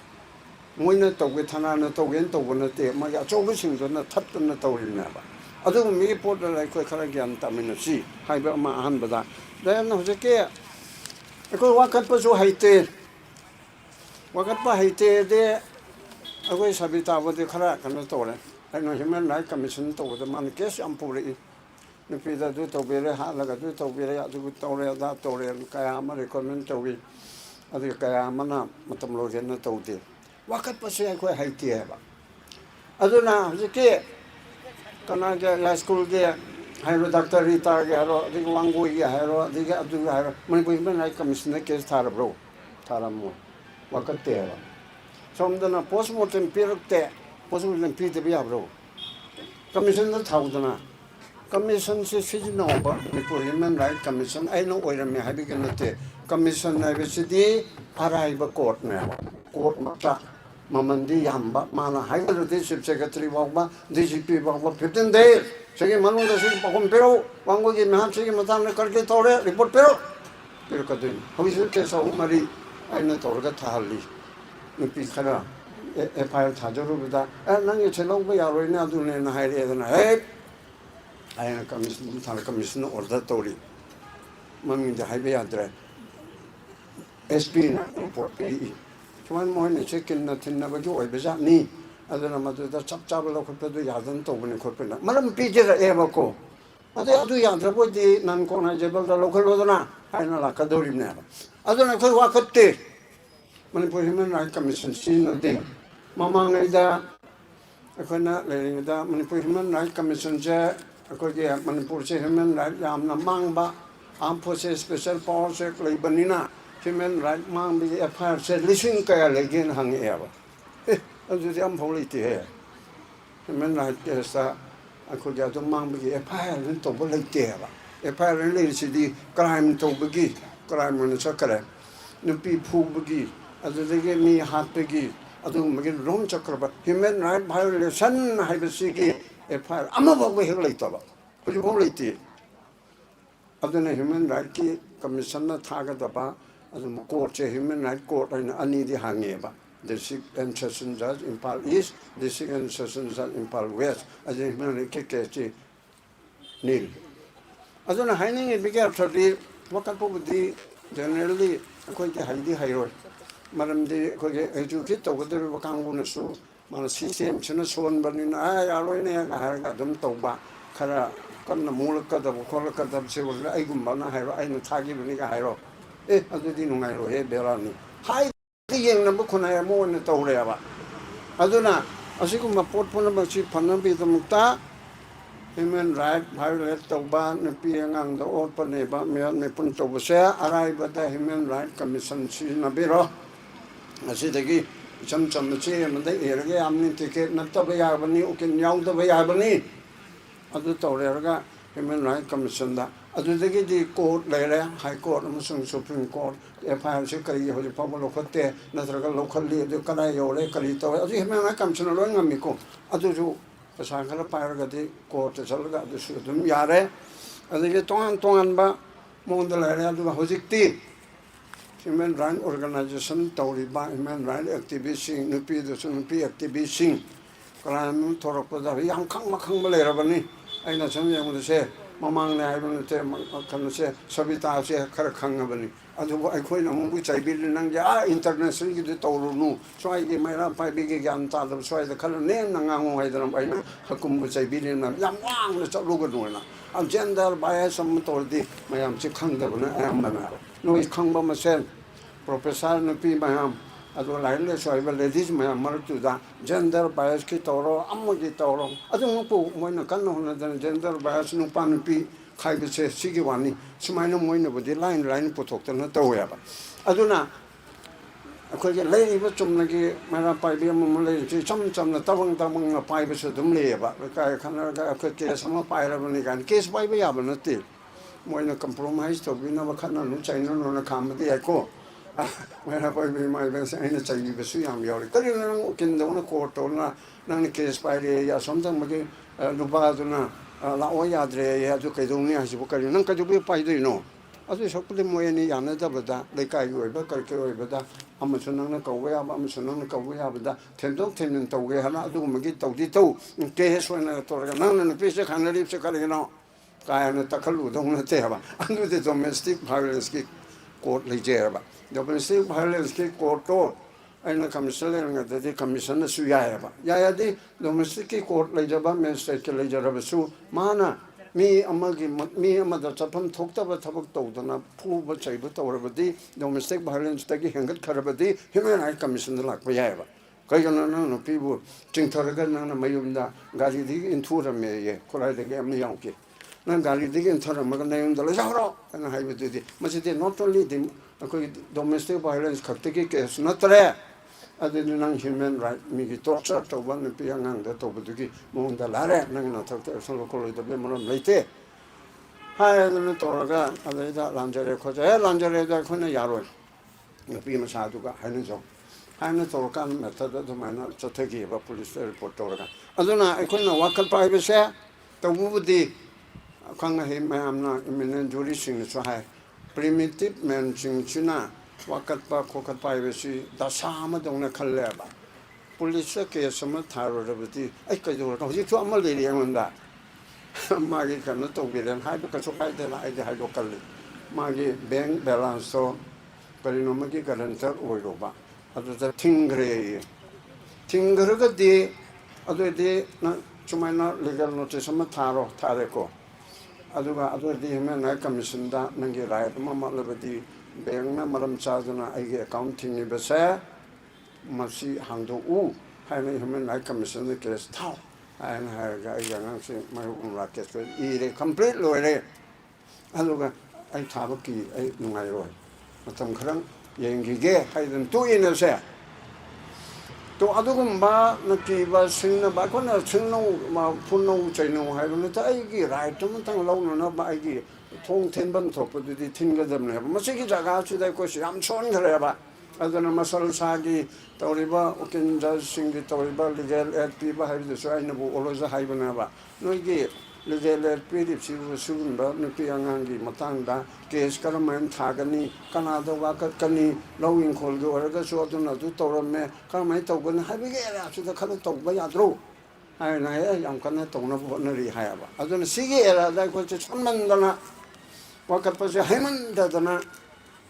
yamna heleba aduna yam sangna hajaro yamna hainin mo delay ng saiki ibu kanuwi do pimasa ma matole bigi ado sarkar kil pendra ka dumlana ukil hapya bani ko pele pende habe era de sangaro lana kin sel pisida hojikna bnss ta haire prosecution da mateng pangna ba aigila na ukil ma hapse ke na dargasta ba yae ani subda bel do pi gre bel pi ba du da maram sara ga pi bu arangani adu ya ra da hape tu di nga bel pi ge ba du pen raga di prosecutor na poi dargasta ba sai ure adu me de ke thage me hang man le adu na traga na victim gi side te gi victim na dargasta ba ya ne mama na traga mapa mayamba mabung na traga manau aduna matuli bigi case si matangda high court ta maje kanada me kon ma thoida ka kebani jun july ga september october november december matam henmale aduna appeal nate revision nate bail cancellation kawi adu budi ukinda tanaro maming do bail revision hairoi appeal hairoi bail cancellation session judge na bail pithoki bedo kathar piu maramdi si araga togadabani aduga case of drowning aina hai maisida makori leraga tobani adundi mina happy ba kopi report amamta postmortem report to giwani ko happy yang bada adigi bruise maya mama massage roi la bruise ayidi demes masadu injury sokado masawa be achobuye chaipam na phum gumba kari kari gumba khojin mama put na kin na tin ba or amama toba every part of the body makhong anida leibedong ui adun de madu case of drowning ni makhori chalam melaga ising ade chol kon bai handabadu adubuni drowning ai se adugi pot adu oire adun di mi aman natraga ani natra mi karan di tawba pot amu oire dana ko manung yam kana ai changning de maldi aina sengba kan tawbu na tawlina adege amana abetana haigara agoi sida investigation se investigation tawramnina karibta haibe yade ni tawina ko kala de yaurige aina masi challenge tawbani asamda nupa macha ma jubin haibra isei sapa nam phaubu jani ama panda singapore da tawbadi cn tawbado chief minister na police sp dig ig dgp di laire dona chief minister kwari jaw ma kokto no ji ge on phongina investigation yore sarsi thagal sakhe hom lobba hore ani super hearing tawdore chief minister na ka thawa yaung tawrabiong agoi gi Osida SP dala namasa esre style sa tharina thiri erga to ena koi pada so phaman kharab jane ko akhoi di matu nuti gi phongmi ya ni khalla ba ukin marakta so kana gomna phanga ha be ke kotel le khare te to khona ngang na biya te kotel le khum gang na biya te khrai to ai gang na ge ne ai bu khanten ta biya ga do oi thok te ba kotel le ga ja zu hun ba ya de adedi ra jugna ma bu pungning do ana sigil era silang amal u en haibe yade yade bodo high court yore high court case se sa bidre haina haibe karige yaro to no ma adu dunya ba ko da hari sidi ko jam nongan kanodo masan pagi ena da sinro ha da chaya ni makai a tha ni makai om pe ai dum lauri sidi ko na chum le chok tran matang le dar sa na thara ga tuni action ko to ga ni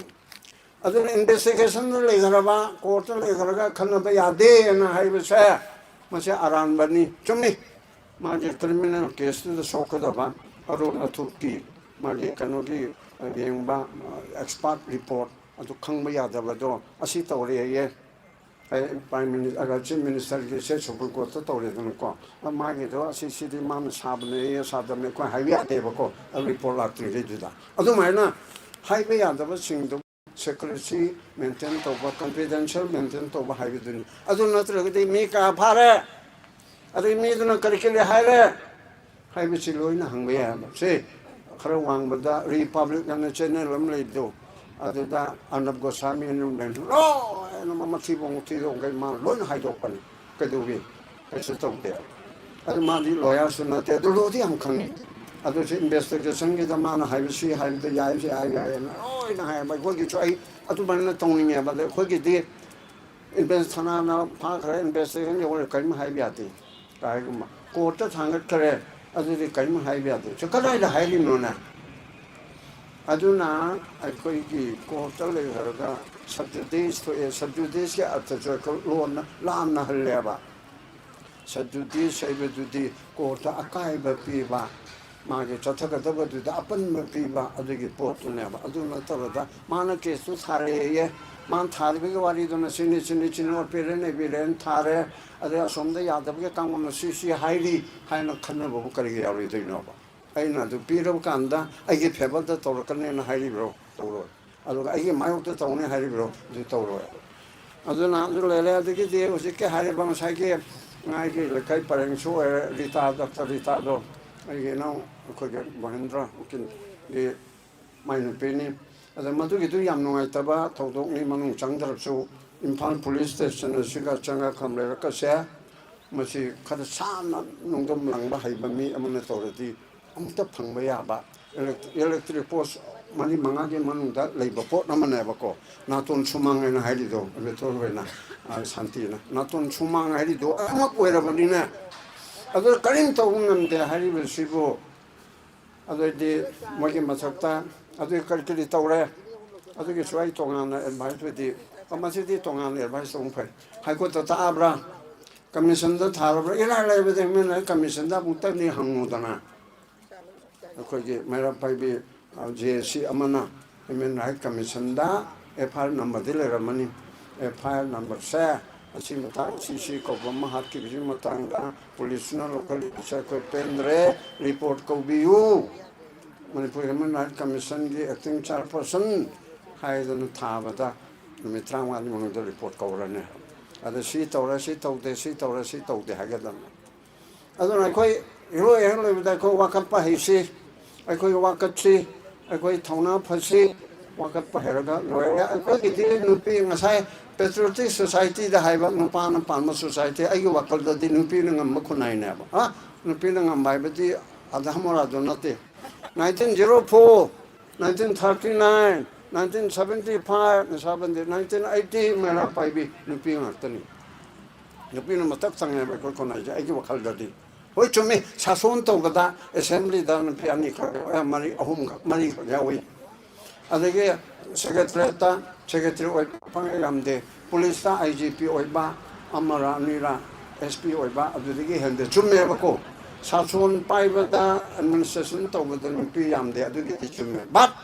ni pi yaudra di na lekha ta ro no ro ta tar ga da ba khunai ne ba hojik ki leiri ba hojik se me ahum dege na hojik pa cha tha le bisa ko lokha to tar le re no ko sason tauba haitaba lai cho haitaba aduga ma Delhi ge leader mo unaba ngamdaba aduga ma mayam dona sason tawn bandigi akoi je lokha da tan le ram ne ba siba huba mera pai bi se mu le ram daraga di mera pai bi se na mu ram daraga di lokha ge makha aduda le raga da ko am oi re ba mara ma dona koi tang tam ne se aduna se ke irai bo raga yu di kato by election singdo koi de bol pa darsanate politician sanate 27 gi bot sida ichai su hat ka daba nupi hat ka daba adu bagi policy chalai ba kha mangam daba adu ma sasun pai ba kangbu do adu da vote pi ba si toksi adu ga lai cho hai ba mi bu otabagi okhat pa adu ba adu ge maril lai ba ngang ba sak pa hai ba Delhi ge leader sing se sa ga har ga pala badan hindi da english ta ngang na bangam ba adu ma thaga chi na thaga di huiroi gumba kari gumba 상하 고 마타가 뿌리 좀드레 하이나 하이가 좀 돈.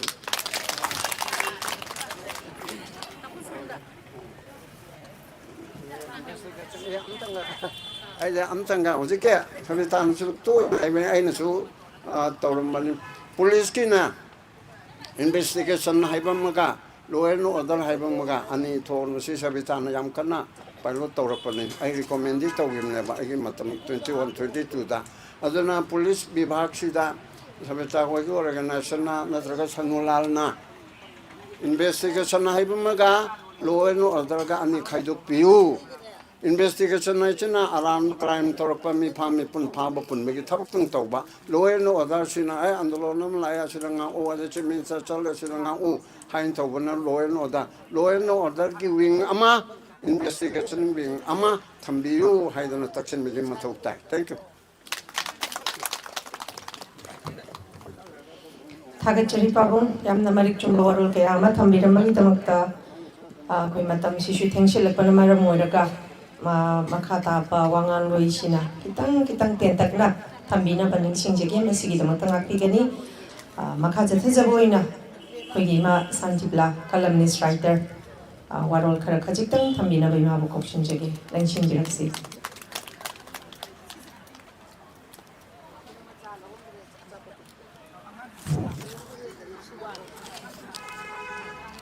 si tindiri ba kuna mapu hikong no na khurumjari ai koi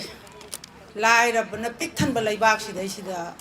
ai koi thoi ba crime mayam sida lo da chang ba sibu sama da amaga dinga mangwa ani ya dinga mangwa dra ba se koi anga palam da mamani hauja siri ba nari ba mayam se ina khun da yaw na ti lai ra bana masing yam ne na ado sigi ngasigi Chening sida iribasi aikoi miyam amasung laingang na bhab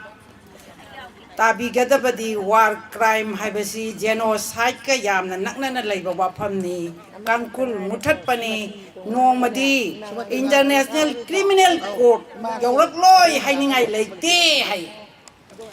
miyam na sumaina meeting mafamda yen ba se asukki matik jeksin na tawbiyu amadi kopna naina biyu aduga akoina chi gi value su khangdaba adai mi ama sidai sida wa ngangai da dum chaning ba dum bang ta khiba respect ikai khumna ba se khoi lai ba ga loina mangre ha hauje pharasu phatra su akoi gi khaide mani advocate pabung asi ahan su oire mana ngangai ga mai gai ani mak to mi se dum chakhi ai ngakpani maram maduna ni handaki irang maira pai bi imasna loisan mangam da basi ai sengna haijege listing ambaga tababan supnaga marida imasina ahanba nupilan ngamgibase achumbana mang thabadagi ngamgribani listing ambaga tababan kunsaga mapan ani suba lanjawda imasina ngamgribase achumba oibagi ngamgribane ba handaki de koi kaligi ngamdribano ngasigi luraba achum ana mihad mi punna thallaba lamdam masidai sida sarkar amarola bahali praja masena koi masena mamahali macha nupi alta popam mama adubu mau adubu mama adubu matu adubu hat ngami baji basibu sana tra haiba sana tra basi kuma same am se parante koi mi ka sada todo ra lai ri bauti masida sida achum lu ba si to asigi program masida po taning da chak lam ba phau ri do kan ko ju chak charang ti ko ji chak lam ba phau ti hai jeri ba ko karim phau ti ba ngasi no ma zarai hen ba ko kari do gi me yu gum zarai hen ba bu sidai sida manipur ke chau ha manipur sidai sida nupi si kham til le ade abu kai da ani takhi ahum takhi mi ma wangangi ahal ma wangangi hai ba gi ikai khum no su lai te inau sing amada wa si am chum na ngang ibe manga sai kari ba ming do sobita ha bra ibe mana ngang ba do odok ba phajana kam na ngai amata lai ta ngang ba ni ai ko ya kai ta ba kari gi no haraga ma na thamoi manung da gi ngangak ba du simban da gi ngang ba ma wanga ma ya ma mang da wangang ba si aduga thamoi manung da gi ngang ba ma ani thoi hai jari ba thamoi manung da gi ngang ba si kana no na ko ni yingi hai jari ba thamoi manung da gi ngang ba inawani la ibasi thamoi manung da ngang ni ibe ma si ngang ni adubu pabung khaide mani na ngangam bodu thamoi da gi dingangi hai babu paisa puthok da gi case kana roi hai be mong da ngangam ni masi dai thamoi kai ha natro kasi tin biri mayam ai se masa khamang wani viral yam chat pa du ni ko yam pat kan chai bagi ai se chai barom chat le lam je roi di bodu chai da ni la lor ga du indhara kan kai no da ai se in masi yam hai ba ing ba tappa su yam hai jari imin ju santi ka we ko aduga saw su yam hai ba aduga achum ma dingang ba ai aran ba ngang de ai da achum ba khak da ngang ma pam ja ba mi ni chumdra ba di ai khoi punsi da apa ba mai gai da di la oi hai jari achum ba hai ba se masina mang thara ga da akoi gi ka su na ta ba kuki ma sa thidai ba me yam hai ke ko ma koi si di akoi gi achum ba hai ba lambi do la ka da mi ko pa da loi ne ba masih aku putuk ba hai tre ba aran ba plus sumdaba plus asoi ba plus huran jinthi tau ba plus mihat ba plus mihat ba bo lai pha khang na pha da ba plus isi ko lu ka ri da doi no formula dong ta geng se ba akoi na ngaw ni algebra na sok tha ba lai gam tam e angka masih formula khak ta na loi na mathak ma kha on na hai re raga ai khoi angka da number 3 da sam phang pa ne ba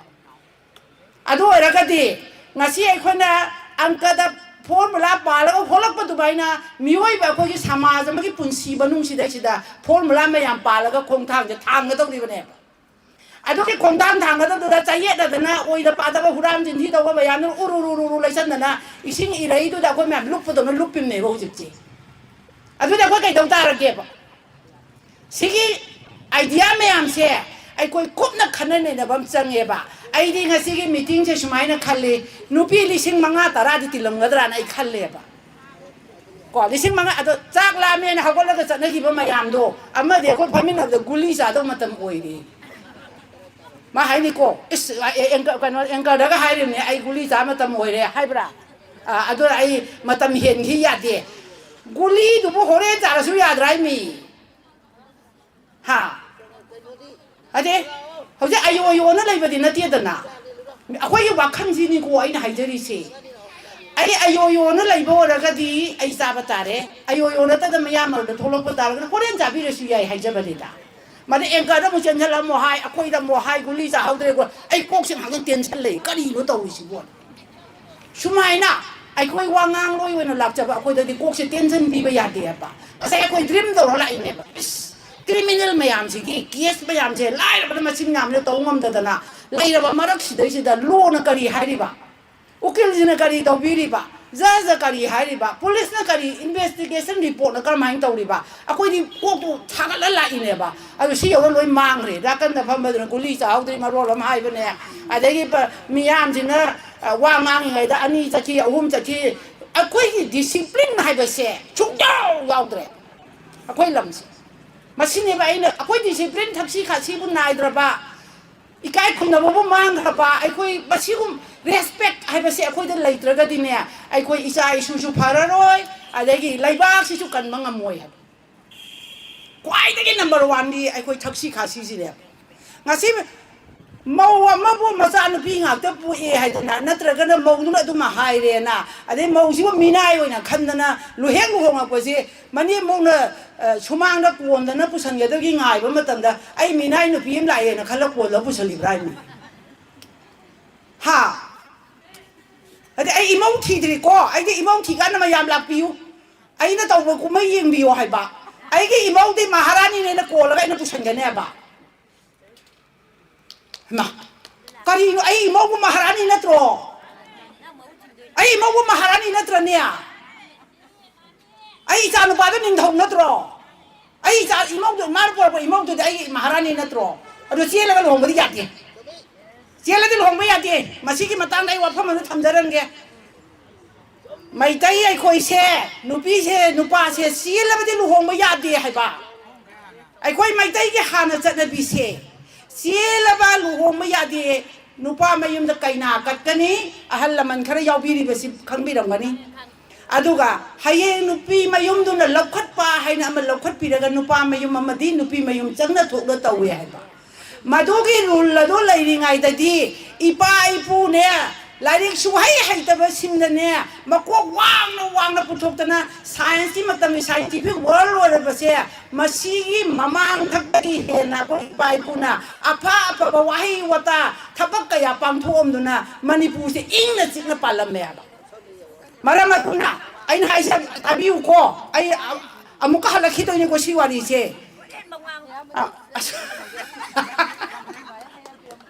नुंसिद्रो हौजिक अकोइ Manipur हौजिक चनरिसिदा मदुगी ओना तैनाबदा नुपीसे मंगारक सेलसु दुम लोंगनी अदै पुक्ता अंगांग यावलसु दुम लोंगनी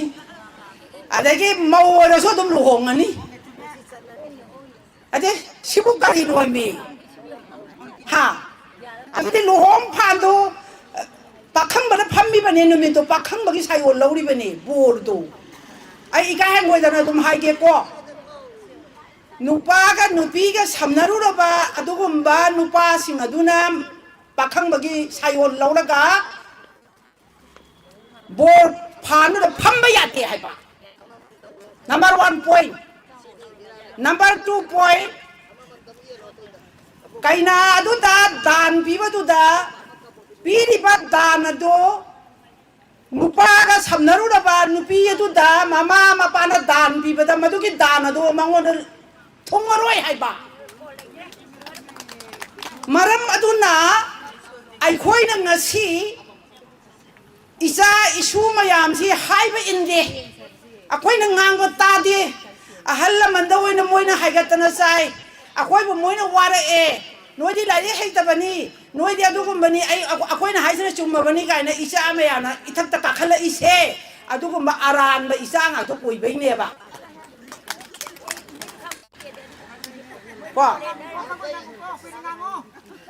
अदो अकोई दिने नहावाई थाइना अकोईगी इमा इपाना अकोई लुहोंग मतमदा मुगा फनेक उनबी लाई इरुजरगा लाई Khurram मतमदा set उनबा चाक थोंग मतमदा सेटनबा मुगा फनेक अनि अनि से उनबी हैबा मदुगी चनबी का दो कोई मणिपुर जु मांग हैबा मुगा सिना मुकदाइने पुथोरमगे हैबदा युमथोंग खुदिंगी फौरादा यांपोकता मुगा तिन योमने हैबा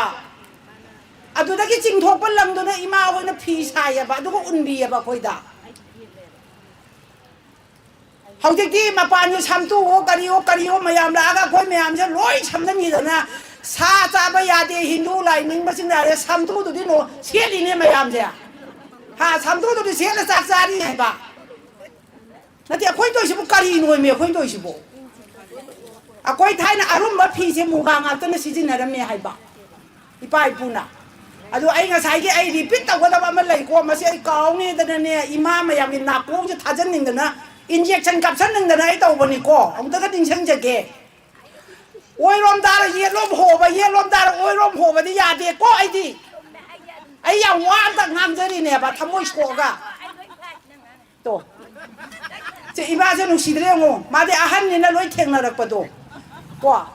아두나 이마세 아이는 기땅 하락보다 많은 하와이기 매암도 리사이클 떠라 이네 봐 닝싱아 이네 하저리 봐 말아마두나 아이고이 hꯧ직 ꯄꯤꯛꯂꯤꯕ ꯏꯆꯥ ꯆꯍꯤ 10ꯒꯤ ꯃꯊꯛ ꯑꯣꯏꯔꯕ ꯏꯆꯥ ꯅꯨꯄꯥ ꯑꯃꯗꯤ ꯅꯨꯄꯤ ꯏꯁꯨꯁꯤꯡ ꯆꯍꯤ 10ꯒꯤ ꯃꯊꯛ ꯍꯦꯛ ꯑꯣꯏꯔꯛꯄꯗ ꯑꯩꯈꯣꯏꯅ ꯋꯥꯔꯤ ꯁꯥꯕꯤꯒꯗꯕ ꯋꯥꯔꯤ ꯂꯤꯕꯤꯒꯗꯕ ꯐꯨꯡꯒꯥ ꯋꯥꯔꯤ ꯑꯣꯏꯅ ꯉꯥꯡꯒꯗꯕ ꯋꯥꯐꯝ ꯈꯔ ꯂꯩ ꯍꯥꯏꯕ ꯀꯔꯤꯅꯣ ꯍꯥꯏꯗ ꯑꯩꯈꯣꯏ ꯏꯆꯥ ꯏꯁꯨꯁꯤꯡꯁꯦ ꯑꯩꯈꯣꯏ ꯆꯦꯜꯂꯒ ꯄꯣꯛꯈ꯭ꯔꯕꯅꯤꯅ ꯂꯨꯍꯣꯡꯉꯒ ꯏꯆꯥꯁꯤꯡꯁꯦ ꯑꯁꯣꯏꯕ ꯂꯥꯛꯑꯦ ꯍꯥꯏꯕ ꯑꯁꯣꯏꯕꯗꯨꯗ ꯁꯣꯏꯗꯅꯕꯒꯤꯗꯃꯛꯇ ꯑꯃꯨꯛꯇ ꯄꯥꯔꯥꯁꯦ ꯑꯃꯨꯛꯇ ꯇꯝꯕꯤꯍꯧꯕ ꯑꯃ ꯆꯪꯉꯦꯕ ꯑꯩꯈꯣꯏꯅ ꯃꯗꯨꯒꯤ ꯄꯥꯔꯥꯗꯣ ꯑꯩꯈꯣꯏꯅ ꯀꯨꯞꯅ ꯇꯝꯕꯤꯍꯧꯗꯕ ꯇꯥꯔꯒꯗꯤ ꯑꯩꯈꯣꯏ ꯆꯍꯤ 10ꯗꯒꯤ 10 ꯂꯥꯛꯀꯅꯤ 10ꯗꯒꯤ 30 ꯂꯥꯛꯀꯅꯤ 30ꯗꯒꯤ 40 ꯂꯥꯛꯀꯅꯤ ꯑꯗꯨꯗ ꯑꯩꯈꯣꯏꯅ ꯄꯥꯔꯥ ꯇꯝꯕꯤꯗꯅ ꯇꯥꯛꯄ ꯌꯥꯒꯗ꯭ꯔꯣ ꯑꯗꯨꯒꯤ ꯃꯇꯥꯡꯗꯨꯗ ꯑꯗꯨꯗꯤ ꯃꯥꯅ ꯅꯧꯔꯤꯉꯩꯗ ꯑꯉꯥꯡꯗꯨꯅ ꯅꯧꯔꯤꯉꯩꯗ ꯑꯩꯈꯣꯏꯅ ꯇꯥꯛꯄꯤꯕ ꯑꯃ ꯆꯪꯉꯦꯕ ꯑꯗꯣ ꯍꯣꯔꯦꯟ ꯌꯨꯝꯗ ꯃꯩꯔꯥ ꯄꯥꯏꯕꯤꯁꯤꯡ ꯏꯃꯥꯁꯤꯡ ꯍꯣꯔꯦꯟ ꯍꯜꯂꯒ ꯌꯨꯝꯗ ꯑꯩ ꯅꯨꯄꯥꯗꯨꯒ ꯈꯟꯅꯕꯤꯔꯣ ꯑꯩꯈꯣꯏ ꯆꯦꯜꯂꯒ ꯂꯨꯍꯣꯡꯉꯒ ꯏꯆꯥ ꯄꯣꯛꯄꯁꯤꯗꯤ ꯂꯣꯏ ꯁꯣꯏꯔꯝꯃꯦ ꯍꯥꯏꯗꯅ ꯆꯨꯝꯕ꯭ꯔꯥ ꯏꯕꯨꯡꯉꯣ ꯍꯣꯔꯦꯟ ꯍꯥꯏꯕꯤꯌꯨꯀꯣ ꯃꯌꯥꯝ ꯈꯟꯅꯕꯤꯌꯨꯀꯣ 이따 이나우ꯗ ꯂꯩꯔꯀꯥꯟꯗ ꯑꯩꯈꯣꯏ ꯑꯅꯤꯅ ꯆꯦꯜꯂꯒ ꯂꯨꯍꯣꯡꯉꯕꯁꯤꯗꯤ ꯂꯣꯏ ꯁꯣꯏꯔꯝꯃꯦꯅ ꯉꯁꯤ ꯏꯃꯥ ꯁꯥꯟꯇꯤ ꯂꯥꯛꯑꯒ ꯑꯩꯈꯣꯏꯁꯦ ꯂꯣꯏ ꯍꯥꯏꯔꯝꯗꯅ ꯂꯣꯏꯔꯦꯅ ꯑꯝꯇ ꯍꯥꯏꯕꯤꯌꯨ ꯇꯥꯟꯅꯕꯤꯌꯨꯀꯣ ꯁꯣꯏꯔꯕꯅꯤꯀꯣ ꯊꯥꯏꯅ ꯃꯃꯥꯡꯉꯩꯗ ꯑꯩ ꯍꯥꯏꯖꯔꯒꯦ ꯑꯃꯨꯛꯀ ꯔꯤꯄꯤꯠ ꯇꯧꯕ ꯍꯥꯏꯕꯗꯣ ꯌꯥꯝ ꯂꯨꯕ ꯋꯥꯅꯤ ꯁꯤ ꯄꯣꯏꯟꯠꯁꯦ ꯑꯩꯈꯣꯏ ꯏꯄꯥ ꯏꯄꯨꯅ ꯄꯨꯌꯥ ꯒꯥꯏꯅ ꯏꯔꯝꯃꯦꯕ ꯂꯥꯏꯔꯤꯛ ꯍꯩꯕ꯭ꯔꯥ ꯃꯇꯝꯗꯨꯗ ꯑꯩꯈꯣꯏꯒꯤ ꯏꯌꯦꯛꯀꯁꯤ ꯂꯩꯕ꯭ꯔꯥ ꯑꯩꯈꯣꯏ ꯏꯌꯦꯛꯀꯁꯤ ꯂꯩꯇꯦ ꯉꯔꯥꯡ ꯅꯍꯥꯟꯗ ꯉꯥꯏꯔꯤꯀꯣ ꯃꯩꯇꯩ ꯃꯌꯦꯛ ꯀꯥꯏꯅ 9ꯁꯨꯕ ꯁꯦꯗꯨꯜꯗ ꯆꯜꯂꯦ ꯀꯥꯏꯅ ꯇꯧꯔꯤ ꯈꯣꯠꯂꯤꯕ ꯃꯌꯥꯝꯁꯤꯗꯤ ꯉꯔꯥꯡꯗ ꯉꯥꯏꯔꯤ ꯍꯥꯏꯕꯀꯣ ꯂꯥꯏꯔꯤꯛ ꯇꯝꯕ ꯍꯧꯔꯛꯏꯁꯤꯅ ꯕ꯭ꯔꯤꯇꯤꯁꯀꯤ ꯃꯤꯅꯥꯏ ꯑꯣꯏꯔꯤꯉꯩ ꯃꯇꯝꯗ ꯖꯣꯟ ꯍꯣꯁꯇꯣꯟ ꯁꯥꯍꯦꯕꯅ ꯖꯣꯟ ꯍꯣꯁꯇꯣꯟ ꯁ꯭ꯀꯨꯜ 이한 하나 만이पुꯔꯗ ꯂꯤꯡꯈꯠꯄꯤꯔꯝꯃꯒ ꯂꯥꯏꯔꯤꯛ ꯇꯝꯕ ꯍꯧꯈꯤ ꯀꯣ ꯕ꯭ꯔꯤꯇꯤꯁꯀꯤ ꯃꯤꯅꯥꯏ ꯑꯣꯏꯔꯒꯗꯤ ꯑꯩꯈꯣꯏ ꯂꯥꯏꯔꯤꯛ ꯑꯝꯇ ꯍꯩꯔꯣꯏ ꯁ꯭ꯀꯨꯜ ꯑꯝꯇ ꯈꯪꯗꯦ ꯑꯗ ꯏꯟꯗꯤꯌꯥꯒꯤꯁꯨꯅꯦ ꯗꯦꯔꯥꯗꯨꯟꯗ ꯑꯔꯥꯏꯟꯁꯤꯅ ꯑꯃ ꯂꯤꯡꯕꯤꯔꯤꯁꯦ ꯕ꯭ꯔꯤꯇꯤꯁꯀꯤ ꯃꯤꯅꯥꯏ ꯑꯣꯏꯔꯤꯉꯩꯗ ꯕ꯭ꯔꯤꯇꯤꯁꯅ ꯂꯤꯡꯈꯠꯄꯤꯔꯝꯃꯤꯅꯦ ꯀꯣ ꯑꯁꯤꯗ ꯆꯨꯔꯆꯥꯟ ꯃꯍꯥꯔꯥꯖꯥꯁꯨ ꯇꯝꯃꯛꯑꯦ 1902ꯗꯒꯤꯅ 1904 ꯐꯥꯎꯕ ꯇꯝꯃꯛꯑꯦ ꯍꯥꯏꯕ 브리티스나 이한 하나 링크비바 데라둔다 레바 RIMC 하버세 아시기 스쿨러세 이한 하나 인디아기 오이나 이한 하나 브리티스나 파칼레바 모이나 로일람 잔바 락바세다 에 까리노 바로 지디 라이릭 라이슈 스쿨 감다 레이람 데네 바시디 까마이 동니시디야 모이 닝도 마얌지고 라이릭 감다 하이드라디 까마이 랭가 사손 본도리야 하이드나 파칼레바 브리티스 양지나 ada British mayam khanaraga Dehradun ji yan hana lingkhat da aduga ekta state mayam laibak mai laibak ki ningtho oigadaba mi singse kaura lairik tamhan bane ba sida lairik tam morauna tadi noi lairik hai tadi laibak ngak pa yara roi haidin lairik haiba haiba sidi loksing laibani dana ko adugi damda loksing laina ba haidana kaura tamhan bada aikoi gi Chorchan Maharaja Lising amaga tamapan chupna ani dagina lising amaga tamapan mari phauba Dehradun RIMC da British da larik tamhan lakbagi nung da haktuna Dehradun da lei habase isa singda isu singda wari libi yu haiba wafam duni aina haijari hoje sidai pura ta kharaga ne adum karim da ngam ne karim da atum ba mayam da hai da laira din ne akoi na ngade phammi base kapo ka jar ba sa ga da loi ma ge 마모이들어 와리도 리라디 망데다나 아주 아이디 아란 마딘다 nga고 아이디 아춤바 아이 밑내 오버도 시 헬레이버도 아두니고 아이나 강저리시 마라마도나 ꯑꯩꯈꯣꯏꯒꯤꯅ Johnstone school ꯂꯤꯡꯈꯠꯄꯤꯔꯦ ꯂꯥꯏꯔꯤꯛ ꯇꯝꯕ ꯍꯧꯔꯦ ꯑꯗꯨꯒꯤ ꯃꯃꯥꯡꯗ ꯏꯄꯥꯁꯤꯡꯅ ꯄꯨꯌꯥꯅ ꯃꯌꯥꯝ ꯑꯃ ꯇꯥꯗ꯭ꯔꯣ ꯄꯨꯌꯥ 이번 마담도도 라리 하이디에 이빠 이쁘싱도 아루 까라마 이름이노 하이바 아도 엉단 나이나비 오버 와칸도 호렌 좀좀다 할라가 보이네 뿌야 이거도 마망의 라이 학탁탁이 이래가 탐험버동나 뿌야로 호지 뿌야 빠이바 이빠 이쁜 가를 라이 리바시나 꼰살라 탐미야 고미암다 강한디에다나 뭐이 시보다 보기도 이래 가지고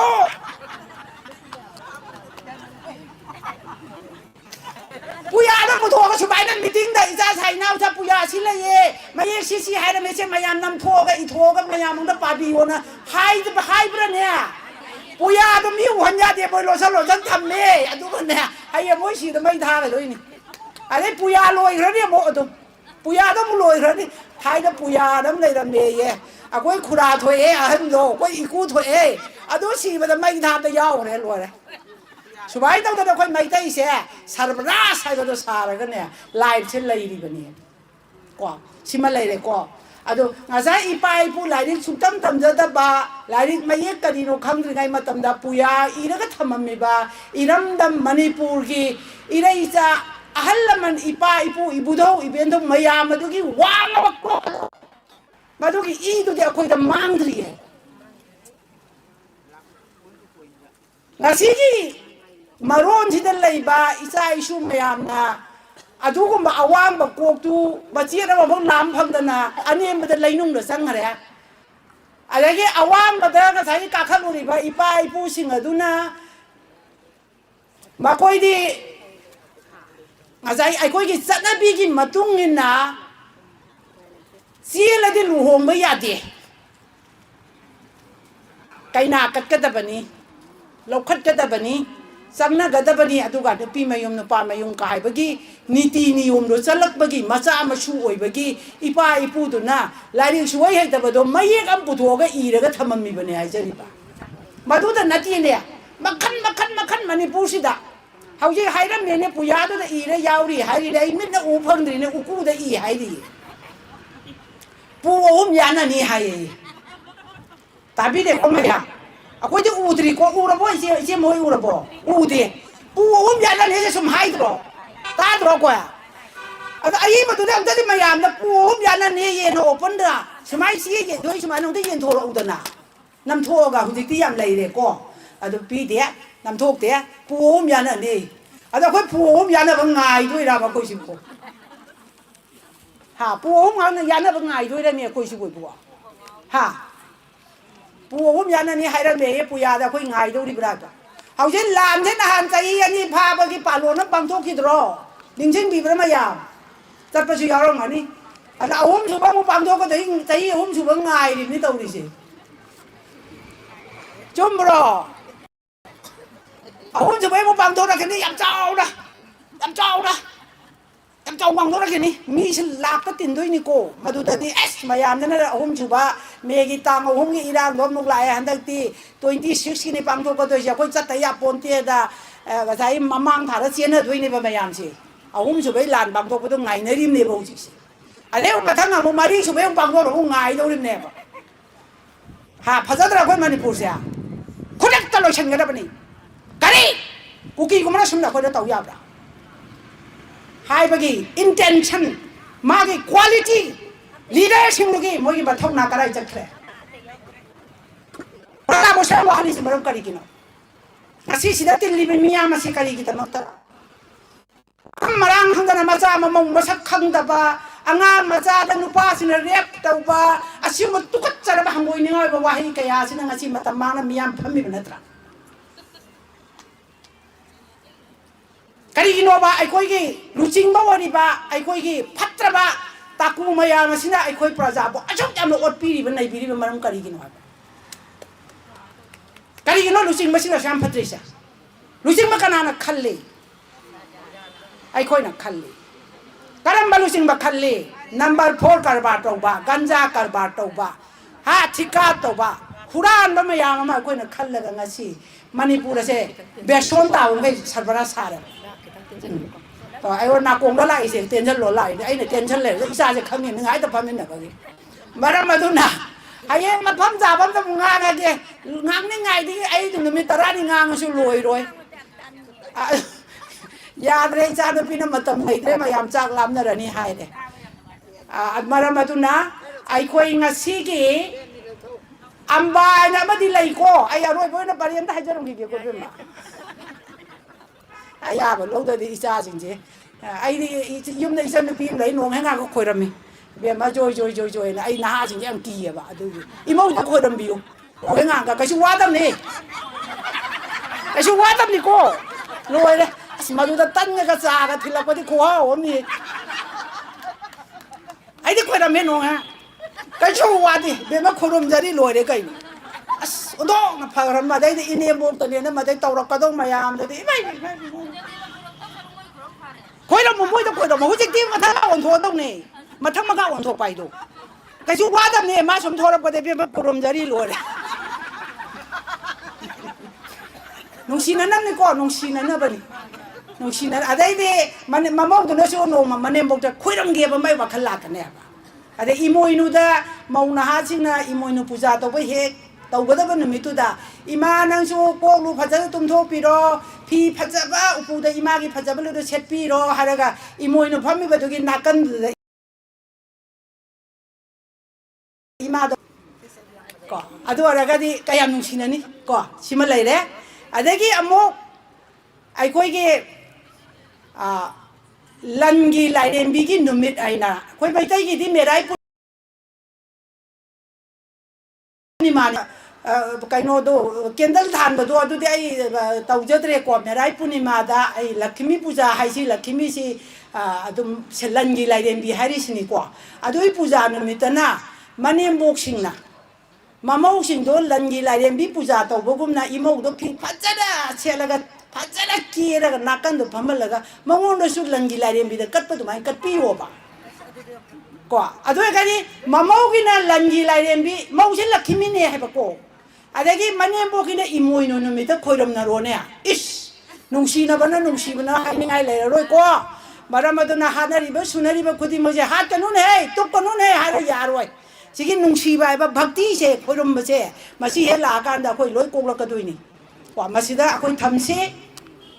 ai di tau jai ko madui thabak tu ai chap chan tau jaw ni ko aduna mayam da phai na khanga ga ai jara pani ai di direct ai sa na tau jara pani ko adagi amana hauji ki case thoi ba si be ma chaw ba lai ki da ba yam nungai te mayam sidai sa mari manga ire yam nungai ta ba thau dau ni badu chawbagi mapam gi imung sina macha du hundok padi yada banina lawsalamani puna maksimoina loi khona ramani adubu case na nga sai tamu mani na palambo do paisa su dum yawe ba mai du ada amba na ma lai ko chaira porta amba wa masidi paisa ting da bani adubu paisa ting da basi da changuraga su paisa bu phangdraga di kanana no chawbagi damakta adagi tombi gi damakta matam mangbi ga da basi su manipur da di yam luri bani ko adubo achumba haiba wa du ngangaga afaba nungsiba thagat wahi kaya hairaga mioi bagi pukning bu pelalaga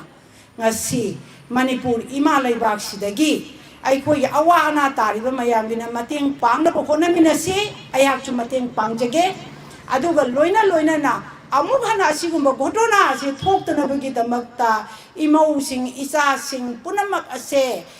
mayum makai palakpa yumpal lambi khongdarakpa matamda amuk tangdi isa imau se bema langi lairembi nang lae ko lao ima punamak nangoda sinada do boni ngasi dagi haidana mabu kon khatlaga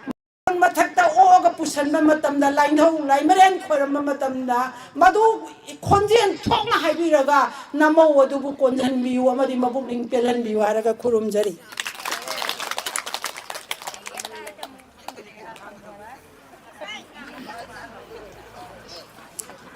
Thagachari yamna nungaiba warol nga imana thambirami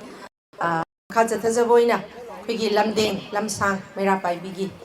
khigi ita haigadra uja haigadra ozamita angtang amita angtang lenshin biruktuna warol khara khajitang tentak na thabina ba kaution jage lenshin biraksi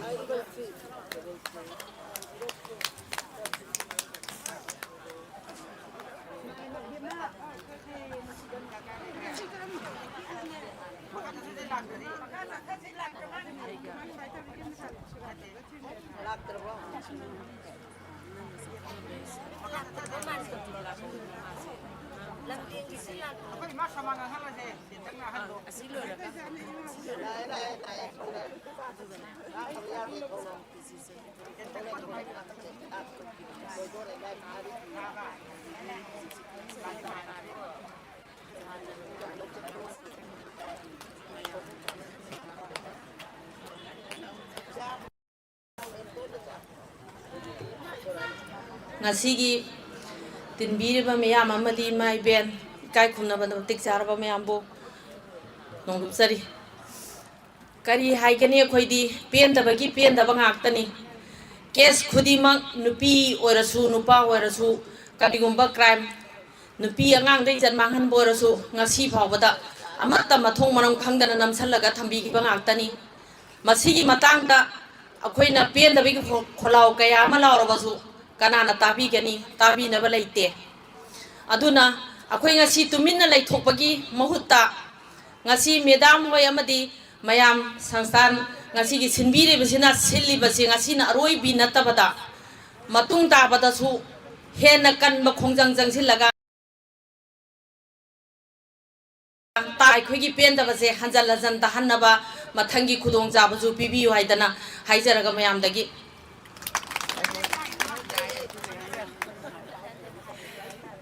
Thagachari makha chathajabada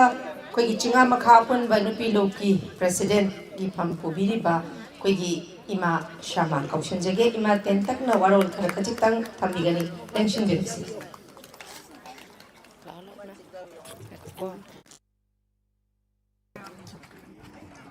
matara thawang ko ko no na khurunjari adu le kai sidang si ai koi yin sanulana nupi kalasi kunai kalasi haiba thimmasina das ringsin biriba amadi asumba chawrba asumba mifamasi da chal yagani hedna ringbira riba khwai no ko chutan jaraga ina ko no na khurunjari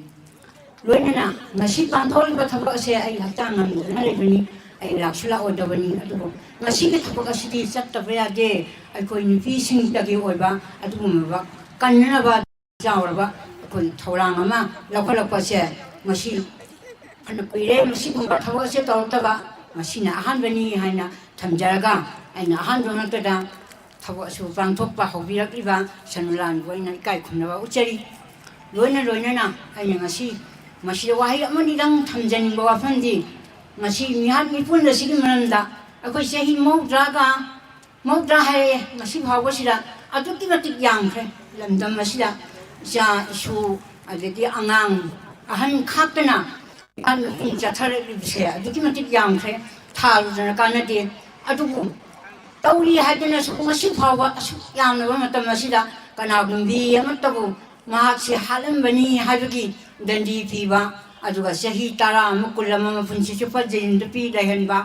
adegi pharsi ta gune singwa kari gumba hak pasara amata pi dadna masi bhawa sida adum lak laban mase akoi praja gi di akoi gi niti niyom akoi kan rule laite rule ngak na sakka da bani habu selai ain lai akoi miyam gi di ain lai ako sarkar gi di miyam gi di koi lusin masi gi di ain laite habu tari ain ngasi thamjan misi aduna ain laite bado laina ba koi phona minasi amana kari ngasai koi gi Kajimani now Habilamba, a Portas, my toxic and a Tapilambado, I know Muli, Dr. Jagasu, Aduki, Wakando, Koi, Lakadoriba, election Lasida, a Koi Praja, could you makna, Wakan Yantana, Contaminaraga, Karamba Muina, a Sumunova, Koi Legaya Siki, Levaki Topu, Pagadagi Habado, Tin Yotna Contaminaraga, Dominasi, Habismusu, a Tanja, Silogeraga, Yam, the Tamjage, Loina. Akoi lekai selaiba lekai selanatana langdam atop langdam dasu leiba akoi gi nipi angang nupa su tungai nipi sungai aduki mati akoi ijat sokya ba adagi maitaina nipina tauba nupa na tauba ya daba tidana ain kaina thuluk mayam sathar ko nung gi hingale ꯃꯁꯤ ꯀꯗꯥꯏꯗꯒꯤ ꯀꯃꯥꯏꯅ ꯇꯧꯅ ꯇꯧꯔꯛꯏꯕꯅꯣ ꯈꯪꯗꯦ ꯑꯩꯈꯣꯏ cinema ꯏꯕ꯭ꯔꯥ ꯑꯗꯒꯤ ꯑꯃꯗꯒꯤ ꯇꯧꯔꯛꯏꯕ ꯑꯩꯈꯣꯏꯒꯤ ꯅꯨꯄꯥꯅ ꯆꯠꯂꯝꯕ ꯁꯥ ꯀꯔꯤ ꯀꯔꯥ ꯁꯨꯝ ꯖꯔꯗꯥ ꯇꯂꯞ ꯀ꯭ꯋꯥ ꯆꯥꯕꯗꯒꯤ ꯍꯦꯟꯗꯣꯛꯑꯗꯅ ꯌꯨ ꯐꯥꯎꯕ ꯑꯩꯈꯣꯏ ꯊꯛꯄ ꯑꯩꯈꯣꯏ ꯄꯥꯎꯁꯤ ꯌꯥꯝ ꯇꯥꯔꯦ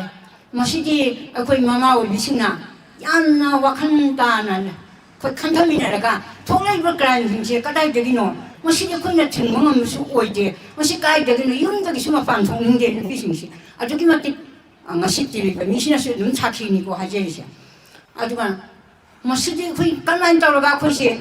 ꯇꯨꯡꯗ ꯑꯩꯈꯣꯏꯒꯤ ꯏꯆꯥ ꯏꯁꯨꯁꯤꯡꯁꯦ ꯐꯔꯛꯀꯗꯒꯦ ꯍꯥꯏꯕ ꯋꯥꯈꯜꯂꯣꯟ ꯑꯁꯤꯅꯇꯪ ꯈꯟꯊꯃꯤꯟꯅꯁꯤ ꯂꯣꯏꯅꯅ ꯏꯆꯥ ꯏꯁꯨꯁꯤꯡꯁꯦ ꯅꯨꯡꯗꯥꯡꯗ ꯅꯨꯄꯤꯅ ꯇꯧꯔꯣꯏꯗꯕ ꯊꯕꯛ ꯇꯧꯍꯟꯕꯤꯒꯨꯝꯁꯤ ꯆꯠꯊꯣꯛꯄ ꯈꯣꯠꯇꯣꯛꯄ ꯇꯉꯥꯏ ꯐꯗꯕ ꯅꯨꯡꯗꯥꯡ ꯑꯊꯦꯡꯕ ꯄꯨꯡ 12 12 ꯇꯥꯈ꯭ꯔꯒꯗꯤ ꯏꯃꯨꯡꯒꯤ ꯑꯍꯜ ꯑꯃ ꯃꯃꯥ ꯑꯃ ꯃꯄꯥ ꯑꯃ ꯃꯆꯤꯟ ꯃꯧꯄꯥ ꯃꯕꯨꯡ ꯃꯧꯄ꯭ꯋꯥ ꯑꯃ ꯌꯥꯎꯅ ꯆꯠꯇꯕ ꯌꯥꯗꯕ ꯑꯣꯏꯔꯒꯅ ꯆꯠꯃꯤꯟꯅꯕ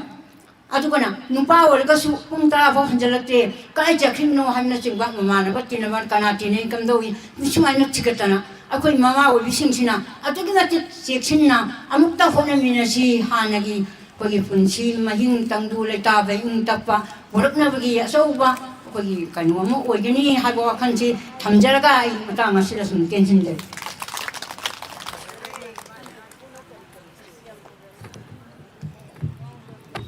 ꯊꯥꯒꯠꯆꯔꯤ ꯉꯁꯤꯒꯤ ꯊꯧꯔꯝ ꯑꯁꯤ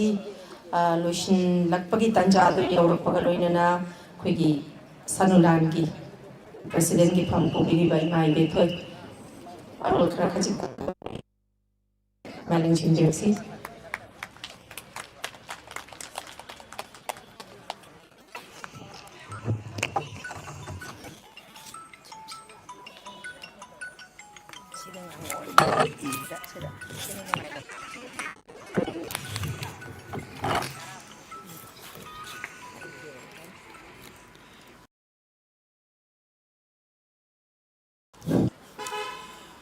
ꯑꯩ ꯑꯍꯥꯟꯕ ꯃꯛꯇꯗ ꯙꯧꯔꯋꯥꯡ ꯄꯣꯛꯄꯕꯨ ꯔꯋꯥꯡ ꯄꯣꯛꯄꯒꯤ ꯃꯐꯝꯗ ꯑꯩ ꯄꯨꯅꯦꯝꯖꯔꯤ ꯃꯇꯝ ꯑꯍꯨꯝꯕꯨ ꯄꯨꯕꯤꯔꯤꯕ ꯃꯉꯥꯡ ꯂꯨꯋꯥꯡ ꯈꯨꯃꯟ ꯑꯩ ꯈꯣꯏꯔꯝꯖꯔꯤ ꯉꯁꯤꯒꯤ ꯗꯥꯏꯗ ꯂꯦꯡꯁꯟꯕꯤꯔꯝꯕ ꯑꯩꯒꯤ ꯏꯕꯨꯡ ꯑꯩꯈꯣꯏꯒꯤ ꯃꯇꯨꯡꯒꯤ ꯑꯩꯈꯣꯏꯒꯤ ꯈ꯭ꯋꯥꯏꯗꯒꯤ ꯍꯦꯟꯅ ꯅꯨꯡꯁꯤꯖꯔꯕ ꯖꯥꯎ ꯁꯥꯟꯇꯤꯕꯂꯥ ꯑꯗꯨꯒ ꯑꯩꯒꯤ ꯌꯥꯡꯅ ꯅꯨꯄꯤ ꯈꯨꯟꯅꯥꯏꯗ ꯄꯣꯛꯂꯕ ꯑꯩꯈꯣꯏꯗꯤ ꯀꯟꯗꯕ ꯌꯥꯗꯦ ꯍꯥꯏꯗꯅ ꯑꯩꯒꯤ ꯑꯩꯈꯣꯏ ꯏꯕꯦꯝꯃ ꯁꯨꯕꯦꯇꯥ ꯃꯍꯥꯛꯁꯤꯁꯨ ꯁꯤꯡꯖꯃꯩ ꯁꯤꯗꯩꯗ ꯃꯍꯥꯛ ꯄꯣꯛꯈꯤꯕꯅꯤ ꯃꯍꯥꯛꯅ ꯆꯠꯄ ꯂꯥꯏꯟꯗ ꯃꯌꯥꯝꯅꯁꯨ ꯁꯧꯒꯠꯄꯤꯌꯨ ꯑꯗꯨꯒ ꯄꯨꯝꯅꯃꯛ ꯇꯤꯟꯕꯤꯔꯤꯕ ꯑꯃꯗꯤ ꯉꯁꯤꯒꯤ ISTV ꯃꯤꯗꯤꯌꯥ ꯄꯥꯔꯁꯟ ꯂꯥꯏꯚꯁꯦ ꯊꯥꯔꯤꯕꯅꯤ ꯃꯤ ꯌꯥꯝꯕ ꯌꯥꯝꯗꯕ ꯈꯪꯖꯒꯁꯨ ꯂꯣꯏꯅ ꯍꯟꯅꯒꯁꯨ ꯚꯥꯔꯤ ꯑꯃ ꯂꯥꯛꯑꯝꯃꯒꯁꯨ ꯍꯟꯈ꯭ꯔꯒꯁꯨ ꯌꯨꯝꯊꯣꯡ ꯈꯨꯗꯤꯡꯗ ꯄ꯭ꯔꯤꯊꯤꯕꯤ ꯃꯐꯝ ꯌꯧꯅꯕ ꯍꯧꯖꯤꯛ ꯂꯥꯏꯚ ꯊꯥꯔꯤ ꯌꯦꯡꯗꯕ ꯑꯃꯠꯇ ꯂꯩꯔꯔꯣꯏꯗꯕꯅꯤ ꯑꯗꯨꯒ ISTV ꯃꯤꯗꯤꯌꯥ ꯄꯨꯝꯅꯃꯛꯁꯨ ꯃꯊꯧꯁꯤ ꯌꯥꯝ ꯆꯤꯟꯕ ꯏꯃꯥ ꯋꯥꯔꯧꯕ ꯌꯥꯗꯦ ꯍꯥꯏꯔꯒ ꯂꯣꯏꯅꯃꯛ ꯃꯁꯤꯗ ꯑꯩꯕꯨ ꯉꯥꯡꯍꯜꯂꯒ ꯂꯣꯏꯅ ꯆꯠꯈ꯭ꯔꯦ ꯆꯥꯁꯤꯡ ꯊꯧꯗꯥꯡ ꯂꯥꯛꯄꯤꯔꯤꯕ ꯄꯨꯝꯅꯃꯛ ꯇꯥꯛꯅꯕ ꯃꯇꯝꯁꯨ ꯀꯥꯏꯊꯣꯛꯑ ꯂꯥꯛꯄꯤꯔꯤꯕ ꯄꯨꯝꯅꯃꯛ ꯁꯅꯨꯔꯥꯅ ꯀꯣꯛꯅꯣꯅ ꯈꯣꯏꯔꯝꯖꯩ ꯉꯁꯤ ꯑꯣꯖꯥ ꯁꯟꯖꯤꯕꯂꯥꯅ ꯉꯥꯡꯕꯗꯤ ꯂꯥꯏꯔꯤꯛ ꯍꯩꯕꯅꯤꯅ ꯌꯪꯃꯦꯅ ꯉꯥꯡꯉꯝꯕꯅꯦꯕ ꯑꯩꯅ ꯉꯥꯡꯗꯣꯏꯁꯤꯅ ꯑꯃ ꯍꯥꯏꯗꯤ ꯃꯌꯦꯛꯇꯗꯤ ꯈꯔꯗꯤ ꯍꯦꯟꯈ꯭ꯔꯕꯒ ꯃꯌꯦꯛ ꯌꯥꯎꯗꯕꯒ ꯊꯦꯡꯒꯥꯏꯅꯗꯧꯔꯦ ꯃꯌꯦꯛ ꯌꯥꯎꯗꯕ ꯑꯩꯒꯤ ꯁꯨꯒꯨꯝꯕ ꯑꯣꯖꯥ ꯁꯟꯖꯤꯕꯂꯥꯅ ꯇꯥꯕꯤꯔꯣ ꯑꯩꯅ ꯉꯁꯤ ꯋꯥꯁꯛ ꯑꯃꯈꯛ ꯂꯧꯔꯤ ꯀꯔꯤ ꯋꯥꯁꯛ ꯂꯥꯏꯔꯕ ꯀꯥꯡꯕꯨꯗ ꯄꯣꯛꯂꯛꯄ ꯃꯤꯁꯛ ꯑꯃ ꯄꯨꯛ ꯊꯟꯅ ꯆꯥꯛ ꯆꯥꯔꯛꯇꯕ ꯃꯇꯝ ꯑꯗꯨꯒꯤ ꯄꯨꯡꯈꯣꯟꯅ ꯌꯩꯈꯤꯕ ꯃꯤꯁꯛ ꯑꯃꯅꯤ ꯑꯩꯍꯥꯛꯇꯤ ꯑꯗꯨꯕꯨ ꯑꯌꯨꯛ ꯄꯣꯛꯄ ꯏꯃꯥꯅ ꯂꯥꯏꯔꯤꯛ ꯌꯥꯝꯅ ꯌꯧꯅ ꯇꯝꯍꯟꯅꯤꯡꯉꯤ ꯏꯄꯥꯅ ꯅꯨꯄꯥ ꯇꯝꯍꯟꯁꯤ ꯅꯨꯄꯤꯗꯤ ꯌꯥꯝ ꯇꯝꯍꯟꯒꯣꯟꯁꯤꯅ ꯃꯇꯝꯗ ꯌꯦꯠꯈꯤꯕ ꯂꯩ ꯀꯥꯎꯗꯦ ꯑꯩ ꯑꯗꯣ ꯏꯄꯥꯗꯣ ꯂꯥꯏꯔꯗꯅ ꯇꯧꯔꯤꯅꯦꯅ ꯈꯜꯂꯦꯕ ꯑꯩꯅ ꯏꯄꯥꯗ ꯁꯥꯎꯕ ꯂꯩꯇꯦ ꯍꯧꯖꯤꯛꯇꯤ ꯂꯥꯏꯔꯤꯛ ꯍꯩꯇꯕꯁꯤ ꯂꯩꯇ꯭ꯔꯦ ꯊꯣꯡ ꯆꯞ ꯃꯥꯟꯅ ꯂꯥꯏꯔꯤꯛ ꯍꯩꯔꯦ ꯂꯥꯏꯔꯤꯛ ꯍꯩꯔꯕ ꯃꯇꯝꯁꯤꯗꯅ ꯍꯦꯟꯅ ꯋꯥꯈꯜ ꯈꯟꯗꯕ ꯉꯝꯗ꯭ꯔꯦ ꯅꯍꯥꯟꯗꯨ ꯃꯐꯝ ꯑꯁꯤꯗ ꯃꯤꯇꯤꯡ ꯑꯃ ꯄꯥꯡꯊꯣꯛꯈꯤ ꯃꯤꯇꯤꯡꯁꯦ ꯆꯟꯗꯦ ꯍꯥꯏꯕꯗꯤ Sanuranji meeting man pi kana sindaji karai karai the thabak lege sanuran thabak suba chalage sir group ki pha tha da ngam da na bam adu di nupi do dum phul loina ta ngasi nupi khunai sina amaram da ju she group le no magi lupa cha maga hudak chani humdak tang phang bado thadu maga akhoi nupi si kan da ya te ko haiba se khanda bi o chini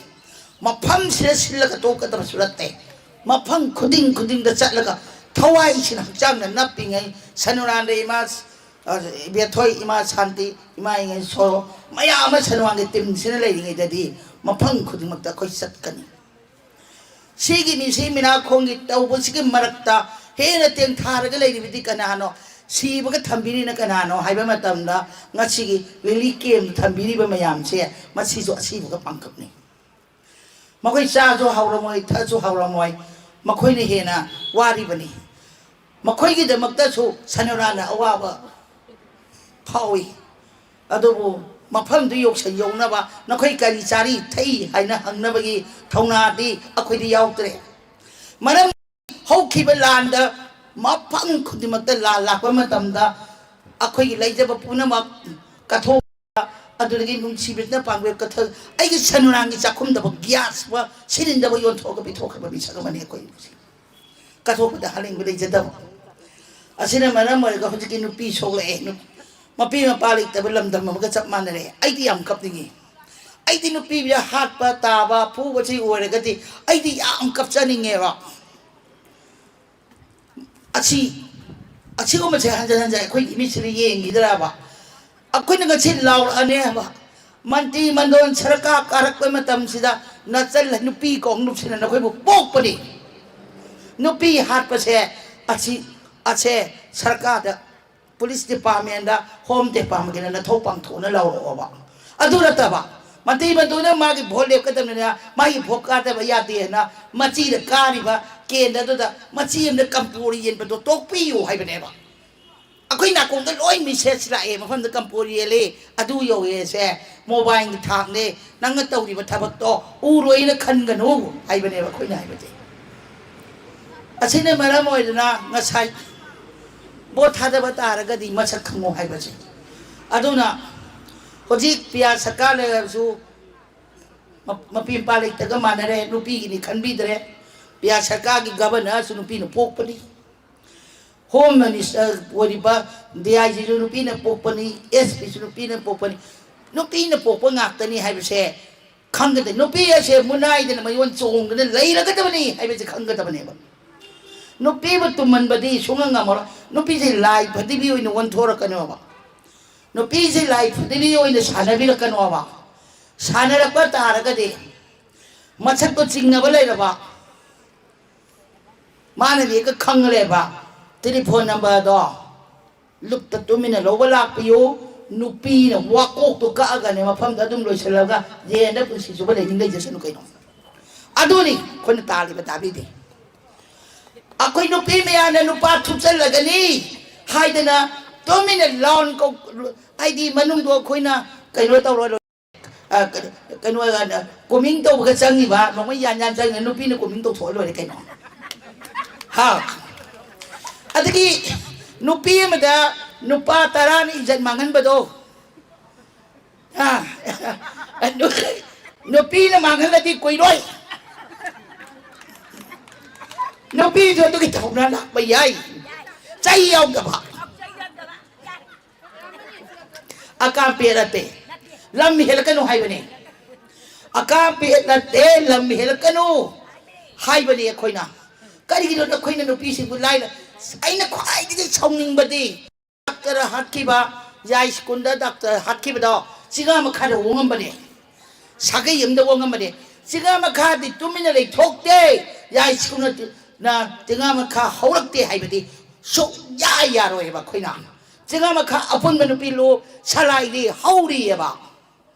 aduga khoi gi ningon cha ko bo matam da chu nupi khunai da do khana oina mi kano do pharaga tau bi yu hai ni lok thok ba di ma se ma pun ji su pajira khos tau re 하이드나 도크나 오이나 피토가디 सरकार vote काबदे governor Fai फैने लई परें hoop चलमगदबने लई परें लेतने हजे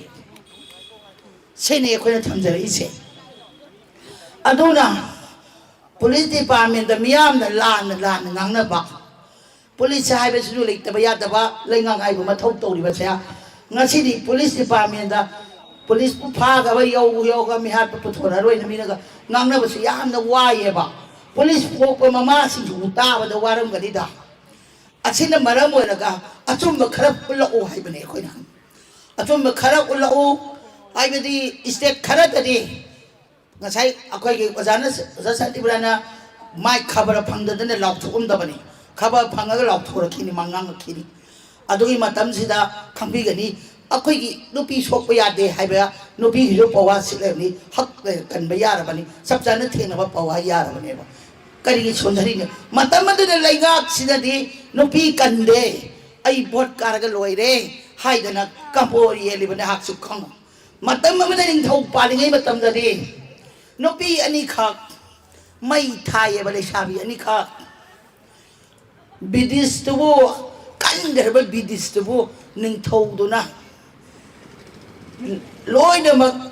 bidis lami je manga ka halo na wada tawi ba adu tawru wada bidi kan phasi to ba mathang taw na gi ba lai ba pha gi ba mokhai gi tha khabalam da mokhai kun gar hum doi samudra gi thak ipom thilu ba makhoi do sak pijana ba tham marate makhoi napi tinghang marak tu da akhoi gi yum su lek ta ba da lin na bo chitna sirang ga da ising ga thap ma pham ma kamai tang lai hi da ba no ba maroi ba maram dam da nu pi gi da mak ta ya de hai da na ado ba ning thau na kalam ne ba ngasi di laiga ta pa le iban ning thau ching che machan macha gi khan mi da na pham mun na lai ne ba अखोई चप चाब majority फंगबा इसा इशुरिंगना सरकार same गमदबा नुपी खुनाइबु कन्म गमदबा हाइबासे wonderful करी हाइसिके अतोप state की ममांगदा से वरिबा फाइनेक सेपिनमा कांगलुपसे इकाइबना माइ थंबम लेतरे सिनी थमजरीसे अदुने नखोई मिकअप थोओबा makeup थोकना करीगुंबा मफम हमदा नोपी कंखट बगेदा अखोई की मरी बतानी मा कंदब यादे अदु तौद यादे काना हे हायरम बदो पृथ्वी मफम खुदिंग तान लाव बने मा डिसमिस तो मा कनो द सिंगा सोन फमन गनो मा चिंग थौना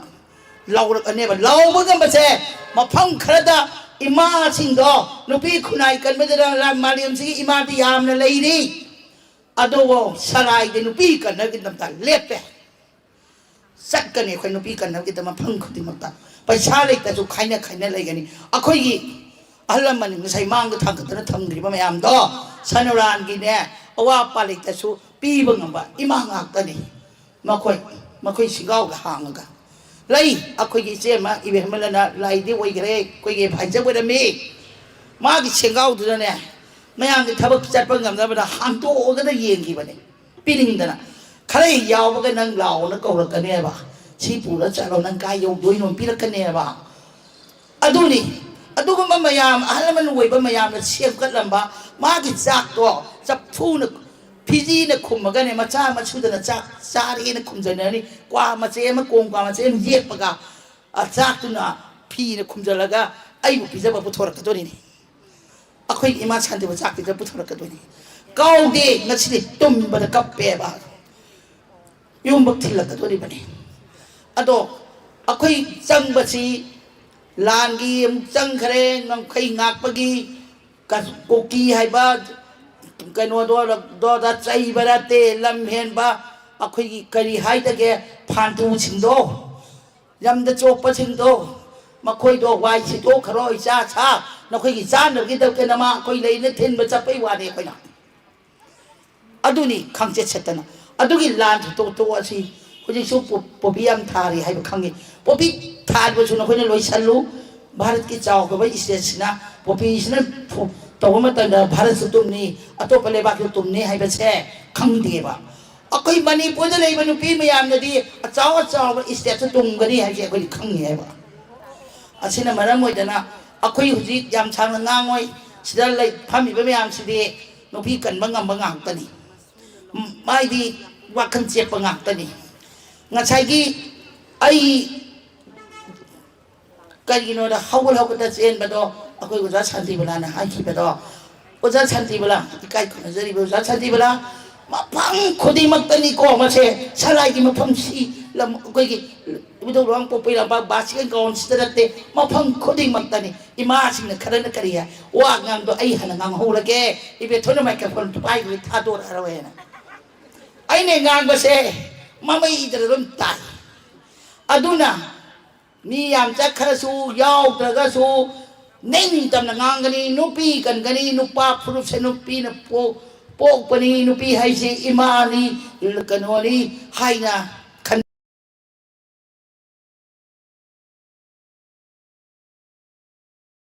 ꯈꯟꯕꯤꯌꯨ ꯑꯗꯨ ꯀꯅꯥꯅ ꯄꯥꯜꯍꯜꯂꯤꯅꯣ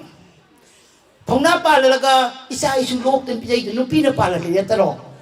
ꯅꯨꯄꯤꯁꯦ ꯕꯨꯖꯥ ꯇꯧꯔꯒ ꯂꯥꯠꯀꯗꯕꯅꯤ nupi lat kadamni puja tawgadabani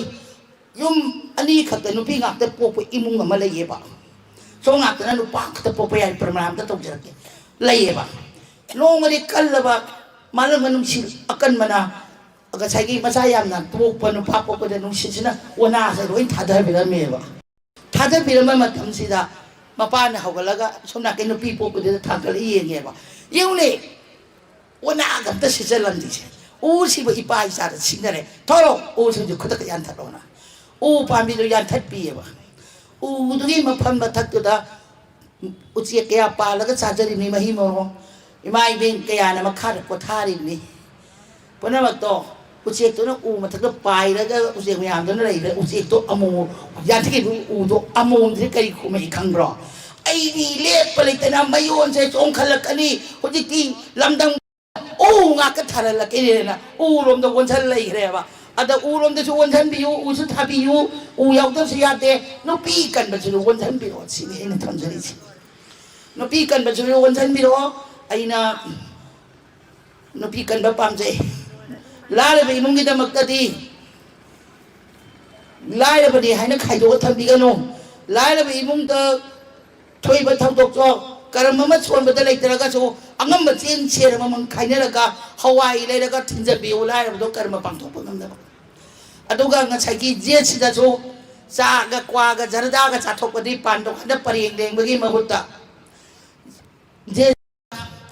rupa cham cham yang khi dang je sida thinjan bi yu je si ba pang kang khalakani je si pai di ba sing do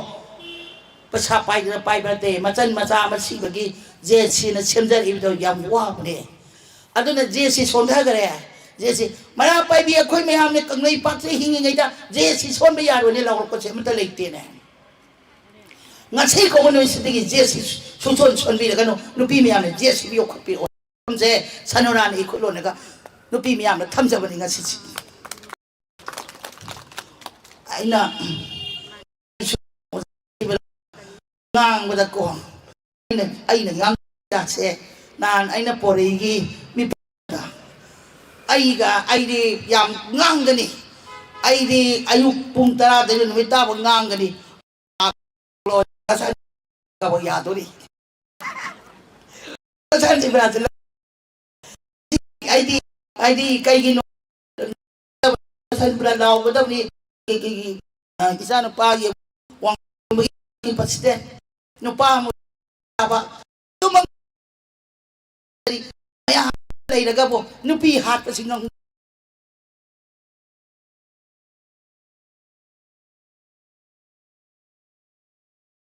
nupi saw bagi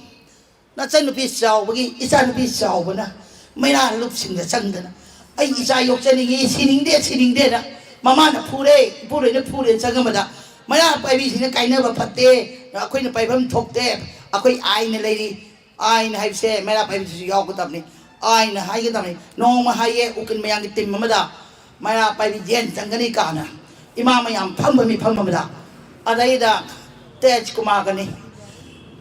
ukin tej kumar na si chu ai ne na hang ai je ai ima di ꯑꯩꯅꯤꯅ ꯂꯥꯎꯊꯣꯛꯑꯝꯕꯅꯤꯅ ꯏꯆꯥ ꯃꯤꯡ ꯄꯟꯖꯔꯛꯑꯦ ꯃꯔꯝꯗꯤ ꯅꯨꯄꯤ ꯃꯌꯥꯝꯗꯨꯗ ꯑꯩꯈꯣꯏ ꯌꯦꯟ ꯆꯪꯗꯣꯏꯗꯣ ꯃꯔꯝꯗꯨ ꯂꯩꯇꯅꯕꯨ ꯌꯦꯟ ꯆꯪꯅ ꯅꯨꯄꯤ ꯑꯃꯗ ꯊꯣꯛꯂꯛꯑꯔꯣꯏꯗꯅ ꯑꯩꯅ ꯃꯥꯏꯀ꯭ꯔꯣꯐꯣꯟ ꯄꯤꯔꯛꯎ ꯅꯪ ꯆꯪꯈꯤꯕ ꯌꯥꯔꯣꯏ ꯃꯥꯏꯀ꯭ꯔꯣꯐꯣꯟ ꯂꯧꯕꯅꯦ ꯑꯩꯅ ꯂꯧꯔꯒ ꯀꯔꯝꯕꯗꯅꯣ ꯑꯩꯅ ꯍꯥꯏꯔꯤꯕ ꯄꯥꯎꯈꯨꯝꯁꯦ ꯈꯨꯝꯕꯤꯔꯛꯑꯣ ꯉꯁꯥꯏꯒꯤ ꯏꯃꯥ ꯏꯕꯦꯟꯗꯣ ꯃꯅꯪꯅ ꯅꯝꯕꯨ ꯑꯃ ꯄꯣꯟꯖꯔꯒ ꯃꯈꯨꯠꯇ ꯁꯤꯡꯒꯥꯎ ꯑꯃ ꯌꯥꯟꯖꯔꯒ ꯂꯥꯛꯆꯔꯤꯕꯗꯣ ꯉꯁꯥꯏꯒꯤ lummaga ꯅꯤꯁꯥ ꯆꯥꯅꯤꯡꯕꯅ ꯁꯤꯡꯒꯥꯎ ꯂꯥꯛꯄꯁꯤꯗ ꯃꯥꯒꯤ ꯑꯍꯜ ꯑꯣꯏꯔꯕꯅꯤꯅ ꯃꯥꯒꯤ ꯁꯤꯡꯒꯥꯎꯗꯨꯗꯤ ꯄꯥꯛꯊꯣꯛꯇꯕꯅꯤꯅ ꯂꯥꯎꯅꯒ ꯃꯩꯔꯥ ꯄꯥꯏ ꯇꯥꯗꯅ ꯐꯥꯔꯒ ꯃꯩꯔꯥ ꯄꯥꯏꯕꯤꯒꯤ ꯀꯁꯇꯗꯤꯗ ꯄꯨꯁꯜꯂꯛꯑꯦ ꯁꯣꯝ ꯅꯥꯀꯟꯗ ꯄꯨꯂꯤꯁ ꯀꯁꯇꯗꯤꯗ ꯐꯣꯟ ꯇꯧꯔꯦ ꯄꯥꯛ ꯄꯥꯏꯈꯠꯂꯛꯄꯤꯔꯝꯅ ꯑꯍꯤꯡ ꯑꯃ ꯂꯦꯟ ꯇꯥꯕ ꯅꯠꯇ꯭ꯔꯣ ꯑꯍꯤꯡ ꯑꯃ ꯂꯦꯟꯈ꯭ꯔꯕ ꯀꯩꯗꯧꯕ ꯃꯩꯔꯥ ꯄꯥꯏꯕꯤ ꯌꯦꯟ ꯊꯝꯗꯣꯏꯅꯣꯕ ꯃꯩꯔꯥ ꯄꯥꯏꯕꯤ ꯌꯦꯟꯗ ꯑꯍꯤꯡ ꯑꯃ ꯊꯝꯕꯒꯤ ꯃꯤ ꯐꯥ ꯊꯝꯕꯒꯤ ꯀꯗꯥꯏ ꯊꯝꯗꯣꯏꯅꯣ ꯃꯤꯗꯨ ꯃꯩꯔꯥ ꯄꯥꯏꯕꯤꯅ ꯀꯟꯗ꯭ꯔꯒꯗꯤ ꯉꯁꯥꯏꯒꯤ ꯅꯤꯁꯥ ꯆꯥꯕꯗꯣ ꯅꯨꯡꯗꯥꯡꯗ ꯁꯤꯔꯣꯏꯗꯕ꯭ꯔꯥꯕ ꯑꯗꯨꯗꯤ ꯄꯨꯂꯤꯁꯇꯨ ꯉꯥꯏ ꯂꯩꯒꯗ꯭ꯔꯕ ꯅꯣꯡꯉꯥꯜꯂꯒ ꯏꯕꯨꯡꯉꯣ ꯅꯈꯣꯏꯗꯤ ꯇꯨꯝꯈ꯭ꯔꯕ ꯍꯤꯞꯈ꯭ꯔꯕ ꯇꯥꯗꯕꯗꯩ ꯀꯟꯕꯤꯔ ꯊꯝꯃꯦ ꯂꯧ ꯂꯥꯛꯑꯣ ꯁꯤꯟꯅꯔꯒ ꯀꯥꯟꯗꯗꯤ ꯄꯨꯔ ꯆꯠꯈ꯭ꯔꯦꯗꯅ ꯑꯗꯨꯗ ꯑꯩꯅ ꯑꯗꯨꯗ ꯑꯍꯤꯡ ꯑꯃ ꯊꯝꯈꯤꯕꯗꯣ ꯃꯈꯣꯏ ꯌꯦꯟ ꯆꯪꯒꯗ꯭ꯔꯥ ꯁꯤꯅꯤ ꯑꯩ ꯃꯥ ꯄꯥꯈꯣꯟ ꯄꯤꯖꯔꯣ ꯑꯩ ꯕꯥꯕ ꯑꯣꯏꯖꯒꯦ ꯇꯣꯛꯈ꯭ꯔꯦꯕ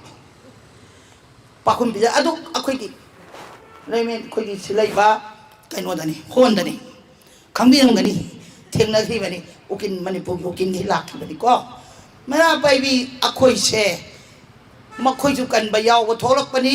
ꯂꯩꯕꯥꯛ ꯉꯥꯛꯄꯁꯨ ꯊꯣꯛꯂꯛꯄ ꯅꯨꯄꯤꯁꯦ ꯉꯁꯤ ꯀꯧꯕ ꯅꯨꯃꯤꯠꯁꯤꯒꯤ ꯆꯥꯎꯕꯒꯤ ꯃꯤꯍꯥꯠ ꯗꯥꯛꯇꯔ ꯔꯤꯇꯥꯒꯤ ꯃꯤꯍꯥꯠ ꯑꯩꯈꯣꯏꯒꯤ ꯏꯕꯦꯝ ꯑꯃ ꯃꯥꯂꯣꯝꯒꯤ ꯃꯤꯍꯥꯠ ꯑꯗꯒꯤ ꯀꯛꯆꯤꯡ ꯈꯨꯅꯧꯗ ꯁꯤꯈꯤꯕ ꯃꯤꯍꯥꯠ ꯃꯣꯟꯅ ꯅꯝꯃꯒ ꯍꯥꯠꯄꯤꯕ ꯃꯤꯍꯥꯠ ꯃꯌꯥꯝꯁꯦ ꯃꯆꯤ ꯑꯃꯗꯅ ꯃꯩꯔꯥ ꯄꯥꯏꯕꯤ ꯃꯌꯥꯝꯅ ꯊꯣꯛꯂꯛꯀꯗꯣꯏꯅꯤ ꯃꯅꯤꯄꯨꯔꯤ ꯏꯃꯥ ꯃꯌꯥꯝ ꯂꯦꯡꯉꯛꯑꯦꯅ ꯐꯅꯦꯛ ꯉꯛꯁꯛ ꯉꯛꯁꯛ ꯉꯥꯡꯕ ꯃꯌꯥꯝ ꯁꯦꯠꯂꯒ ꯀ꯭ꯋꯥꯗꯨꯅ ꯖꯔ ꯖꯥꯔꯨ ꯆꯥꯛꯄꯅ ꯃꯈꯗꯥꯒ ꯆꯦꯟꯗꯕꯅ ꯃꯪ ꯁꯝꯃꯦ ꯌꯧꯒꯦ ꯑꯩꯉꯣꯟꯗ ꯏꯃꯥ ꯂꯦꯡꯖꯟꯕꯤꯔꯛꯎ ꯀ꯭ꯋꯥ ꯄꯥꯏꯔ ꯉꯥꯏꯖꯔꯦꯌꯦ ꯀ꯭ꯋꯥ ꯆꯥꯕ ꯏꯃꯥꯁꯤꯡꯗ ꯄꯤꯕꯤꯔꯣ ꯏꯃꯥꯗꯤ ꯆꯥꯗ꯭ꯔꯦ ꯁꯤꯅꯤ ꯑꯩꯅ ꯆꯪꯉꯤꯅꯤ ꯊꯤꯒꯠꯂꯤꯅꯤ ꯑꯗ ꯏꯃꯥ ꯃꯌꯥꯝ ꯂꯦꯡꯕ ꯂꯩꯈꯠꯄ ꯂꯩꯈꯠꯄ ꯅꯨꯄꯤ ꯑꯃꯗꯤ ꯌꯥꯎꯔꯛꯑꯦ ꯍꯥꯏꯌꯦꯕ ꯑꯆꯨꯝꯕ ꯊꯤꯖꯤꯟꯕ ꯂꯥꯛꯏꯕ ꯑꯩꯁꯦ ꯂꯩꯈꯠꯄꯔꯣꯝꯗ ꯆꯠꯂꯦꯕ ꯂꯩꯈꯠꯄ ꯍꯥꯏꯁꯦ ꯐꯩꯍꯦ ꯒꯥꯡꯒ ꯁꯪꯅꯗꯤ ꯁꯨꯡꯌꯥ ꯌꯥꯔꯣꯏ ꯉꯝꯅꯕ ꯊꯤꯖꯤꯜꯂꯅꯤ ꯁꯤꯅꯤ ꯑꯩꯅ ꯉꯝꯅꯕ ꯊꯕꯛ ꯇꯧꯅꯤ ꯍꯥꯏꯗꯤ ꯑꯗꯨꯃꯥꯏꯅ ꯂꯦꯞꯄꯤ ꯑꯗꯨꯒ ꯑꯩꯈꯣꯏꯒꯤ ꯀꯩꯅꯣꯒꯤ ꯃꯈꯣꯏ ꯏꯃꯨꯡꯗꯨꯅ ꯖꯦꯠꯁꯤ ꯁꯦꯝꯕ ꯌꯥꯗꯦ ꯑꯗꯨ ꯇꯧꯗꯦꯗꯅ ꯖꯦꯠꯁꯤ ꯁꯦꯝꯕ ꯉꯝꯗꯕ ꯌꯥꯏ ꯁ꯭ꯀꯨꯜꯁꯦ ꯃꯈꯣꯏꯁꯦ ꯑꯀꯟꯕ ꯌꯥꯏ ꯁ꯭ꯀꯨꯜꯅꯦ ꯍꯥꯏꯕꯁꯦ ꯁꯂꯥꯏꯅ ꯁꯣꯛ ꯍꯥꯏꯔꯣꯏ ꯃꯔꯝꯗꯤ ꯑꯩꯈꯣꯏꯗ ꯆꯤꯡꯉꯥ ꯃꯈꯥꯗꯒꯤ ꯑꯃ ꯁꯤꯌꯦ ꯕꯤꯁꯦꯝꯄꯨꯔꯗ ꯆꯤꯡꯗꯣꯟꯗ ꯑꯩꯈꯣꯏ ꯆꯤꯡꯉꯥ ꯃꯈꯥꯒꯤ ꯃꯩꯔꯥ ꯄꯥꯏꯕꯤ ꯃꯌꯥꯝꯅ ꯆꯠꯂꯒ ꯄꯣꯛꯇꯣꯏ ꯃꯤꯌꯥꯠꯄꯁꯨ ꯑꯗꯨꯝ ꯄꯨꯊꯣꯛꯏ ꯉꯝꯒꯗꯕꯅꯤ ꯑꯗꯨꯒꯤ ꯊꯧꯅꯥꯗꯣ ꯂꯩꯒꯗꯕꯅꯤ ꯑꯗꯨꯒ ꯃꯈꯣꯏꯅꯤ ꯑꯗꯨ ꯍꯥꯏꯗꯤ ꯃꯄꯨꯔꯣꯏꯕꯅ ꯃꯈꯨꯠ ꯀꯩꯗ ꯎꯞꯄꯣꯏꯔꯥ ꯈꯪꯗꯦ ꯃꯇꯨ ꯁꯤꯔꯦ ꯃꯆꯥ ꯁꯤꯔꯦ ꯈꯔꯗꯤ ꯅꯨꯡꯁꯤꯕꯗꯤ ꯐꯥꯎꯔꯝꯒꯅꯤꯗꯅ ꯃꯩꯔꯥ ꯄꯥꯏꯕꯤ ꯃꯌꯥꯝꯗꯨꯗ ꯏꯃꯥ ꯊꯤꯖꯟꯕꯤꯌꯨ ꯑꯩꯁꯨ ꯃꯇꯦꯡ ꯄꯥꯡꯖꯒꯦ ꯍꯥꯏꯕꯒꯤ ꯃꯍꯨꯠꯇ ꯑꯩꯈꯣই ꯎꯀꯤꯜꯅ ꯑꯗꯨꯝ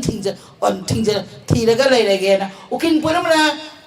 ꯊꯤꯕꯤꯔꯣ ꯎꯀꯤꯜ ꯄꯨꯝꯅꯃꯛꯅ ꯄꯥꯏꯕꯤꯔꯣ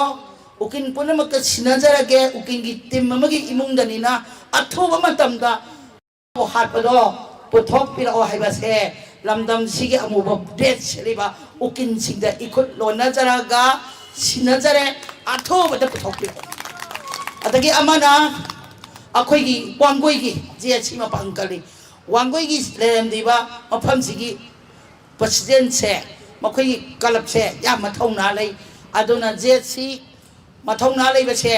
ꯃꯥꯒꯤ ꯃꯤꯍꯥꯠꯁꯦ ꯆꯨꯝꯅ ꯄꯨꯊꯣꯔꯛꯄ ꯃꯇꯝꯗ ꯖꯦꯜ ꯌꯧꯈ꯭ꯔ ꯃꯇꯨꯡꯗ ꯃꯅꯤꯄꯨꯔꯒꯤ ꯅꯨꯄꯤ ꯃꯌꯥꯝꯅ ꯁꯥꯟꯅꯔꯣꯏ ꯈꯪꯗꯦ ꯑꯃ ꯈꯪꯗꯦ ꯑꯣꯛꯄꯒꯨꯝꯅ ꯃꯉꯛ ꯁꯝꯗ ꯂꯩ ꯄꯔꯦꯡ ꯍꯨꯛꯑꯒ ꯑꯣꯛꯀꯅꯤ ꯍꯥꯏꯕꯁꯦ ꯁꯤꯃ ꯊꯝꯒꯗꯕꯅꯤ ꯑꯩꯈꯣꯏ ꯊꯧꯅꯥ ꯍꯟꯒꯅꯣꯅ ꯑꯣꯛꯀꯅꯤ ꯍꯥꯏꯅ ꯊꯝꯖꯔꯤ ꯑꯗꯨꯅ ꯑꯩꯈꯣꯏꯗꯤ ꯁꯂꯥꯏꯗꯤ ꯂꯥꯏꯔꯕ ꯂꯣꯝꯅꯤ ꯁꯦꯟꯒꯤ ꯇꯦꯡꯕꯥꯡ ꯄꯤꯕꯤꯔꯛꯄ ꯅꯨꯡꯁꯤꯕꯤꯔꯕ ꯏꯆꯤꯟ ꯏꯅꯥꯎꯁꯤꯡ ꯁꯅꯨꯔꯥꯡꯒꯤ ꯏꯕꯦꯊꯣꯏ ꯑꯩꯈꯣꯏꯒꯤ ꯑꯩꯒꯤꯗꯤ ꯏꯅꯝꯃꯅꯤ ꯖꯦꯔꯦꯜ ꯁꯛꯀꯠꯇꯩ ꯑꯩꯈꯣꯏ ꯏꯅꯝꯃ ꯁꯥꯟꯇꯤ ꯁꯅꯨꯔꯥꯡꯗꯨꯒꯤ ꯄꯨꯝꯅꯃꯛꯄꯨ ꯅꯨꯡꯁꯤꯕꯤꯗꯅ ꯒꯥꯔꯤꯒꯤ ꯃꯇꯦꯡ ꯄꯤꯕꯤꯔꯛꯄ ꯁꯦꯟꯒꯤ ꯃꯇꯦꯡ ꯄꯤꯕꯤꯔꯛꯄ ngasi kapi sing simu pangbirak pa puna magse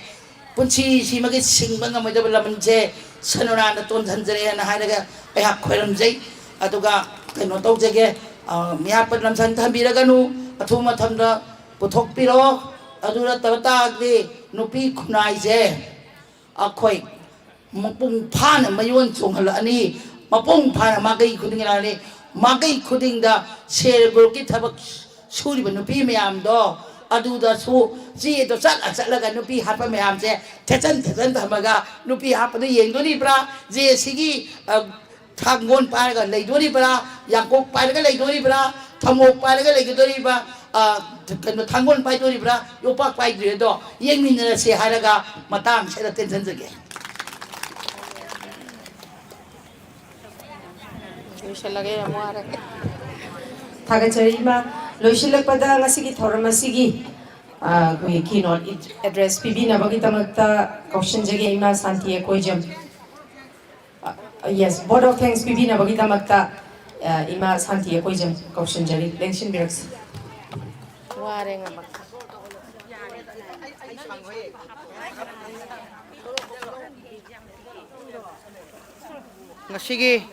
ngasi function si aina board thingpira wam tang khimupsage